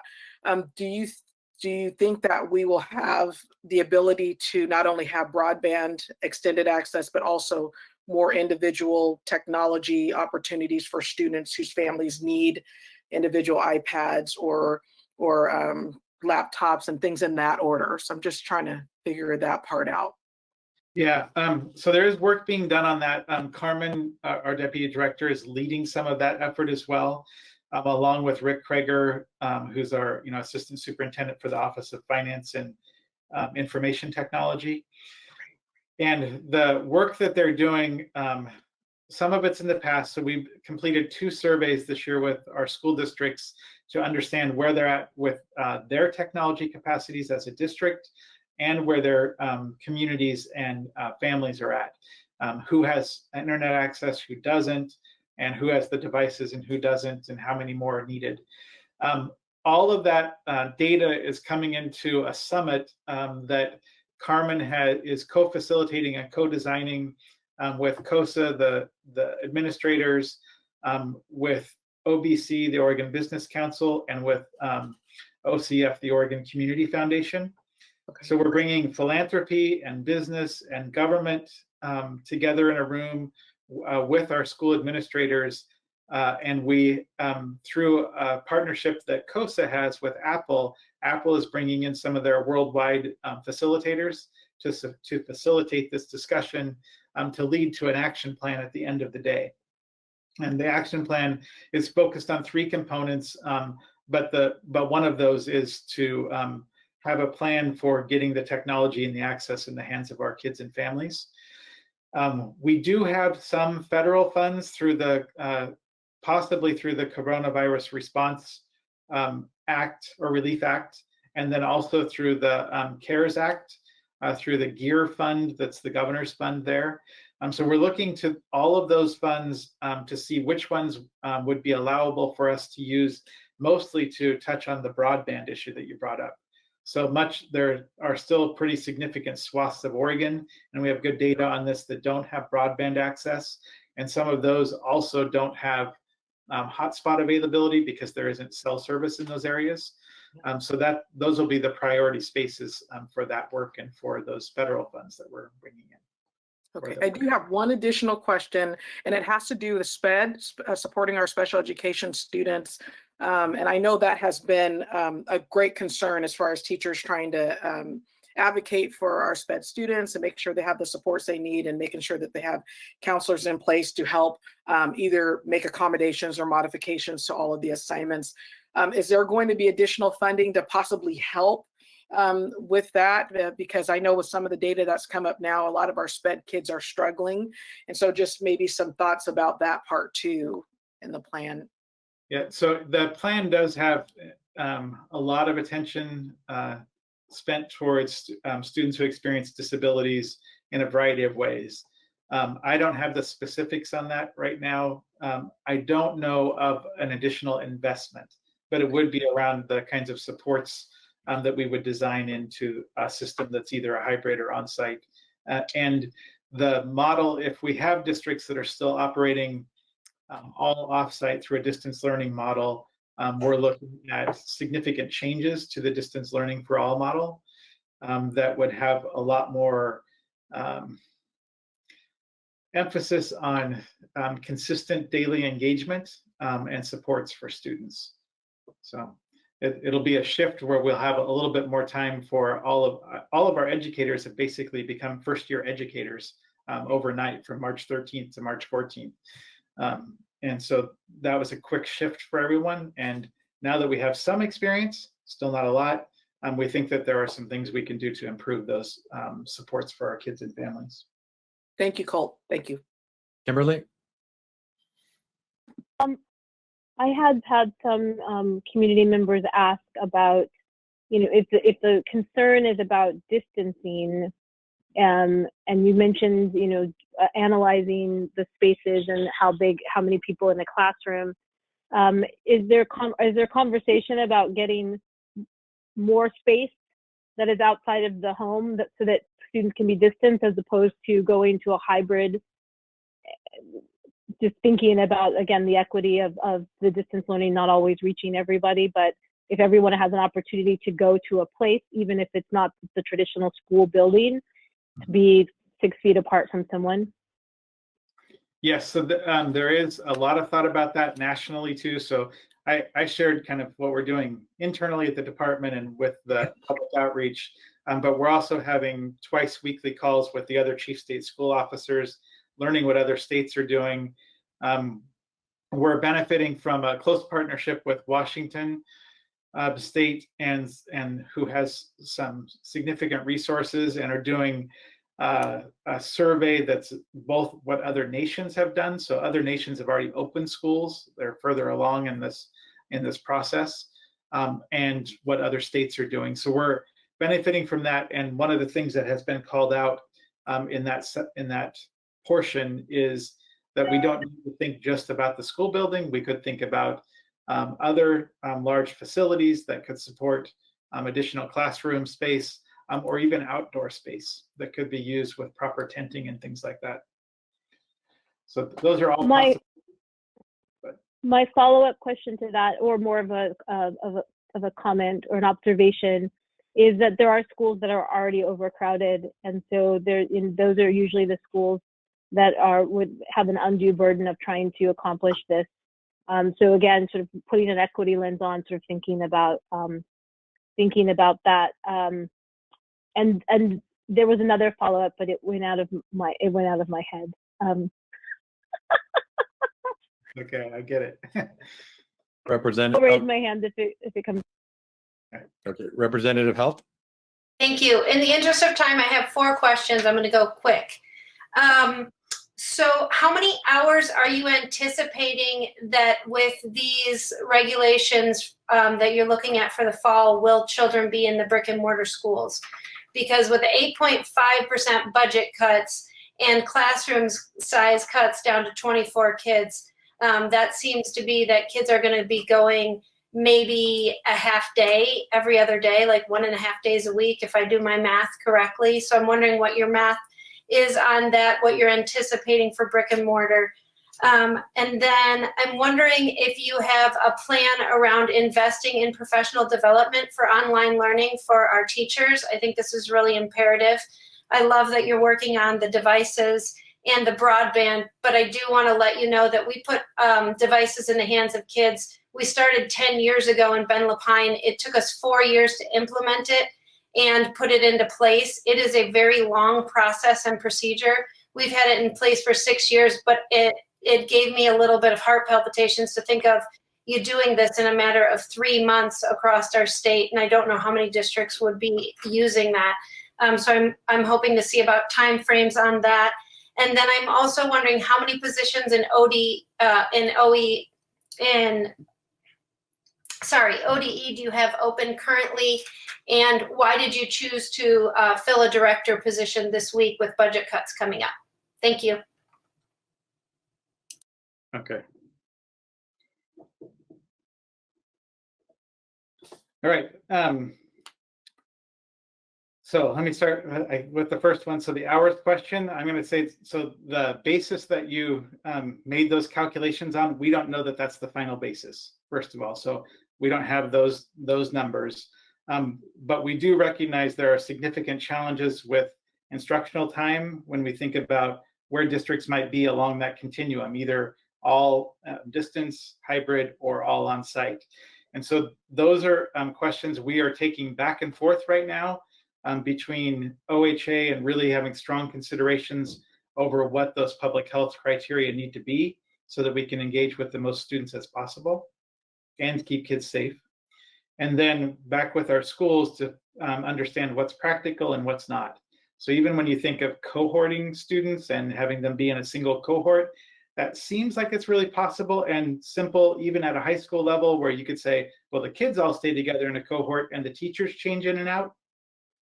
But in reality, when you look at a high school schedule and how diverse it is and how diverse the student body is, and you think about students who do have special learning needs related to experiencing disabilities or English language learning needs, that we also would not want to use that as a way where we are segregating within a school and saying, well, these students all have these needs, so they're going to be together all day. but then they would only be with other students experiencing disabilities or other students who are English language learners, and that's not appropriate either. So we're really struggling trying to work out those issues. So I would just say not answerable yet on number one. The professional learning, we have a couple of places we can turn to. Oregon is not a state that provides professional learning from the state level. So that is typically done at the district level or through professional associations. However, now we have a recent investment in the Educator Advancement Council, and we are partnering. So Dr. Shandine Garcia is the executive director of that council, and they work closely with the department and have been engaged in all these reopening discussions. So those local regional education networks that are funded through the EAC can be a source for some professional learning. And districts also have some title funding, like Title II-A funding, that they can use for that. We are holding all of our open positions for now until we learn more about what the budget reductions actually are. And I would have to get back to you on the exact number, but it's still a pretty significant number. And that's the reason I just don't have it off the top of my head because of the Student Success Act investments. So there are, most of those positions still are not hired because those mostly come in the second year of the biennium. They're held. We did hire a director of the Office of Equity, Diversity, and Inclusion. That's a priority area for us. That office has been without a director and without an assistant superintendent for a while now. Carmen and Cindy Hunt, our chief of staff, and I are serving as the assistant superintendent in that role and have been for a while now, and will continue to do that. So that's a position we're continuing to hold, both related to budget and the fact that bringing a leader of that level into our current system when they can't meet face-to-face with the staff that they serve and support and lead is a real challenge for us. But we did feel that there was a need for a director within that office. It doesn't have any directors or assistant superintendents outside the agency leadership, and we needed somebody that could be with them on a day-to-day level. That director position was an internal hire, so we moved, and thankfully, Deborah Lang, who is an amazing leader within our agency and was the director of our federal programs team, made the shift and became the director of the Office of Equity, Diversity, and Inclusion. So we're really excited about that, but we tried to do that in the most economically efficient way, and a way that where there were already some personal connections with the staff. So it wasn't as challenging as bringing somebody in from the outside and trying to establish relationships over Zoom. So that's the model we did, and we felt like that was a priority and needed to happen even in these times. Kimberly, I know that you raised your hand, I believe, again. Yes, I remember what I was going to say. It's going to sound a little off the wall, so I'm thinking outside of the box. And I'm in reviewing through my head some of the public comment about kids getting back in school and back in the building on the not the hybrid version, but the full-time back to school. The question that I had was around public health and around the fact that the vulnerable population. There are some immunocompromised kids, that is true, but for the vast majority of K-12, they are not the ones who are at risk of having COVID be an issue.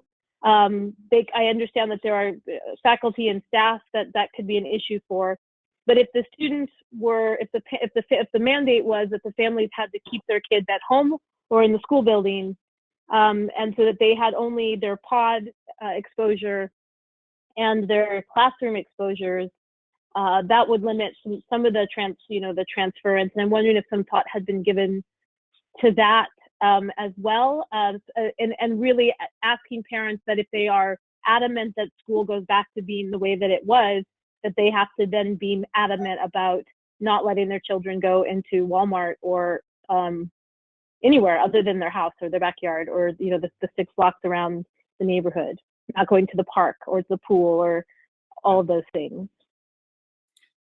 Yeah, I agree with you, and I think that what we're trying to land with Oregon Health Authority is what is the right level of cohorting or grouping so that we can maintain a close-knit community there, so that if it does come down with it, they can do contact tracing quickly and not a lot of people are impacted and as far as being sent home or put in isolation in some way.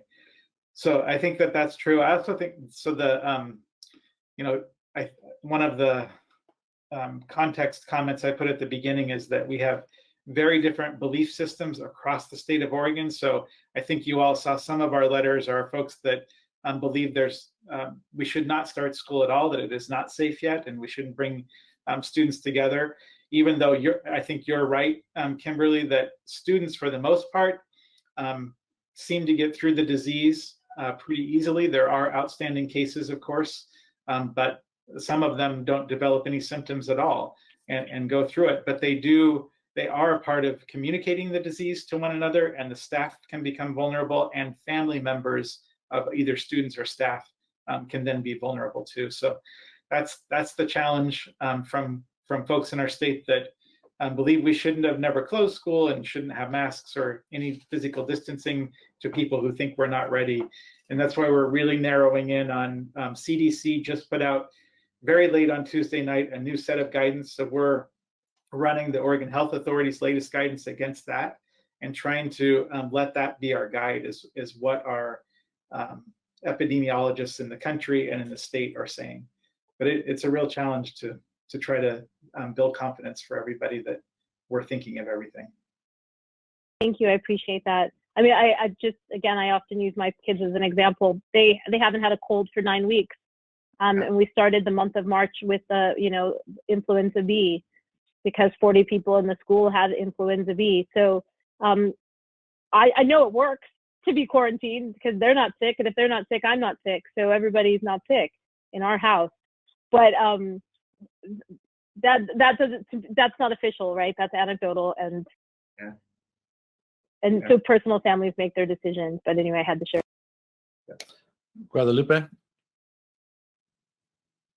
Thank you. Thank you, Colt, so much for the presentation. And I, like Jerry, I believe it was, that requested a copy of it, would really appreciate that.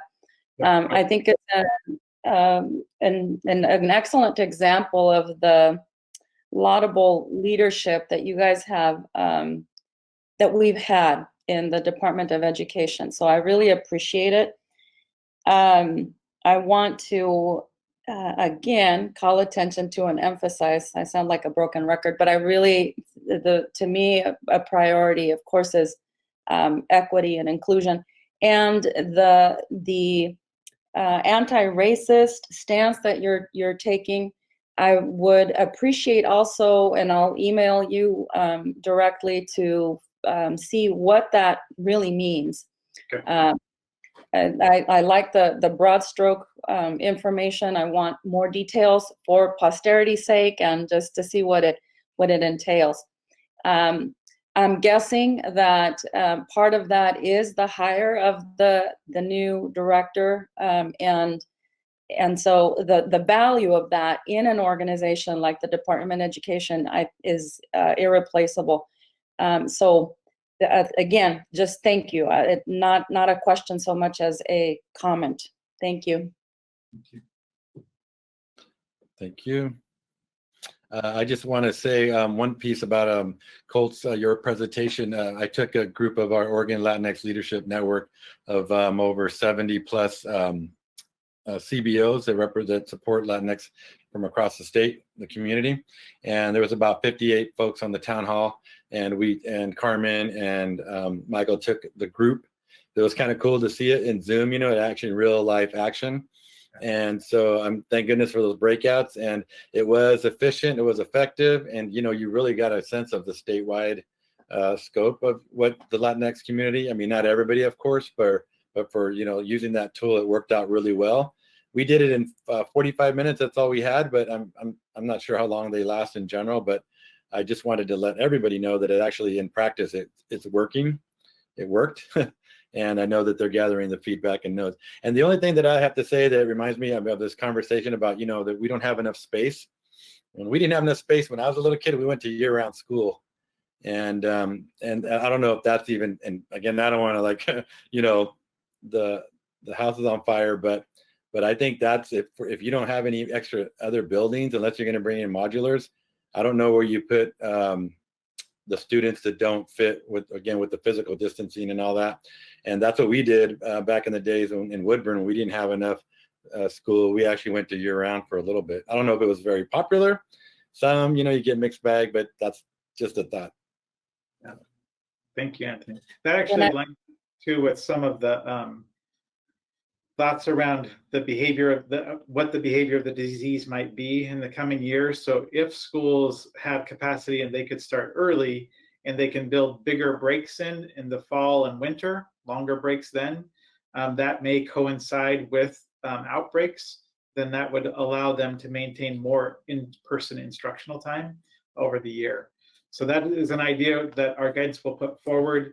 It is a challenge for districts in Oregon because of the financial constraints, but definitely an important one. Brother Lupe, did you have another comment? It just was an afterthought after listening to you, Anthony. I also have experience with the educational system in Mexico, and I know that because of space constraints, they have shifts, right? Day-long shifts. So there are kids who go to school in the morning and kids who go to school in the evening. I mean, all of these, I think, are fantastic ideas. I know there are going to be a lot of restrictions, namely fiscal or financial, but giving consideration to all of this and the innovation that's coming through from districts, from educators, from the board, from all directions, I think is fantastic that we're considering all of that. Okay. All righty. Anything else, Colt? Or you? Oh, Representative Health, go ahead.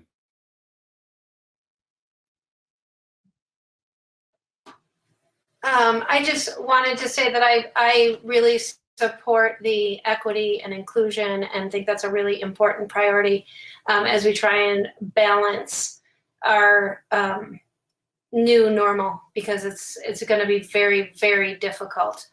But I think the most important thing that we can do is make sure we can get the most rigorous and relevant education for everyone that we can. And so keeping that in mind while we make choices and decisions, I think is going to be very important. Thank you. Thank you. Thank you. Anything else, Colt? Or no, that's it. Thank you. Okay, thank you so much. Thank you so much for the information, Colt. We appreciate that. And moving on, we're getting to a really exciting part of our board in our board meeting here. It's with the Milliken Award and Oregon Teacher of the Year recipients.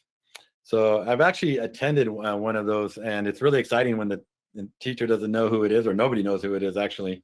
And so we did one in I think it was Heritage Elementary, but it was really exciting. So anyway, I would like to introduce and welcome the 2019-20 Milliken Educator Award recipient Julie Rowell and 2020 Oregon Teacher of the Year Mercedes Munoz. I'll say a little bit about them, and then I'll call on you to say a few words. Julie Rowell is an English language learner and avid teacher at Gresham High School. She is also the district secondary teacher on special assignment TOSA, addressing the professional learning needs of ELL teachers. And Mercedes Munoz is a special education department lead and teacher at Franklin High School and has been instrumental in the development and implementation of the special education push-in model. I like that. Mercedes is a member of the high school's equity team, as well as the safety and poetry slam committees. I think we should give them all a round of applause and congratulations, congratulations.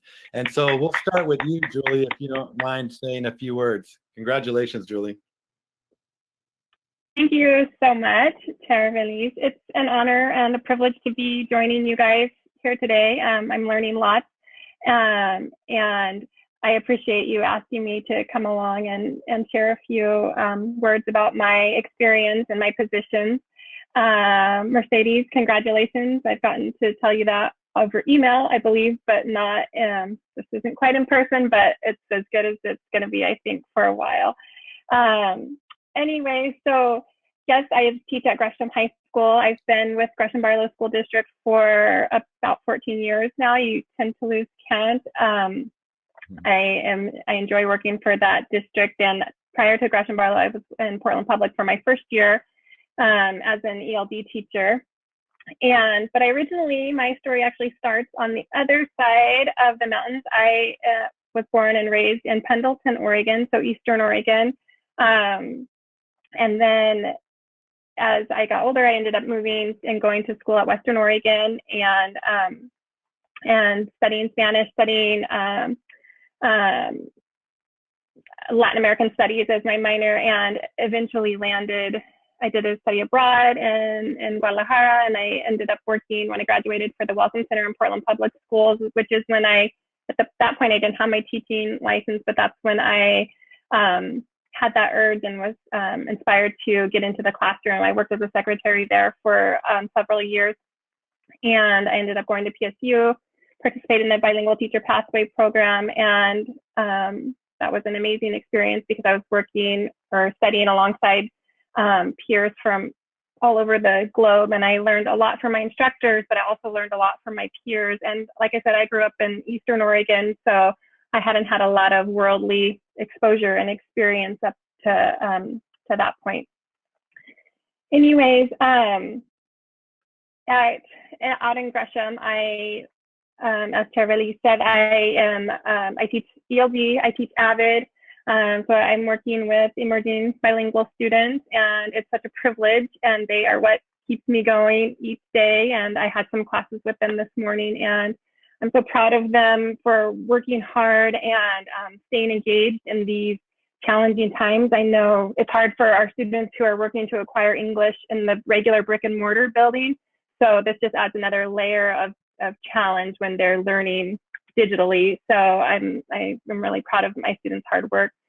I teach AVID to juniors out at Gresham Barlow, and we loop 2 years, so it's my second year with them, my first year with them, and they're working equally hard. And actually, quite a few students, if you're not familiar with AVID, it's a program that targets students who are potentially first-generation college-bound students and who are underrepresented on college campuses, and supporting them with the skills and kind of the path of getting to college.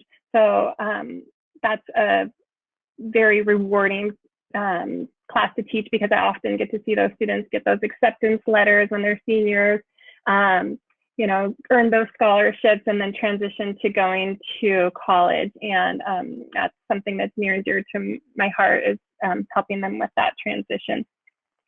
I wear, like so many of us do these days, I wear a lot of different hats. So I teach 2 classes, but then I'm also a TOSA, teacher on special assignment for the ELL program. And I work offering professional development to other English language development teachers. And that's very rewarding. And I feel like my job being hybrid, I'm still in the classroom, so I get to practice what I preach, try things out. And then I think it gives me a little bit of credibility in working with my peers and colleagues about strategies to meet the needs of our language learners. I've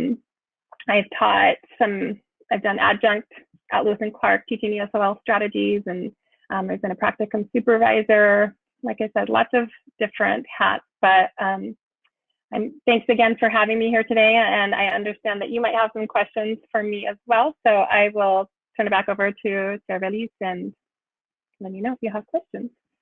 Okay, gracias, Julie. Thank you. Does anybody have any questions or comments?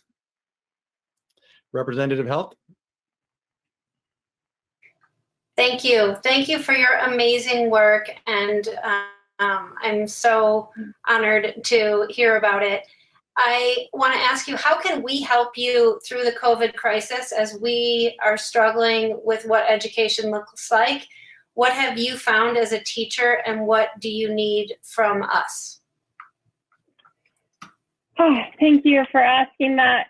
That is, it's been a challenge. What I've seen, and I know there's been a lot of discussion about inclusion and access and equity, and what we're seeing and what I'm hearing from my peers as I've joined into Milken educator webinars every other week. And some of our most vulnerable students are the ones who are not engaging. And so I don't know that there's a magic bullet for that, but if there's, funding or innovation that would allow us to cast our net wider and reach out and bring those students and families along, I can imagine most districts would graciously appreciate that.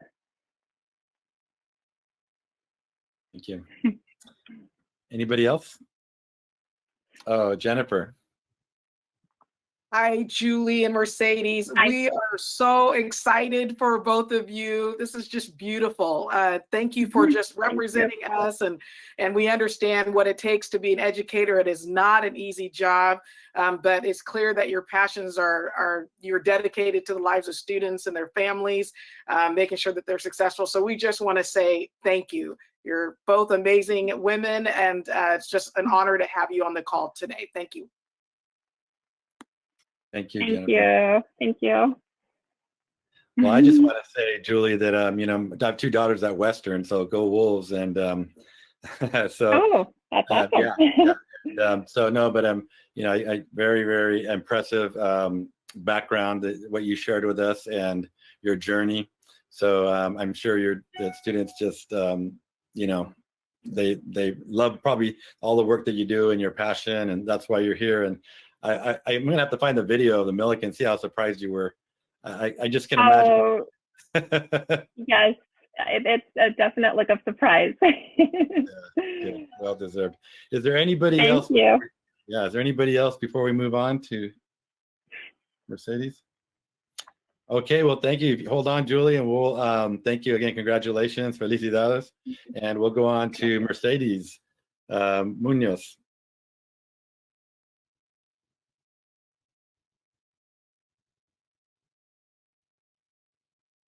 Good afternoon, everyone. Thank you. Excuse me.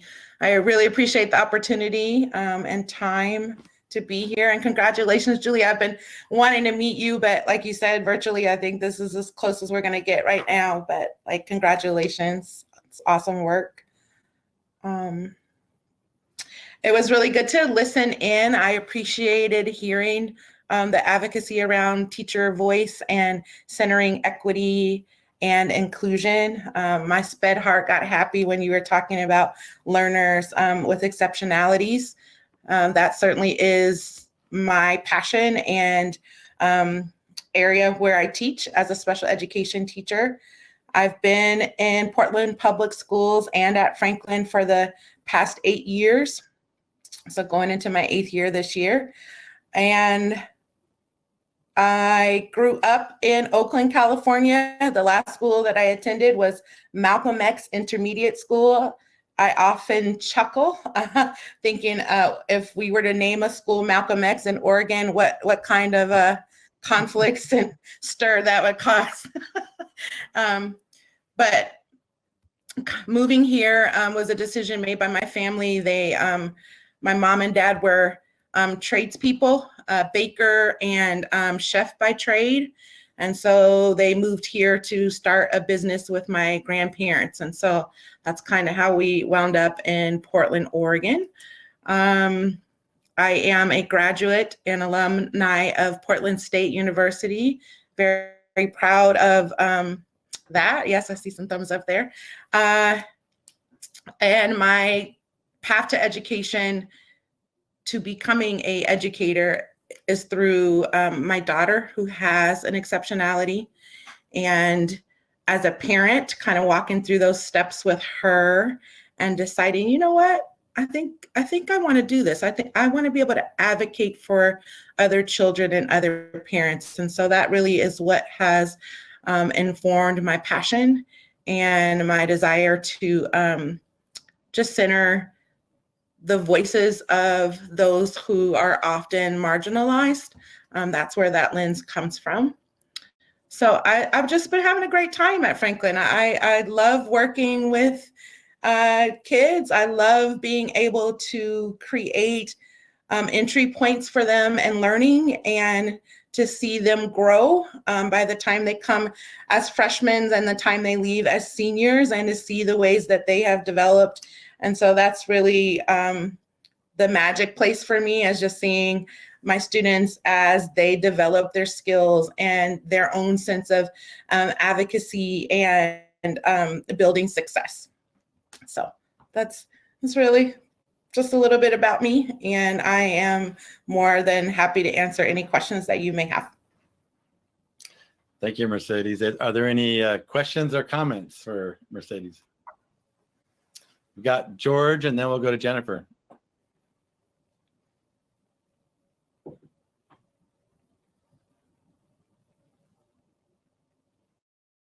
You as well. You're not hearing me? Now we can. Are you hearing me now? Okay. Yes. Okay, great. Thank you. Again, congratulations, Mercedes. So proud of both of you all. Question I have particularly relates to the last several months. And in the roles that you are, one, Julie, with you with AVID in particular, and Mercedes, you with kids with special needs. How's this played out, and what are some of the challenges and maybe opportunities you've seen as a result of this?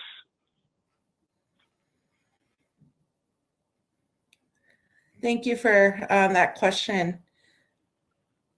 Julie, do you want to chime in first? I can wait, since he asked some questions about AVID specifically.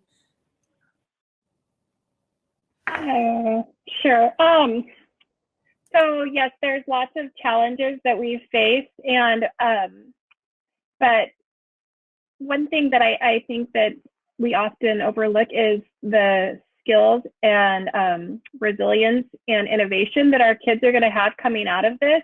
It's a lot to ask a student to, log in, navigate this tab, switch over and do this assignment. By the way, check your Google Classroom schedule. I think they're building skills that are going to prepare them for their career fields in the workforce. So I know it's hard for them to recognize that right now, but I know in the long run, those skills are going to pay off in the future.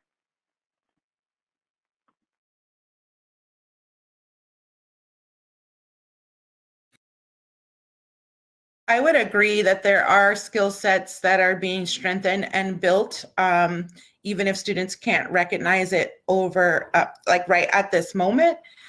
But it's also a mixed bag. And I am finding that a lot of the students that I have been working with already struggle with anxiety and depression. And so they kind of live in a constant state of angst and are worried about the world around them being in a state of calamity. And then something like this happens and it just kind of opens Pandora's box, if you will. So teaching to those particular students right now and helping them with coping skills and decision making and prioritizing, that is a huge chunk of my time, just to be honest. I am also concerned with students who don't normally profess that they have depression or anxiety, and hearing more reports of that right now, of people just simply feeling overwhelmed with how to navigate the online systems. Like when you're talking about one class and one teacher is doing that, students seem to do okay. But for a typical high school student in Portland Public, they have 8 classes. So just for example, if each teacher sends a remind message or posts something to their Google Classroom, you just sent out, right? Like if each teacher does it 3 times in a day, that's 24 messages that they have to navigate. And then subsequent ads, I mean, it just creates a chain and kind of a firestorm, and the kids are going, whoa, wait, way too much information. So the other part of my time right now is also just supporting students with getting organized and prioritizing tasks, because their brains just kind of shut down a little bit, like way too much too soon. So I think that we are all learning some skills and will perhaps be more grateful as time goes on. So just a follow-up, since we've got you all here, and it's a rare occasion that we have a chance to talk to you. or others directly in the field at this time, except for my friend Jennifer up here and for Alyssa. Having listened to some of our conversation and the thinking that we've expressed in the last 30 minutes or so and so forth, what advice or words of wisdom might you impart to us as we head down the road in our roles over the next 3-6 months as state board? Well, in listening to Colt's presentation, I appreciated getting a bit of insight into some ways school could potentially look next year. One thing that I've had on my mind is if we do get to do a bit of a hybrid, I think that we need to be really explicit about teaching students and families how to access online learning, because most of the districts we just jumped into this, but I feel like if we get an opportunity to get back on campuses, whether, we have fewer numbers and different class sizes, et cetera, I would hope that there would be some expectation that we're preparing our students and families for transitioning back into distance learning if we have to go that way. Because right now, I think a lot of our students who, as Mercedes said, struggled in the regular classroom are kind of walking through this blindly, and their parents aren't quite sure how to help them either. So we have some education to do and just learning how to navigate things with both students and families. I think we owe that to them. Thank you. Mercedes? Absolutely agreed, Julie, on the advocacy piece for our parents and making sure that our students and families have access and then also know how to navigate the platforms that are being offered. I would add to that that teachers need some effective classroom management, we need support with effective practices in an online platform and setting. This time around, right, it was like 2 days basically to get familiar and get going. But now we need to talk about how do we refine that. There are certain nuances to distance learning, and teachers need professional development. And my hope is that there would be some advocacy for this profession, that it not happen like in September when kids are coming back or while we're trying to figure it out, but like early August, can we start getting some tips and tools?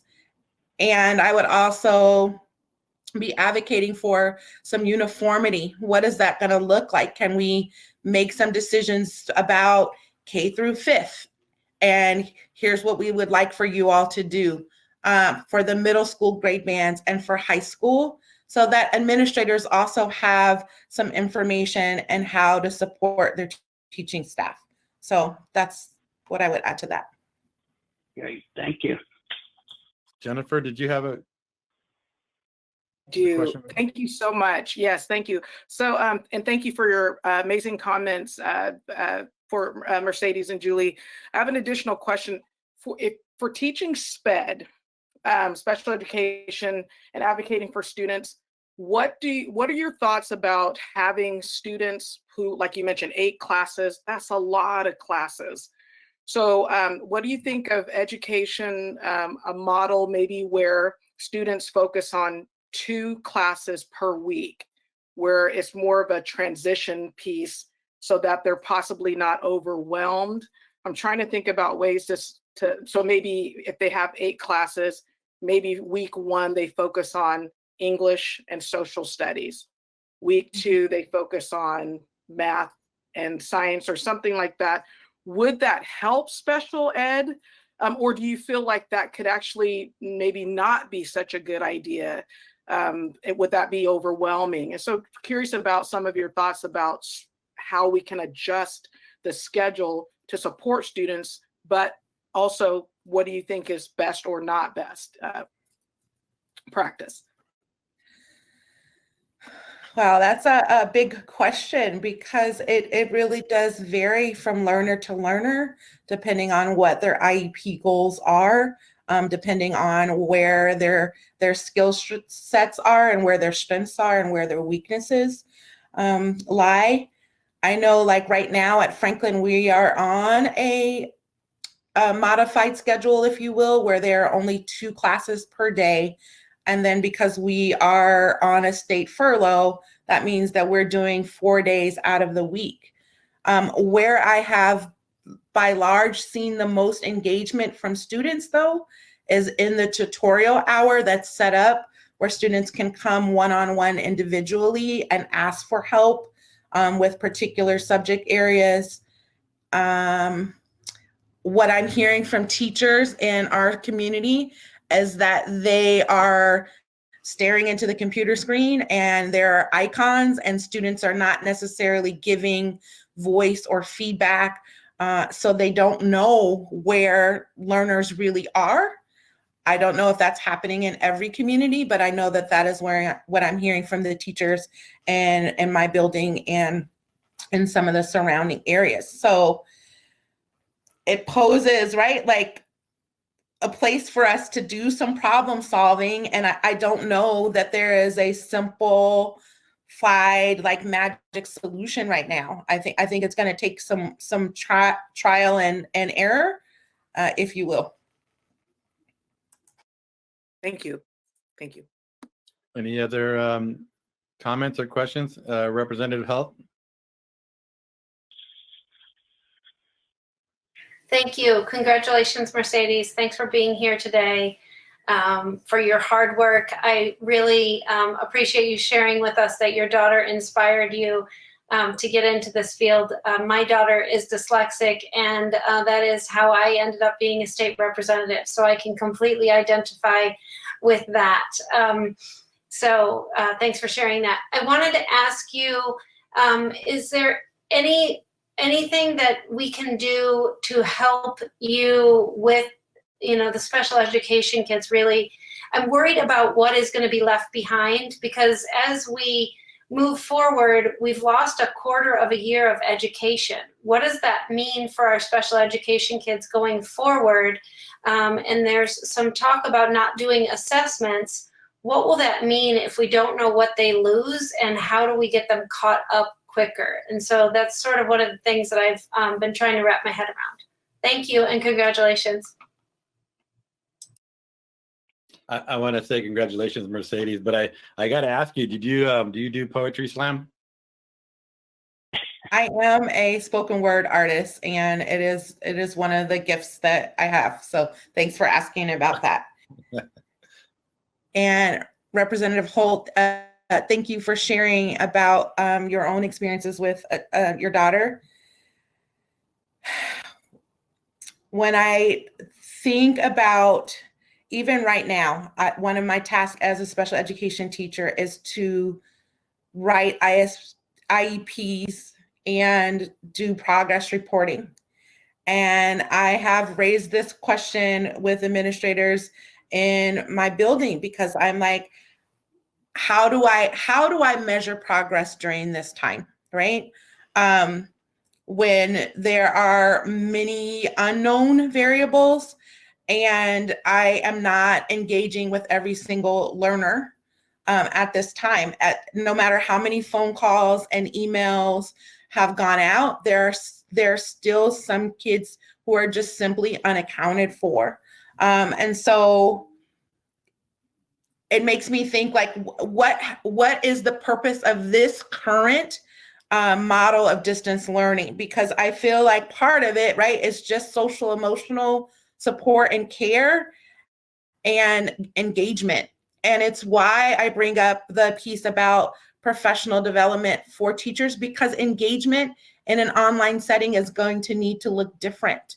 I have some friends who've introduced like hyper slides where kids can kind of get in there and do different tasks and have links and have ways where we can actually measure some of their progress and some of their thinking and processing, like some of the task and sequencing.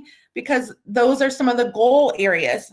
And so I struggle with the piece of like standards right now, because that hasn't been the priority, at least what I've heard from ODE is, right, like we need to be holding kids harmless in this place. But when we get to the fall, right, we're back to the high stakes pieces, and we're going to need support and being able to, I think, chunk task and then have some uniform ways that we are collecting data from school to school, teacher to teacher. And I just don't know what that looks like. It's going to take all of us in collaboration to figure that out. At least that's my belief. Thank you. Anybody else have any comments or questions for Julie or Mercedes? Well, thank you. Thank you very much. Congratulations to both of you. Did you want to say something, Julie? I was just going to say thank you again for having me. Thank you so And much. yeah, thank you. You can hear my clap, I think. Thank you for having me, and thank you for having us, and just highlighting the work that teachers are doing all across the state. It's just really appreciated. So thank you. Thank you. I've got an IEP meeting that I got to run off to. So. Okay. Bye-bye. You guys are Thank welcome you. back anytime, or you have our contact information. If you want to share anything, please do. We're here to support. Thank you. Okay. Bye. Bye-bye. Bye. Okay, up next then we have our first readings, and we'll jump right in. We're a lot behind. It's all relative. Time's relative now, right? So we have the Ivy School Charter Contract. So we got Kate, take it away. Yeah. All right, good afternoon. Just pulling up my notes here. Making sure I can be heard and everything. I just have so much on my screen. Okay. Chair Belize, Director Gill, members of the board, my name is Kate Pattison. I'm the Charter School Specialist here at the Department of Education. And today I'm here to present the first reading of the new draft charter contract for the Ivy School. The Ivy School is one of 4 Oregon State Board of Education sponsored charter schools, and the board approved the renewal request for the school just the last month's meeting in April. The department has worked with our procurement team and the Department of Justice to draft a new charter contract for the school. This contract is before you today for a first read, and the Ivy School received a copy of this draft earlier in this week as well.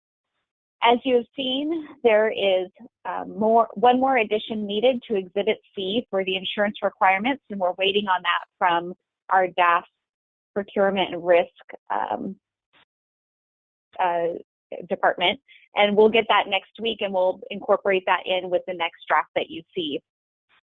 Within the docket, we have outlined some of the core updates to the contract, including making updates to the language to further clarify student performance expectations, and tied it to the school's performance expectations in the performance framework. Included in this draft is the school's request to increase the school by 2 classes, 1 class each year, bringing the total enrollment limit to 350 students. So it'd be 25 additional students per year. The school has also requested permission to waive provisions of ORS 338-125 to implement a weighted lottery and offer priority enrollment to children of staff up to 2% of the total enrollment of the school. And that's consistent with what the school had in their prior contract. They have also asked for a request to hold a weighted lottery. And so we'll get into some of those details later, but just wanted to call out that a weighted lottery, if the board were to approve that in this charter contract, as with other waivers we're going to talk about later, doesn't necessarily endorse the practice. It just says that the charter school may, and it's up to the charter school to figure out how to do that in a way that is in accordance with state and federal law. We have further clarified in this new contract some logistics around the school's annual report requirements and timelines, and that have added more information about how the board can delegate responsibilities of the contract management to the Department of Education. We are here and available. Emily is here as well to answer any questions that you have, take notes regarding your concerns or direction. And I believe we do have leadership from the IB on the call as well and might be able to answer any questions that you have specifically to them. But mostly they're here to hear your discussion and questions. And after this meeting, we're going to go work with leadership from the IB school to agree on final contract language and bring that back in June for a vote. So with that, we're available for any questions that you have.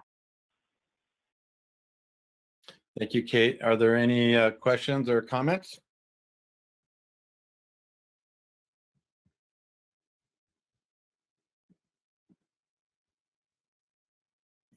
Just a thank you, Kate. This has been a journey, and you've been a great guide for all of us in this journey. So thank you for all of your hard work. Absolutely. Yep, I would echo that for sure. So it doesn't look like we have any questions or comments, so thank you. Okay, thank you. So we'll be back in June. Okay, great. Up next, we have the charter waiver requests. Go ahead, Kate. All right. Chair of Leaves, Director Gill, members of the board, again, Kate Pattison, Charter School Specialist for the department. Today, we're going to be discussing public charter school waiver requests. Over the years, we have discussed these waiver requests at length, and the department has developed a stronger process to support the board in getting the information necessary to make these difficult decisions. Before we look at each request, I just want to provide a little bit of background for you. Public charter schools are public schools, but they're semi-autonomous schools that are authorized through contractual relationships with a sponsoring board. These public charter schools are regulated by statute in Chapter 338 and Division 26 rules adopted by the State Board of Education. However, public charter schools are granted some flexibility as not all laws apply to them. So some examples of that flexibility include instructional materials. They have flexibility there. Teacher and administrator licensure requirements are already a flexibility they have. They don't have to comply with the dyslexia rules or talented and gifted rules, although many of the charter schools do. And they don't have to have publicly elected boards like school district boards. However, all public charter schools need to comply with a lot of the basic requirements that we think of around content standards, state assessment, instructional time. Of course, all federal law applies to public charter schools, and health and safety statutes also apply to public charter schools. So they have some flexibility, however, with accountability. So that's kind of the bargain that they have. Oregon law does allow the State Board of Education to have authority to grant additional flexibility to public charter schools within the chapter of ORS 338. The statute states, upon application by a public charter school, the State Board of Education may grant a waiver of any provision in that chapter. And it goes on to include specific criteria that the board must consider in granting these waivers. The State Board of Education may grant a waiver of any provision of this chapter if the waiver promotes the development of programs by providers, enhances the equitable access by underserved families to the public education of their choice, if it extends the equitable access to public support by all students, or permits high-quality programs of unusual cost. And over the years, over the last 20 years, the State Board has considered 107 requests. So beginning in 2014, the State Board of Education started to engage with the waiver criteria and have a more critical eye toward defining equity and what do those equity criteria mean. So we updated that process and embedded equity questions within the form that the charter schools need to fill out in order to request a waiver.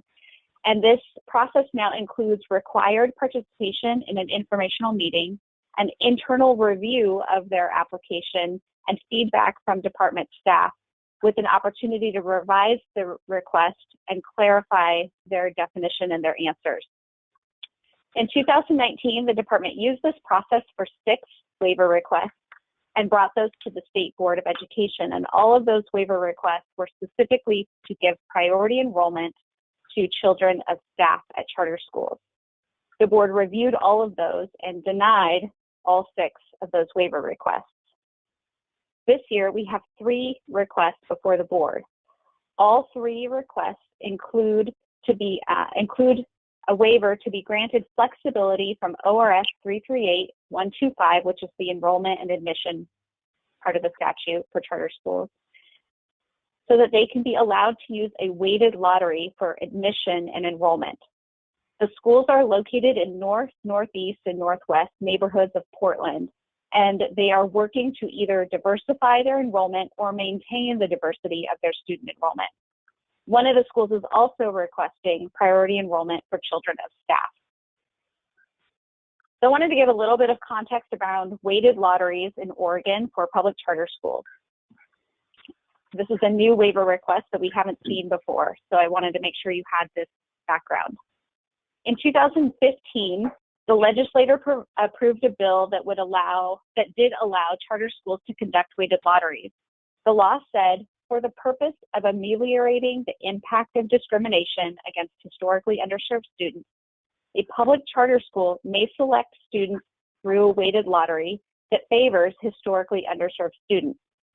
As used in the paragraph, historically underserved students means students who are at risk because of any combination of 2 or more factors, including their race, ethnicity, English language proficiency, socioeconomic status, gender, sexual orientation, disability, and geographic location. This law also included a sunset, and it ended the law in 2019, so at the end of last year.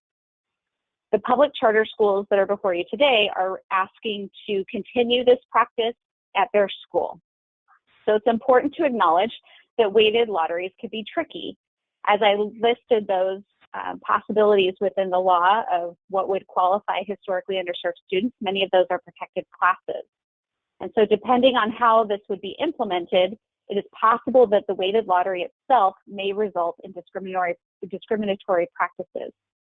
The department discussed this with DOJ, and we want the board to know that approving a waiver request does not endorse or encourage the use of weighted lotteries that are discriminatory in practice or effect. Additionally, the department encourages each charter school to work, if they're going to implement a weighted lottery, to thoroughly vet their process with their own legal counsel to mitigate any unintended outcomes and legal risk. So with that, I'd like now for us to look at these 3 waiver requests. I did invite some of the school leaders, and I believe we have at least one school leader or representative on the phone today, so if you have specific questions. Again, these are all here for a first read, so questions that you have, I'm going to take notes, and then we'll get back to you with additional information at the next board meeting. So the first waiver request we have is for Emerson Charter School.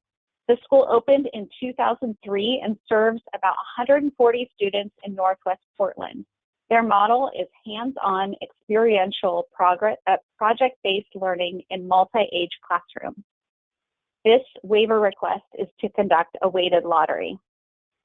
So you have all the materials in your docket there, including their application, their request for the waiver that includes their answers to the equity questions that we've embedded. We've also included a copy of the at a glance so you can see the school's demographics, and we've included their accountability detail sheet for your reference in this. All 3 schools are in the PPS school district, and all 3 schools have a letter of support, a kind of a general letter of support and acknowledgement from their district.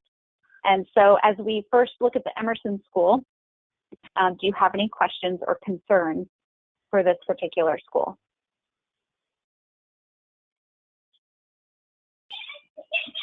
This is Shirley. So my question is about the current demographic of Emerson, and then and this doesn't need to be answered now, but their current demographics, and then what their plan is to do the actual intentional, inclusive, and thoughtful recruiting of communities of color and Indigenous populations to this to their school. Given where they are located, what is the demographic of their neighborhood? And so then the question similar that I'd had about the environmental school down in South Waterfront, how do they make sure that the population that they're intending to weight the lottery in favor of can actually enroll and attend the school without undue burden for transportation reasons and location reasons. Right. So I heard you ask the question around what is their intentional recruitment plan and how do they basically want to utilize this to support their plans within their enrollment. Okay. And does that plan include consideration for their location and the demographic of the population that lives directly around them? Yeah.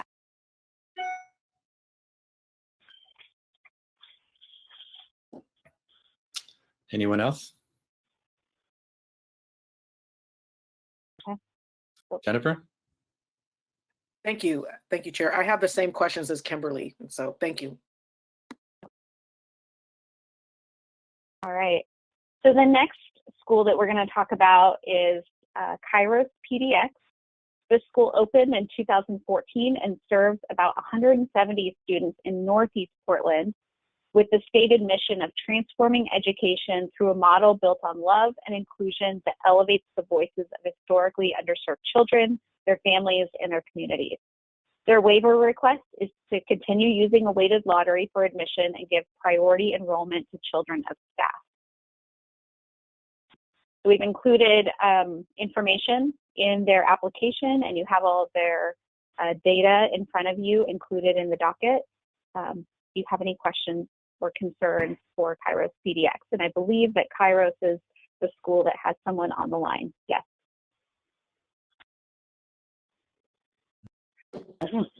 What am I?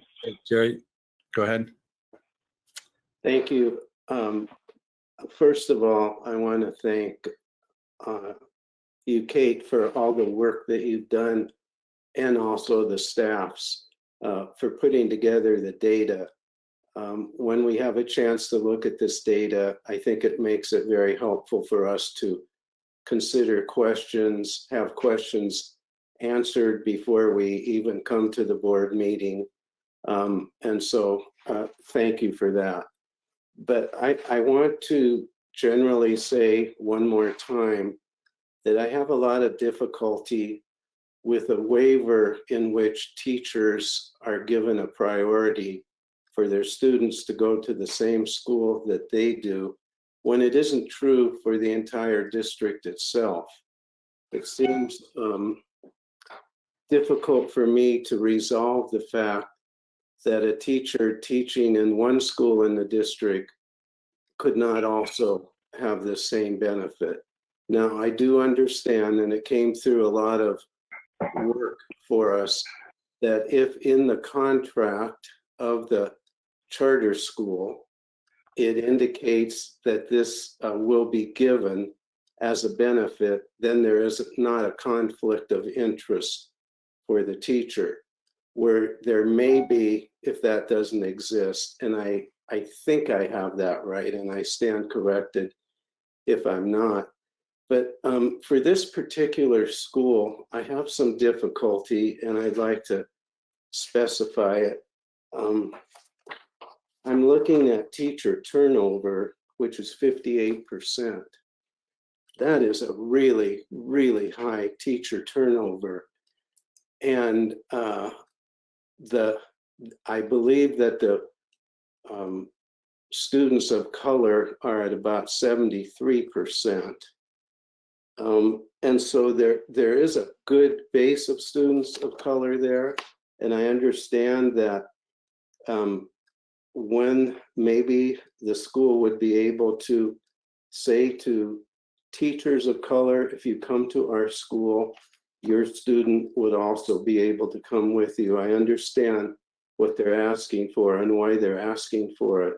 But there's some other fundamental concerns here that may not be involved with the waiver, but they stand out to me, and that is looking at again, this may not be our issue here, looking at the indicator ratings for all students. We have a level 1 in ELA achievement, a level 1 in ELA growth, a level 1 in math achievement, a level 1 in math growth, regular attenders, a level 2. I think that there's some other issues here that demand taking a look at as compared to asking for this waiver. More than likely, I won't be able to get myself to vote a yes on this, and I just want to say that in advance. But my feelings are that when we create a system where some teachers have an opportunity for their children to go to the school that they attend, and other teachers maybe a mile away in the same school district in another school can't, I just don't feel that that's fair, and it makes it difficult for me to be able to support it. Thank you. Kimberly, and then George. I'm glad, Jerry, that you brought that up. Thank you, because that was the comment that I was going to make. And I don't know if we should give space for the representative from the school to also to chime in. But in this particular case, because the school, like Ivy, was founded specifically to serve, for want of a better term, Black and Brown children, then the intention and the mission and vision of that school is specific to a population that once you begin to have good outcomes, starts to, a little bit like gentrification, people start to want to lottery into that school because they're doing such good things. But they may not be in fact the student body that the school was intended to serve. And over time, what we saw with the Ivy School is that the demographic, the ethnic and racial demographic of the student body veered away from the students that it was intended to serve, and the faculty and the staff, the teaching staff, also began to veer away.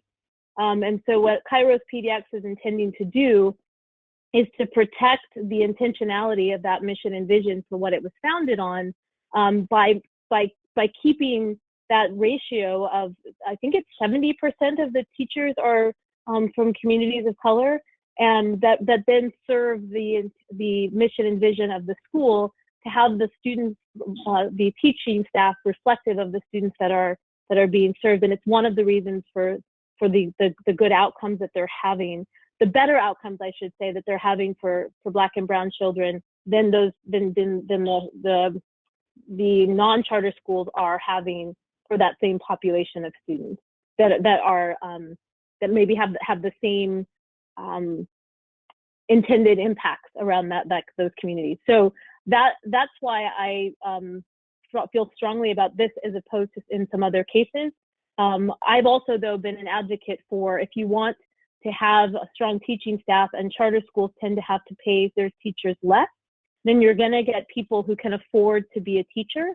And again, I'm making some generalizations about the socioeconomic background of communities of color, African Americans in general, but fewer and fewer African Americans go into teaching because the economic impact of that on their families is great. There's not an economic partner in the household that can compensate for the fact that they're making less than sort of market rate, if you will. And then if you decide to go teach at a charter school, that potential salary income decreases exponentially. So having a benefit of having your children there, so then there's fewer costs of before care and after care, there's fewer costs in terms of transportation. And then the big thing that we don't ever count on in data is that the people that are traveling to and from to get kids to and from or get them to the bus and do all of those things have a myriad of other places that they have to go throughout the day. So there's just another added intended consequence for that teacher who has chosen to then teach at that school. So that's what I wanted to share about that. Thank you. Thank you, Kimberly. George, please go ahead.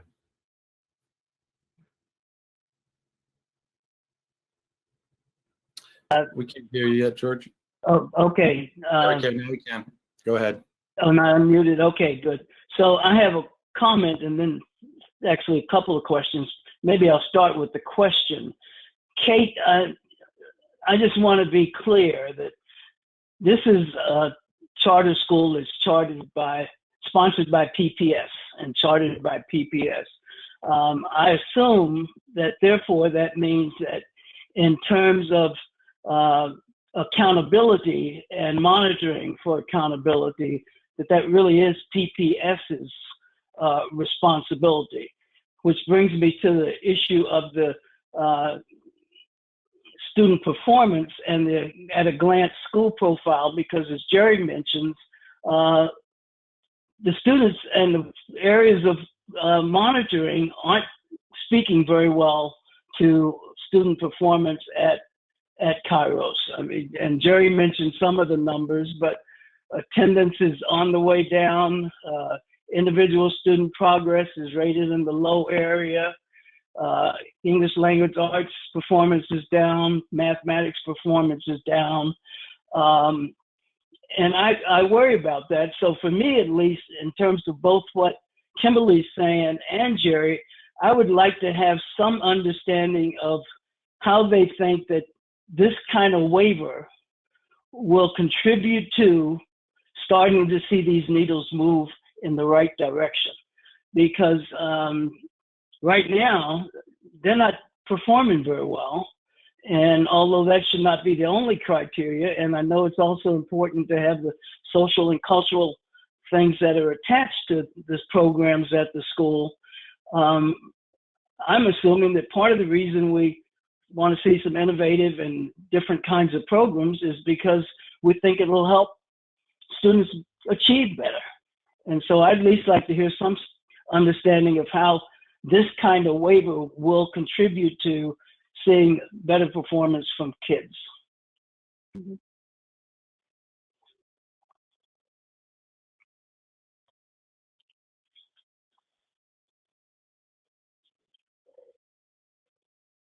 Sorry, Kate, I thought you were going to say something.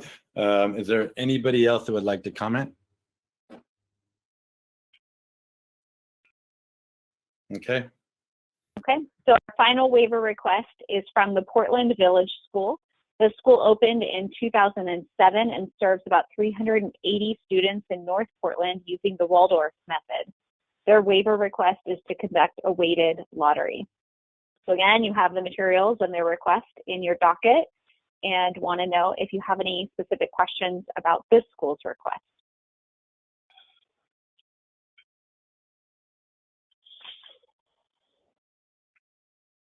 Any comments?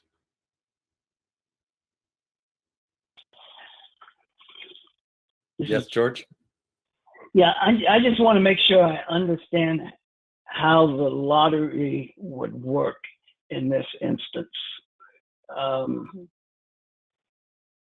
I think this is the one where it was 2x and the other one was 3x. Mm-hmm. So each school, we asked them to include their lottery procedure with the materials. And I'd have to pull that up really quick, but I can come back at the next time with more clarity around that.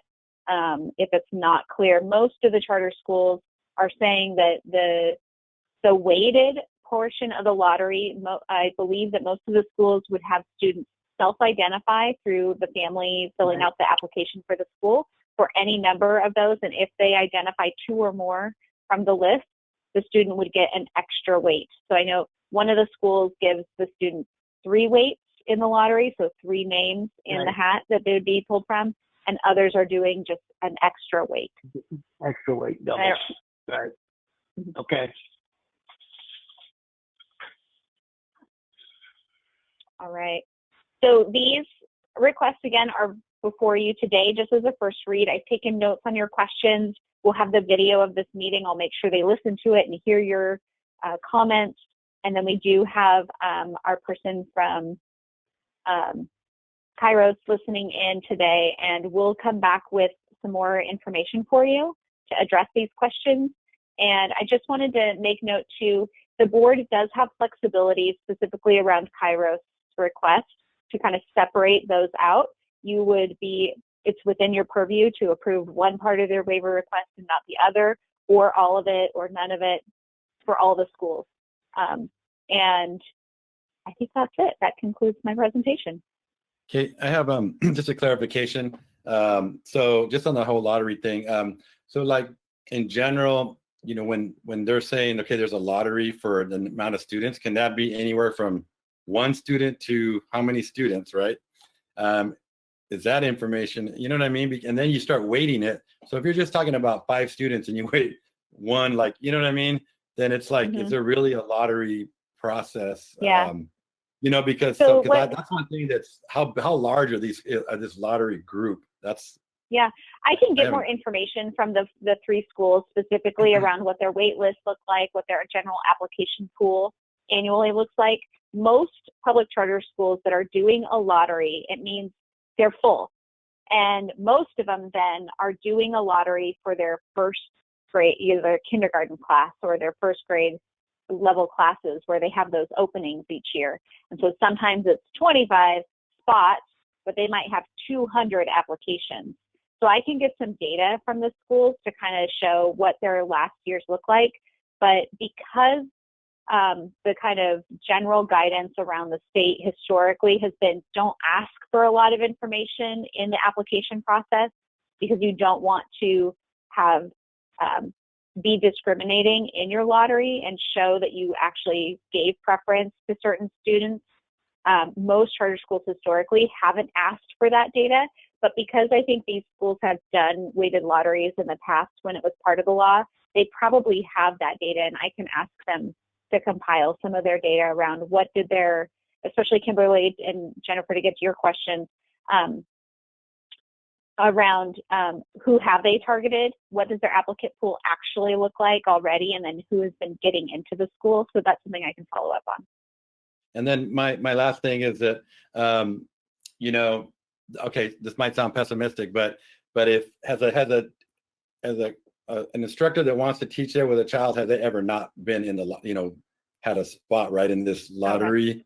Because that's if we're just talking about a process, then that's the one thing, right? But I mean, and what happens if they don't, right? I'd like to hear just, I mean, from each of those schools, what have you done when the teacher's potential instructor's child does not? Does that mean that they don't take the position? Or is this a kind of again, and I don't want to sound negative. I mean, well, I guess I am sounding negative, but it seems like, again, if the system is always benefiting the potential instructor, then, you know, I don't know why we go through this. So I'd like to know, like, again, if they've been in for, like, if they've done it 5 times, 4 times, 3 times, what does that really look like? And so anyway, just for transparency. Thank you. George? Yeah, Kate, and I can't remember if it was in the initial write-up, but I know you did say that the board over the last X number of years has declined a number of requests for waivers. And I'm wondering if, at least for the last 3 to 5 years, you can show us which ones were declined or what we've done on the requests, and particularly whether they were requests for waivers for staff to be able to have their kids attend, or whether they were waivers for the equity piece. Sure, I can absolutely include that with the last docket. What I can tell you is for like 19 years, the state board approved, I think, all waiver requests for staff priority enrollment. And it was in 2019 that, through this equity lens kind of applied process, the board changed precedent and practice and denied the last 6 waiver requests around staff priority enrollment. But again, we've done that equity analysis for each school. And so you did consider all of that for each of those schools. It wasn't just a blanket, we're not doing this anymore. We're still reviewing school by school and how they've made their case. Because the equity criteria in the statute has to be applied school by school. You can't just say this is our stance now. Okay. Jerry?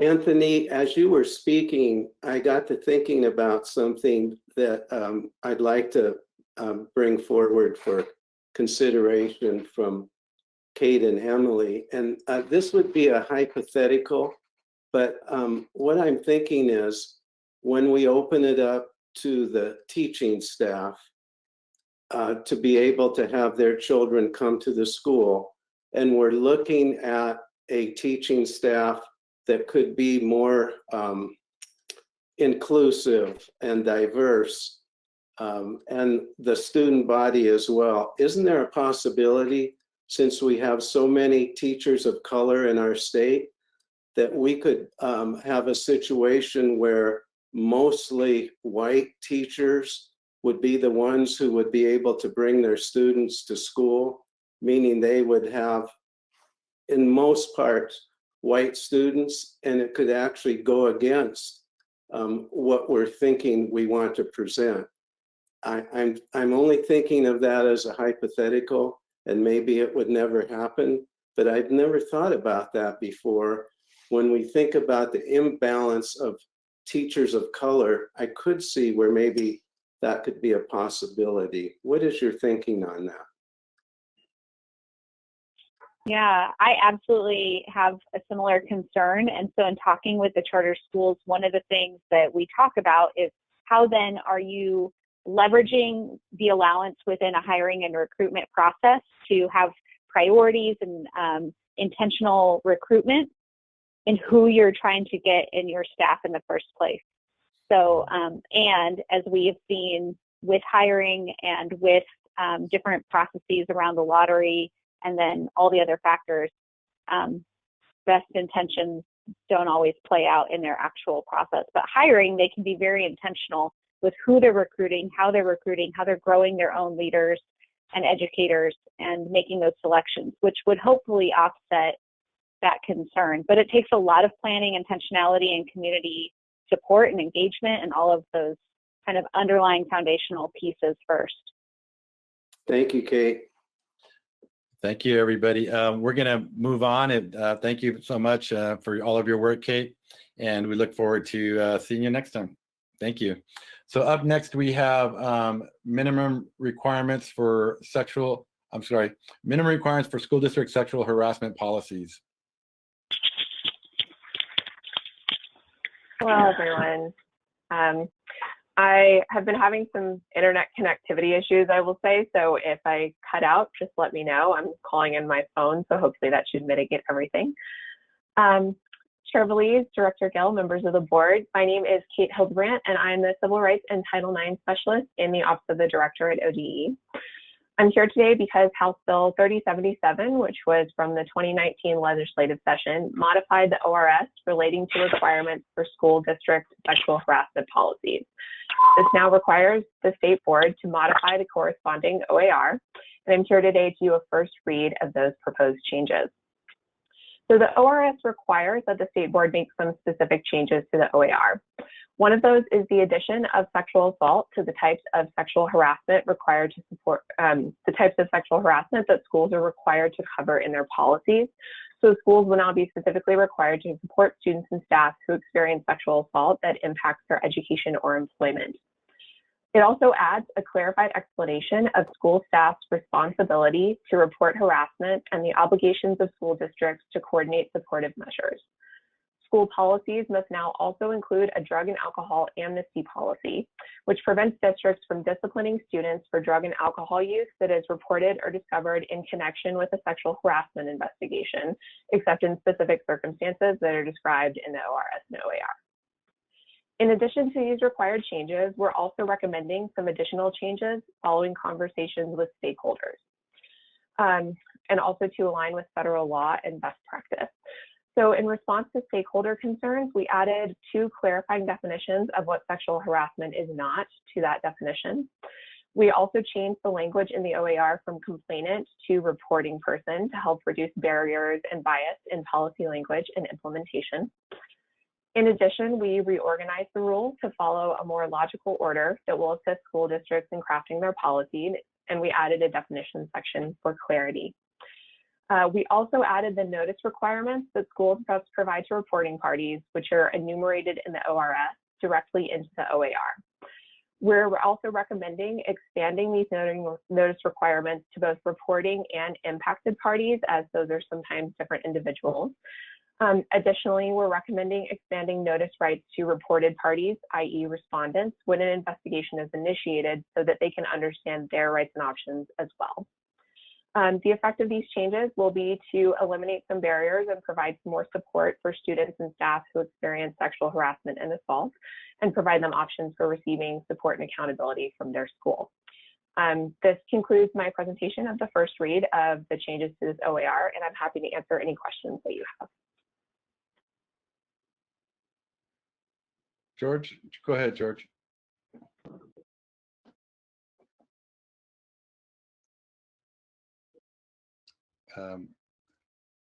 We can't hear you, George, unfortunately. Okay, I think I just heard unmuted, so.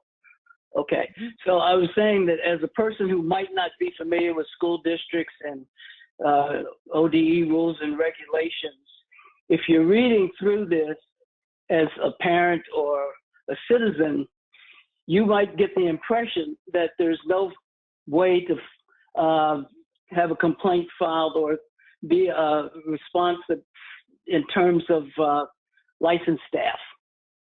And I'm just wondering if somewhere in there it ought to be clear right up front that for licensed staff, there's a procedure that goes through TSPC. I think that's definitely an interesting, good question. I'm actually going to turn this over to my colleague, Mark Mayer, if you have any other thoughts on that. I think that, excuse me, Chair Valise, Director Gill, Chair Member Russell, I think that we could add that clarifying language. We would certainly be within our authority to add it. And if you think that it would, and we can talk a little bit about whether or not including language in the rule that would direct complainants where to properly file different types of complaints would be advantageous to the rule, or whether or not we could simply issue that in the form of guidance along with the rule to different districts. So there's different ways that we could get that information out there, but we definitely would be within our statutory right to include that type of information in the rule. There's nothing that would prohibit us from doing so. Okay, yeah, and I'm not sure that I have a preference one way or the other. It's just, as I was reading through it, even as a person who's worked in school districts and been familiar with these, I kept thinking to myself, so what if it's a licensed person? What if it's a licensed person? Even though I know that it's the TSPC, but a parent or a family member or somebody who might not have that knowledge reading through it might never get that connection. It might be that Catherine, excuse me, Chair Valise, Board Member Russell, it might be that Catherine brings that up at the next stakeholder meeting as to whether or not that type of information would be useful, more useful in rule or guidance. But I, having worked in this area of law now for a couple of years, I can appreciate the confusion surrounding the different types of complaints. We're going to have another rule coming up that's only going to add to that, and where different people need to file those, as well as what law controls in certain situations. It's a very complicated overlay between federal law, state law, our own rules, school district responsibility, state responsibility, and certainly we need to do as much as possible to let students and parents know where they can file correctly. I have a question for you, Kate and Mark. And again, very complicated. And I'm just trying to, the students, most of them, if not all, are minors, right? So is there language that needs, or is this just assumed that like their parent or guardian or whoever is responsible for them, that they're like, because if something like this, as would happen, I can see it being a conversation with their family. It's a family thing, right? And so does that need to be anywhere in this language, or because it just says students, but I'm not sure if I'm explaining myself correctly, but where's the parent in this, I guess? Is there room to add that part, right? Because the minor can do this, or does the parent, there's reporting, right? And again, I know it's very complex. I'm just trying to see how, I'm thinking Latino families, right? And how does that, is there any intersection in there? Maybe this isn't the right spot. Maybe you can add some clarity. Yeah, so one of the things that we did in there was for those notice requirements that go out to students or employees when they report, we also listed that those should go to the parents as applicable. So that kind of allows for schools to, for most of their students who are minors, that's going to also involve notifying parents. One thing that we do hear from schools and that we have heard from stakeholders is around if it could put a student in potential harm or danger to involve their parents, especially if we're talking about, 16, 17-year-old. And that was some of the concerns that I think students brought forward with the drug and alcohol amnesty policy that's in the bill. So, and I think this also, has an intersection with federal law as well, and with FERPA rights and things like that. So parents are always going to have the right to examine their student records. So we definitely encourage that whenever possible and whenever it's going to be, in most cases, then yes, schools are going to involve the parents, I think. But I think you're right that it's not explicitly clear in the rule, and that's definitely something we can also take to stakeholders to keep considering.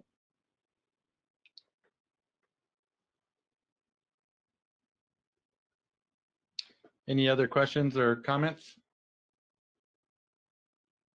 I appreciate the consideration of the stakeholders before making a decision on that, because I would have the same concern that it would hinder some students, and particularly of the older ages, from reporting, or may cause additional burden on them directly if the parents have to be automatically involved. The younger students, I can see that. So how to include it here without causing more burden and problems, barriers for that specific age group is, I think, worthy of consideration. Thank you. Thank you. Okay, well, thank you, Kate. Thank you, Mark, for the information. Appreciate it. Thank you. All right, so we'll move on to our next on the agenda item, examination of children instructed by parent, legal guardian, or private teacher. And Annie?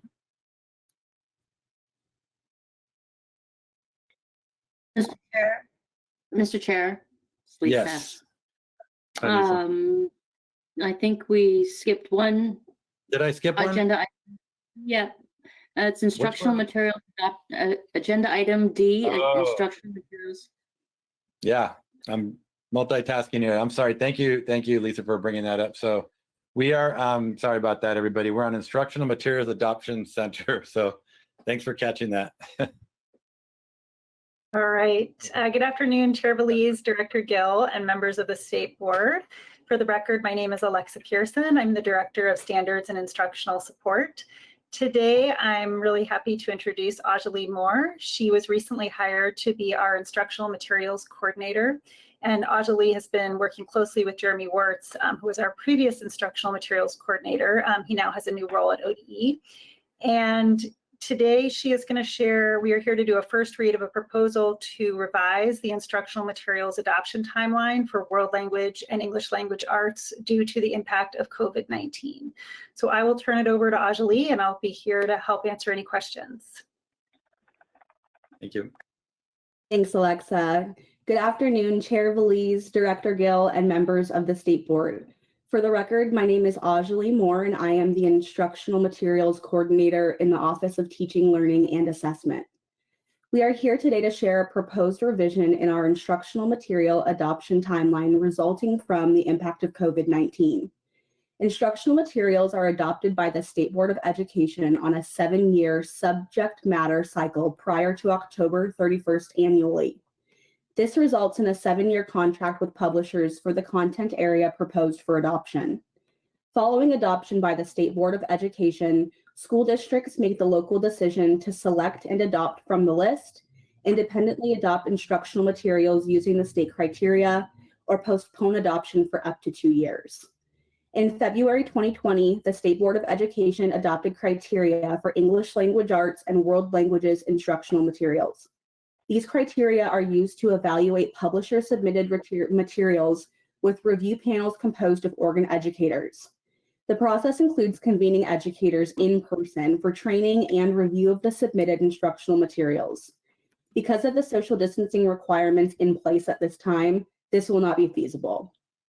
Currently, the world languages and English language arts are on the same instructional materials adoption cycle to begin February 1st, 2019 and end June 30th, 2026. Oregon Department of Education recommends the State Board adjust the instructional materials adoption cycle for world languages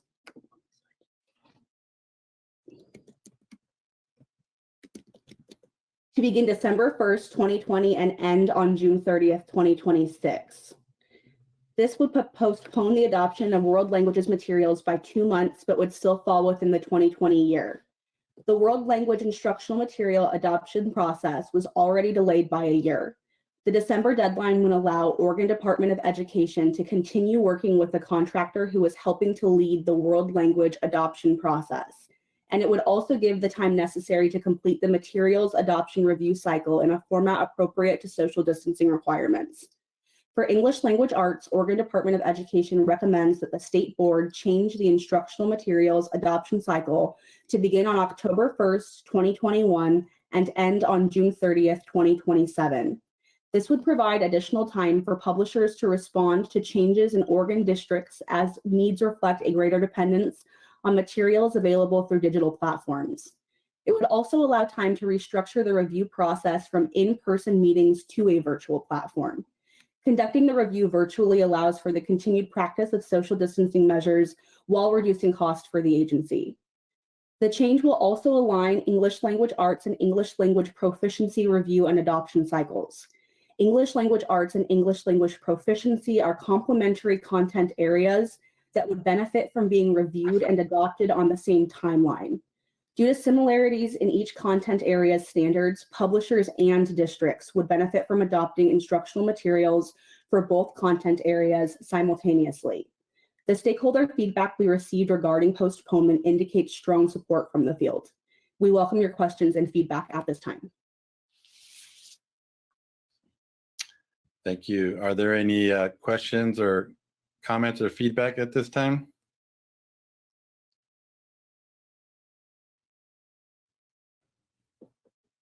I saw you clapping, Kimberly. Was that for the presentation or was that for? No. There was a rainbow rocket that was just drawn, and I had to clap for it. Sorry, I didn't realize my video was still on. No, that was. I'm just giving you a hard time. That was good.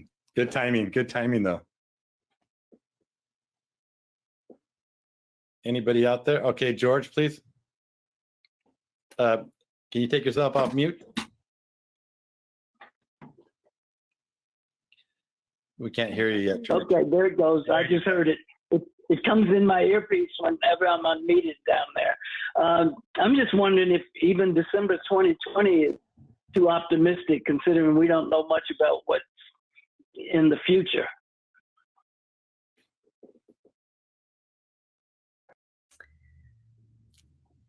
That I think we wrestled with that too, honestly, and I think one of the reasons we decided we are delayed in world language, that was the one we wanted to push forward because we've already been delayed for a year.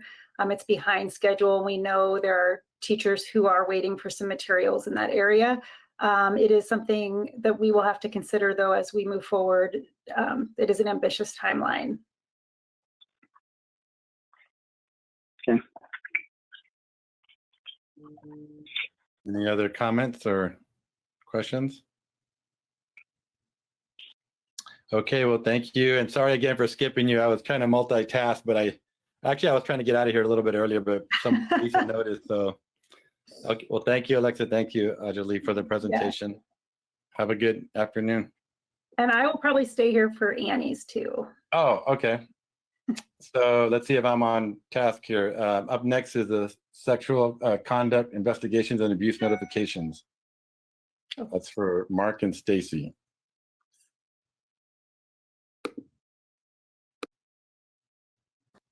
Hello, go ahead and introduce yourselves and take it away. Chair Vlies, members of the board, my name is Stacy Guys, and I'm the Investigations and Complaints Unit Manager at the Director's Office. And I'll let Mark introduce himself. Chair Vlies, members of the board, Director Gill, I am Mark Mayer, a Complaint and Appeals Specialist. And we're here today to present the rules drafted to implement the provisions of Senate Bill 155, which was passed during the 2019 legislative session.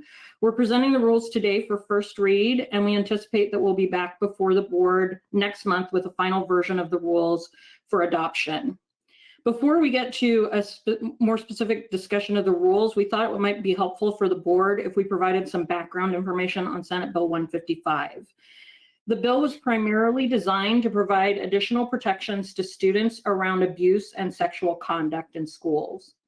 The bill makes requirements of education providers and also of 3 state agencies: the Department of Education, the Teacher Standards and Practices Commission, and the Department of Human Services. I'm going to focus most of my discussion of the bill today on the requirements that are made of those state agencies. Under Senate Bill 155, the Department of Human Services is responsible for investigating reports of suspected abuse that involve a child and then a person who is either a school employee, a contractor, an agent, or a volunteer. The Teacher Standards and Practices Commission and the Department of Education are both responsible for investigating reports of suspected sexual conduct that involve a student and a person who fits one of those same categories of either school employee, contractor, agent, or volunteer.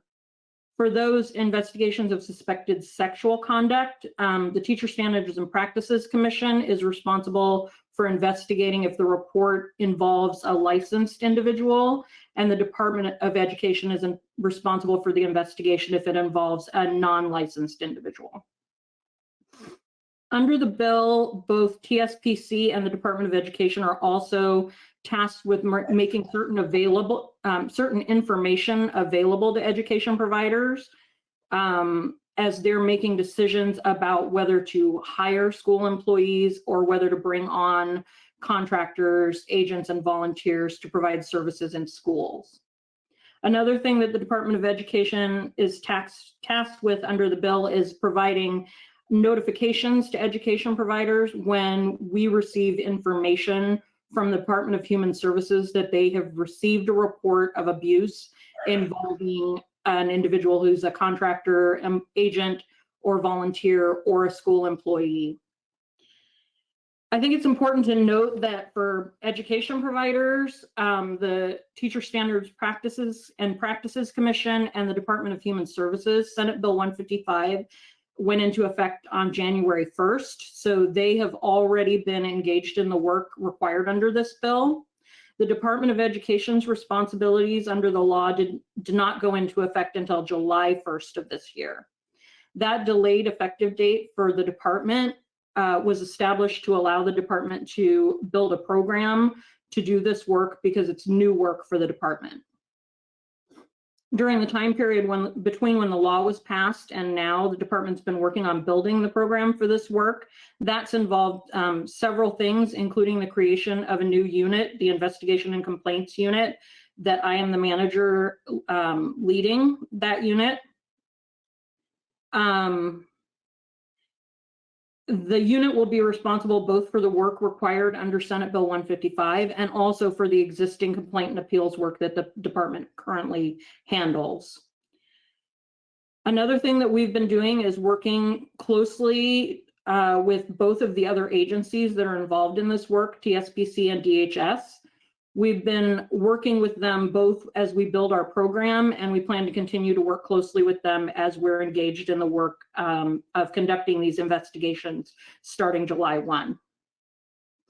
We've also drafted rules to implement the bill, and those are the rules that we're presenting to you today for first read. We're also working to create a verification system that education providers can use as they're making decisions about hiring new employees or about bringing on contractors, agents, and volunteers to provide services. And that system will allow education providers to verify whether or not there are ongoing investigations of sexual conduct or substantiated reports of sexual conduct for the individuals that they're thinking about bringing on as personnel or as agents, contractors, and volunteers in the schools. We're also working to hire the necessary staff within the unit to handle this work. We're going to be hiring a support person for the unit and also an internal investigator to help with the investigations that are required under the bill. We're also going to be working to establish a contract pool of investigators to use as backup for that internal investigator on these investigations. With that background on the bill, I'll go ahead and turn it over to Mark for a discussion about the rules that we've drafted. Chair Belize, members of the board, Director Gill. Again, my name is Mark Mayer. I'm a complaint and appeals specialist. I'm a member of Stacy's team. I know we're kind of short on time, but these are pretty complicated rules, and we did want to make sure you guys had 3 essential pieces of information. And then I also wanted to just briefly address, since we had just had the sexual harassment rules presented, the difference between the two. The sexual harassment rules that Kate Hildebrandt worked on, those rules are really about school district policies that are necessary to handle instances of sexual harassment. The department would look at those as instances of discrimination or violations of those rules as instances of discrimination. This is a completely new role for the department, where the department has been directed by the legislature to perform certain activities related to sexual misconduct, which is kind of like a higher bar than sexual harassment. It's not the same definition. So maybe, hopefully that'll help you kind of parse those two things out. I'm going to move through this information as quickly as possible. If I am not making sense, please just stop me and I'll clarify.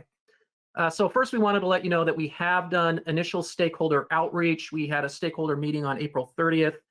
We invited the partner agencies, Department of Human Services and TSPC, to come to that meeting. Stacy's already gone over some of the coordinated efforts we've had with them.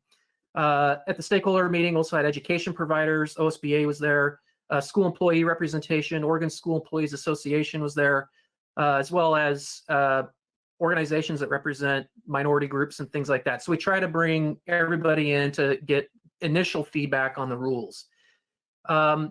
Second, we wanted to just provide you with some general content related to the rules, like what is in these rules. You can break down the rules into 3 parts. The first part is definitions, and that's the very first rule. The second part, which is all the rules between the first rule and the last rule, that is the department's duty with respect to investigating these instances.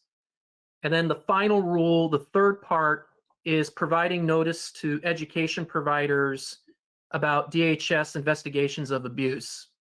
And that's kind of the one that doesn't make a lot of sense if you don't know the context of the statute that the rule comes from. I'll get to that in a minute.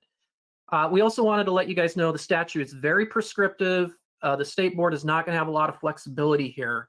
The statute is, it's very prescriptive, and our rules mostly track the language. For instance, our definitions are pretty much pulled straight from statute.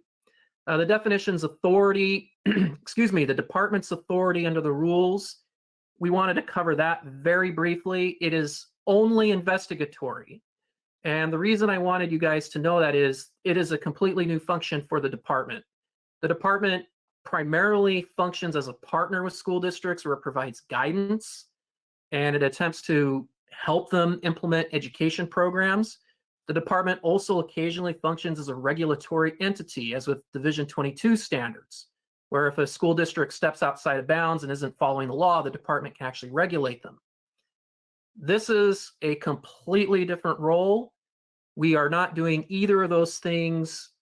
We are only, underneath this statute, investigating these instances, writing a report of what we find, and then we take that report and we hand it over to the school districts. And then they can do with it what they will. We have no enforcement provision here. The department excuse me, the third thing I wanted to talk about is the very final rule, which is the notice rule. And Stacy talked about this a little bit, where the statute directs us to, when we're informed by DHS that they're going to investigate an instance of abuse, we are to send notice to the education provider that we are investigating that instance. And I'm not going to go into all the problems with that, but we have identified several problems with that that are kind of part and parcel of very confidential information passing through many public bodies' hands. It goes from the complainant to DHS to us to the education provider, and that particular process has created a few issues. If you want to know more about those, you can contact Stacy or myself. And I do encourage you to contact us about the content in any of these rules. Finally, I wanted to go through 3 things we wanted to draw your attention to in case you wanted to contact us about how you felt about them or comment on them right now. The first is there are 3 blanks throughout the rules. Those blanks are to denote days by which we are supposed to provide notice or a report. For example, in the rule that is enumerated number 4, I'm not going to jump around a lot just to try to keep, because just to try to keep focus on the task, but that blank, the statute requires us to provide immediate notice to an education provider of a suspected act of sexual misconduct. Well, immediate is not, it isn't specific enough. We would like to provide for our readers and for schools and for employees what immediate means. We are entertaining the idea of 3 days, giving us time to respond. But that's something that you might want to weigh in on, is how long we should take to do these different functions. And those will be filled in for the final order later. Another one is that we wanted to discuss that we do need to process, we need time to process the complaints when they come in. When the complaints come in for the investigatory piece, we do need to know, we have to figure out, A, is this a person that is the accused a person that we can investigate? Because they have to be a non-licensed employee or contractor or volunteer. We have to determine if it's that, or if we need to turn it over to TSPC because they're licensed or they're otherwise not attached. The other thing we need to determine is whether or not it meets the definition of sexual conduct as prescribed by statute. And if it falls within that definition, obviously we'll take it. If it doesn't, then we would need to deny the complaint. And then finally, we wanted to draw attention to the fact that we have added in some language that we will send notice to any education provider that is necessary to ensure the safety of a student. The statute didn't explicitly contemplate the idea that an accused non-licensed employee, agent, volunteer, whatever, may be moving between districts. And so the thing that we want to do is we want to make sure that both the district for which the person was working at the time of the incident is informed, as well as where they're currently working and any other necessary education provider. So we wanted to make sure that you knew that we had added that in as well. And with that, I'm finished, and I'll turn it over to Stacy for questions. Yeah, so that concludes our presentation on the rules, and we can address any questions from the board at this time. Thank you, Stacy. Thank you, Mark. Okay, George, go ahead. Oh, got to take yourself off mute. I don't know if there's a delay or not, but. Oh. Okay, said unmuted just now. Can you give me an example of what would fall under here? I'm a little bit confused, and maybe I shouldn't be, but I know when I was working in school district, it was very clear that allegations that said that kids, or kids in particular, were being subject to sexual misconduct, raised the issue of either calling DHS or law enforcement. And I don't see any mention in here of law enforcement. And I remember being chastised by a local district attorney years ago because we initiated our own investigation, and the DA was very clear that even if you're not clear and have any evidence, if the person brings it to you, your first call is to law enforcement.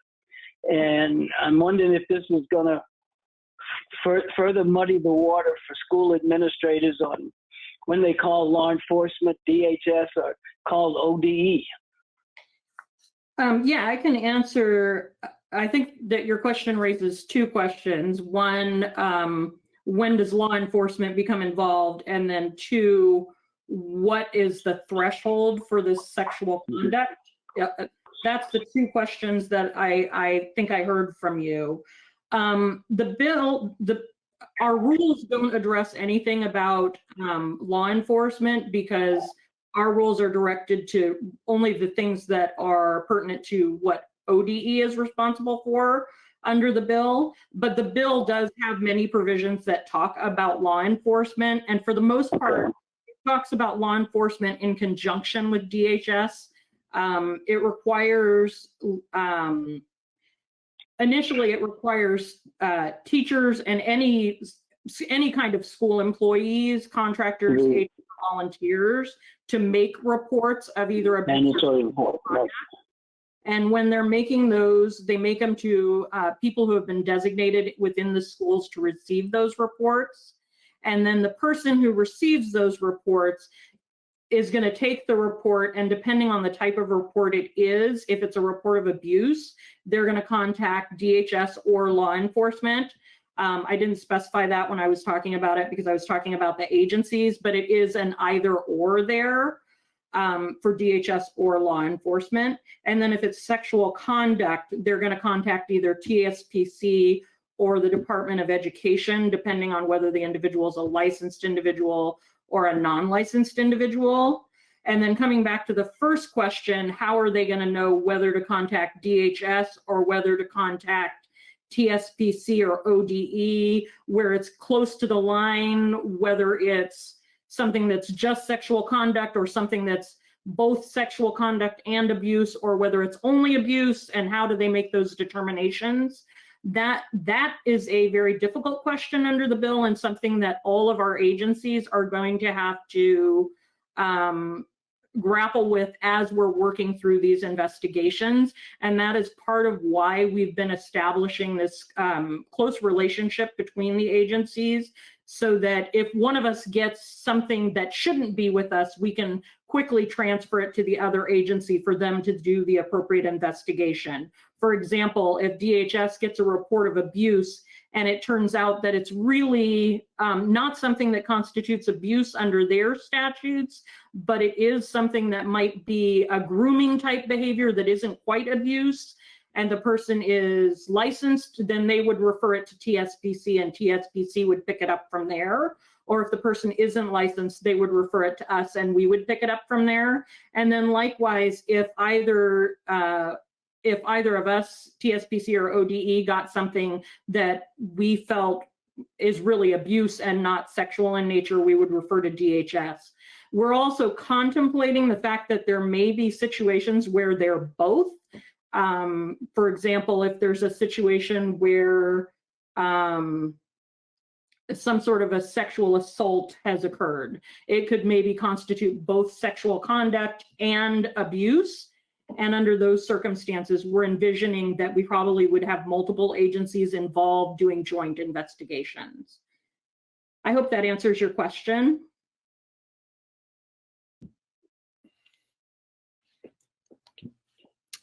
Anybody else have any questions or comments? Okay, if none, thank you very much, Stacy. Thank you, Mark. Appreciate the presentation and information. Thank you. So now we're here to examination of children instructed by parent, legal guardian, or private teacher. So we have Annie. Hi, Annie. Go ahead and unmute yourself and introduce yourself. Welcome. Okay. Thank you so much, Chair Valise, Director Gill, and members of the board. For the record, my name is Annie Margis, and I'm the Alternative Education Options Specialist in the Office of Teaching, Learning, and Assessment. We are here today to request a temporary rule change to Oregon Administrative Rule 581-021-0026, examination of children taught by parent, guardian, or private teacher. Under Oregon Revised Statute, children shall be assessed at grade levels 3, 5, 8, and 10. The associated Oregon Administrative Rule establishes a deadline for homeschool testing of August 15th. We would like to ask for an extension to this deadline in light of the COVID-19 pandemic, even as the governor has started phase 1 of reopening.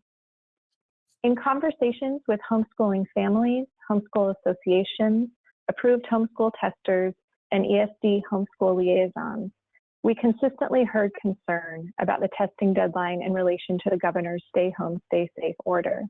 Although the deadline is in August, many families plan to have their children tested in June at the end of the traditional school year and have been anxious about having a person come into their home or have their child go into someone else's home for the test.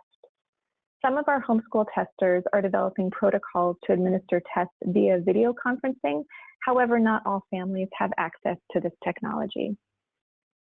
In addition to the greater homeschooling community, we spoke with the executive director of the Oregon Schools Activities Association, OSAA, to ask if extending the deadline would interfere with the eligibility of homeschooling students who participate in interscholastic activities.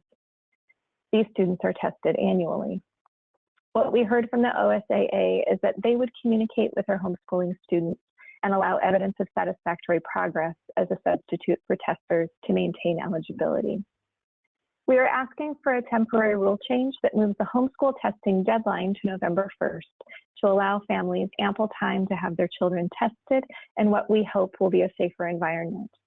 This change would provide flexibility to those families who need it while not interfering with student eligibility. We welcome your questions at this time. Thank you. Are there any questions or comments?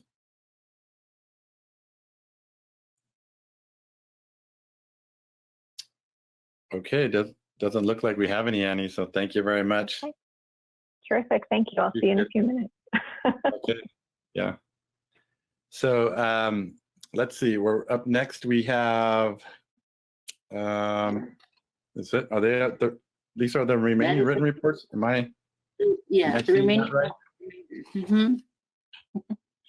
I'm sorry, I was speaking over you. Go ahead. Quite all right. I was speaking over you too. The remainder of our agenda are written reports. Okay, so I'll just read them off real quick so the public knows.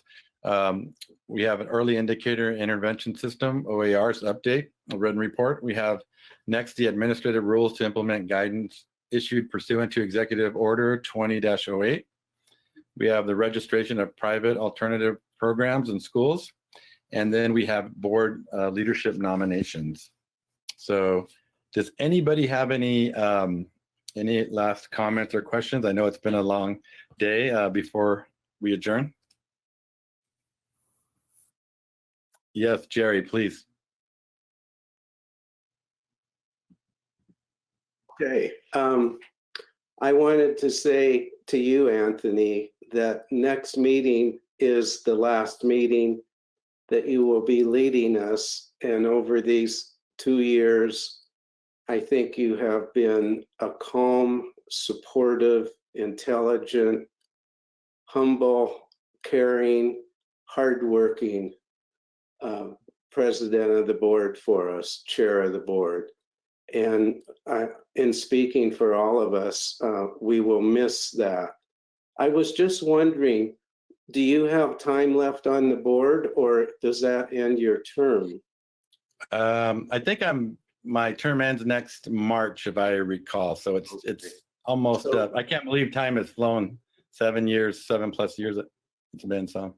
So we will continue to have you with us, but I just didn't want to have this meeting go by without being able to say a few words to you in that regard. And then The other thing I want to say is when George and I worked to put together the slate, I know that all of us realize what a difficult, challenging time this is to be a leader within your house, in a private business, a citizen in the community, but taking on a greater leadership role at the state school board level is something that we all really honor and admire. And the three people that we talked to know going into this how difficult it would be, but they're willing to take these challenges and move forward. So I just feel so good about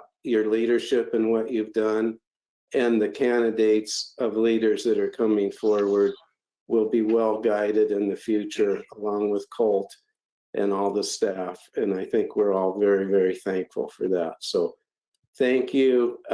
Cheers to you, and look forward to working with you until next March. Thank you, Jerry. You're too kind, too kind.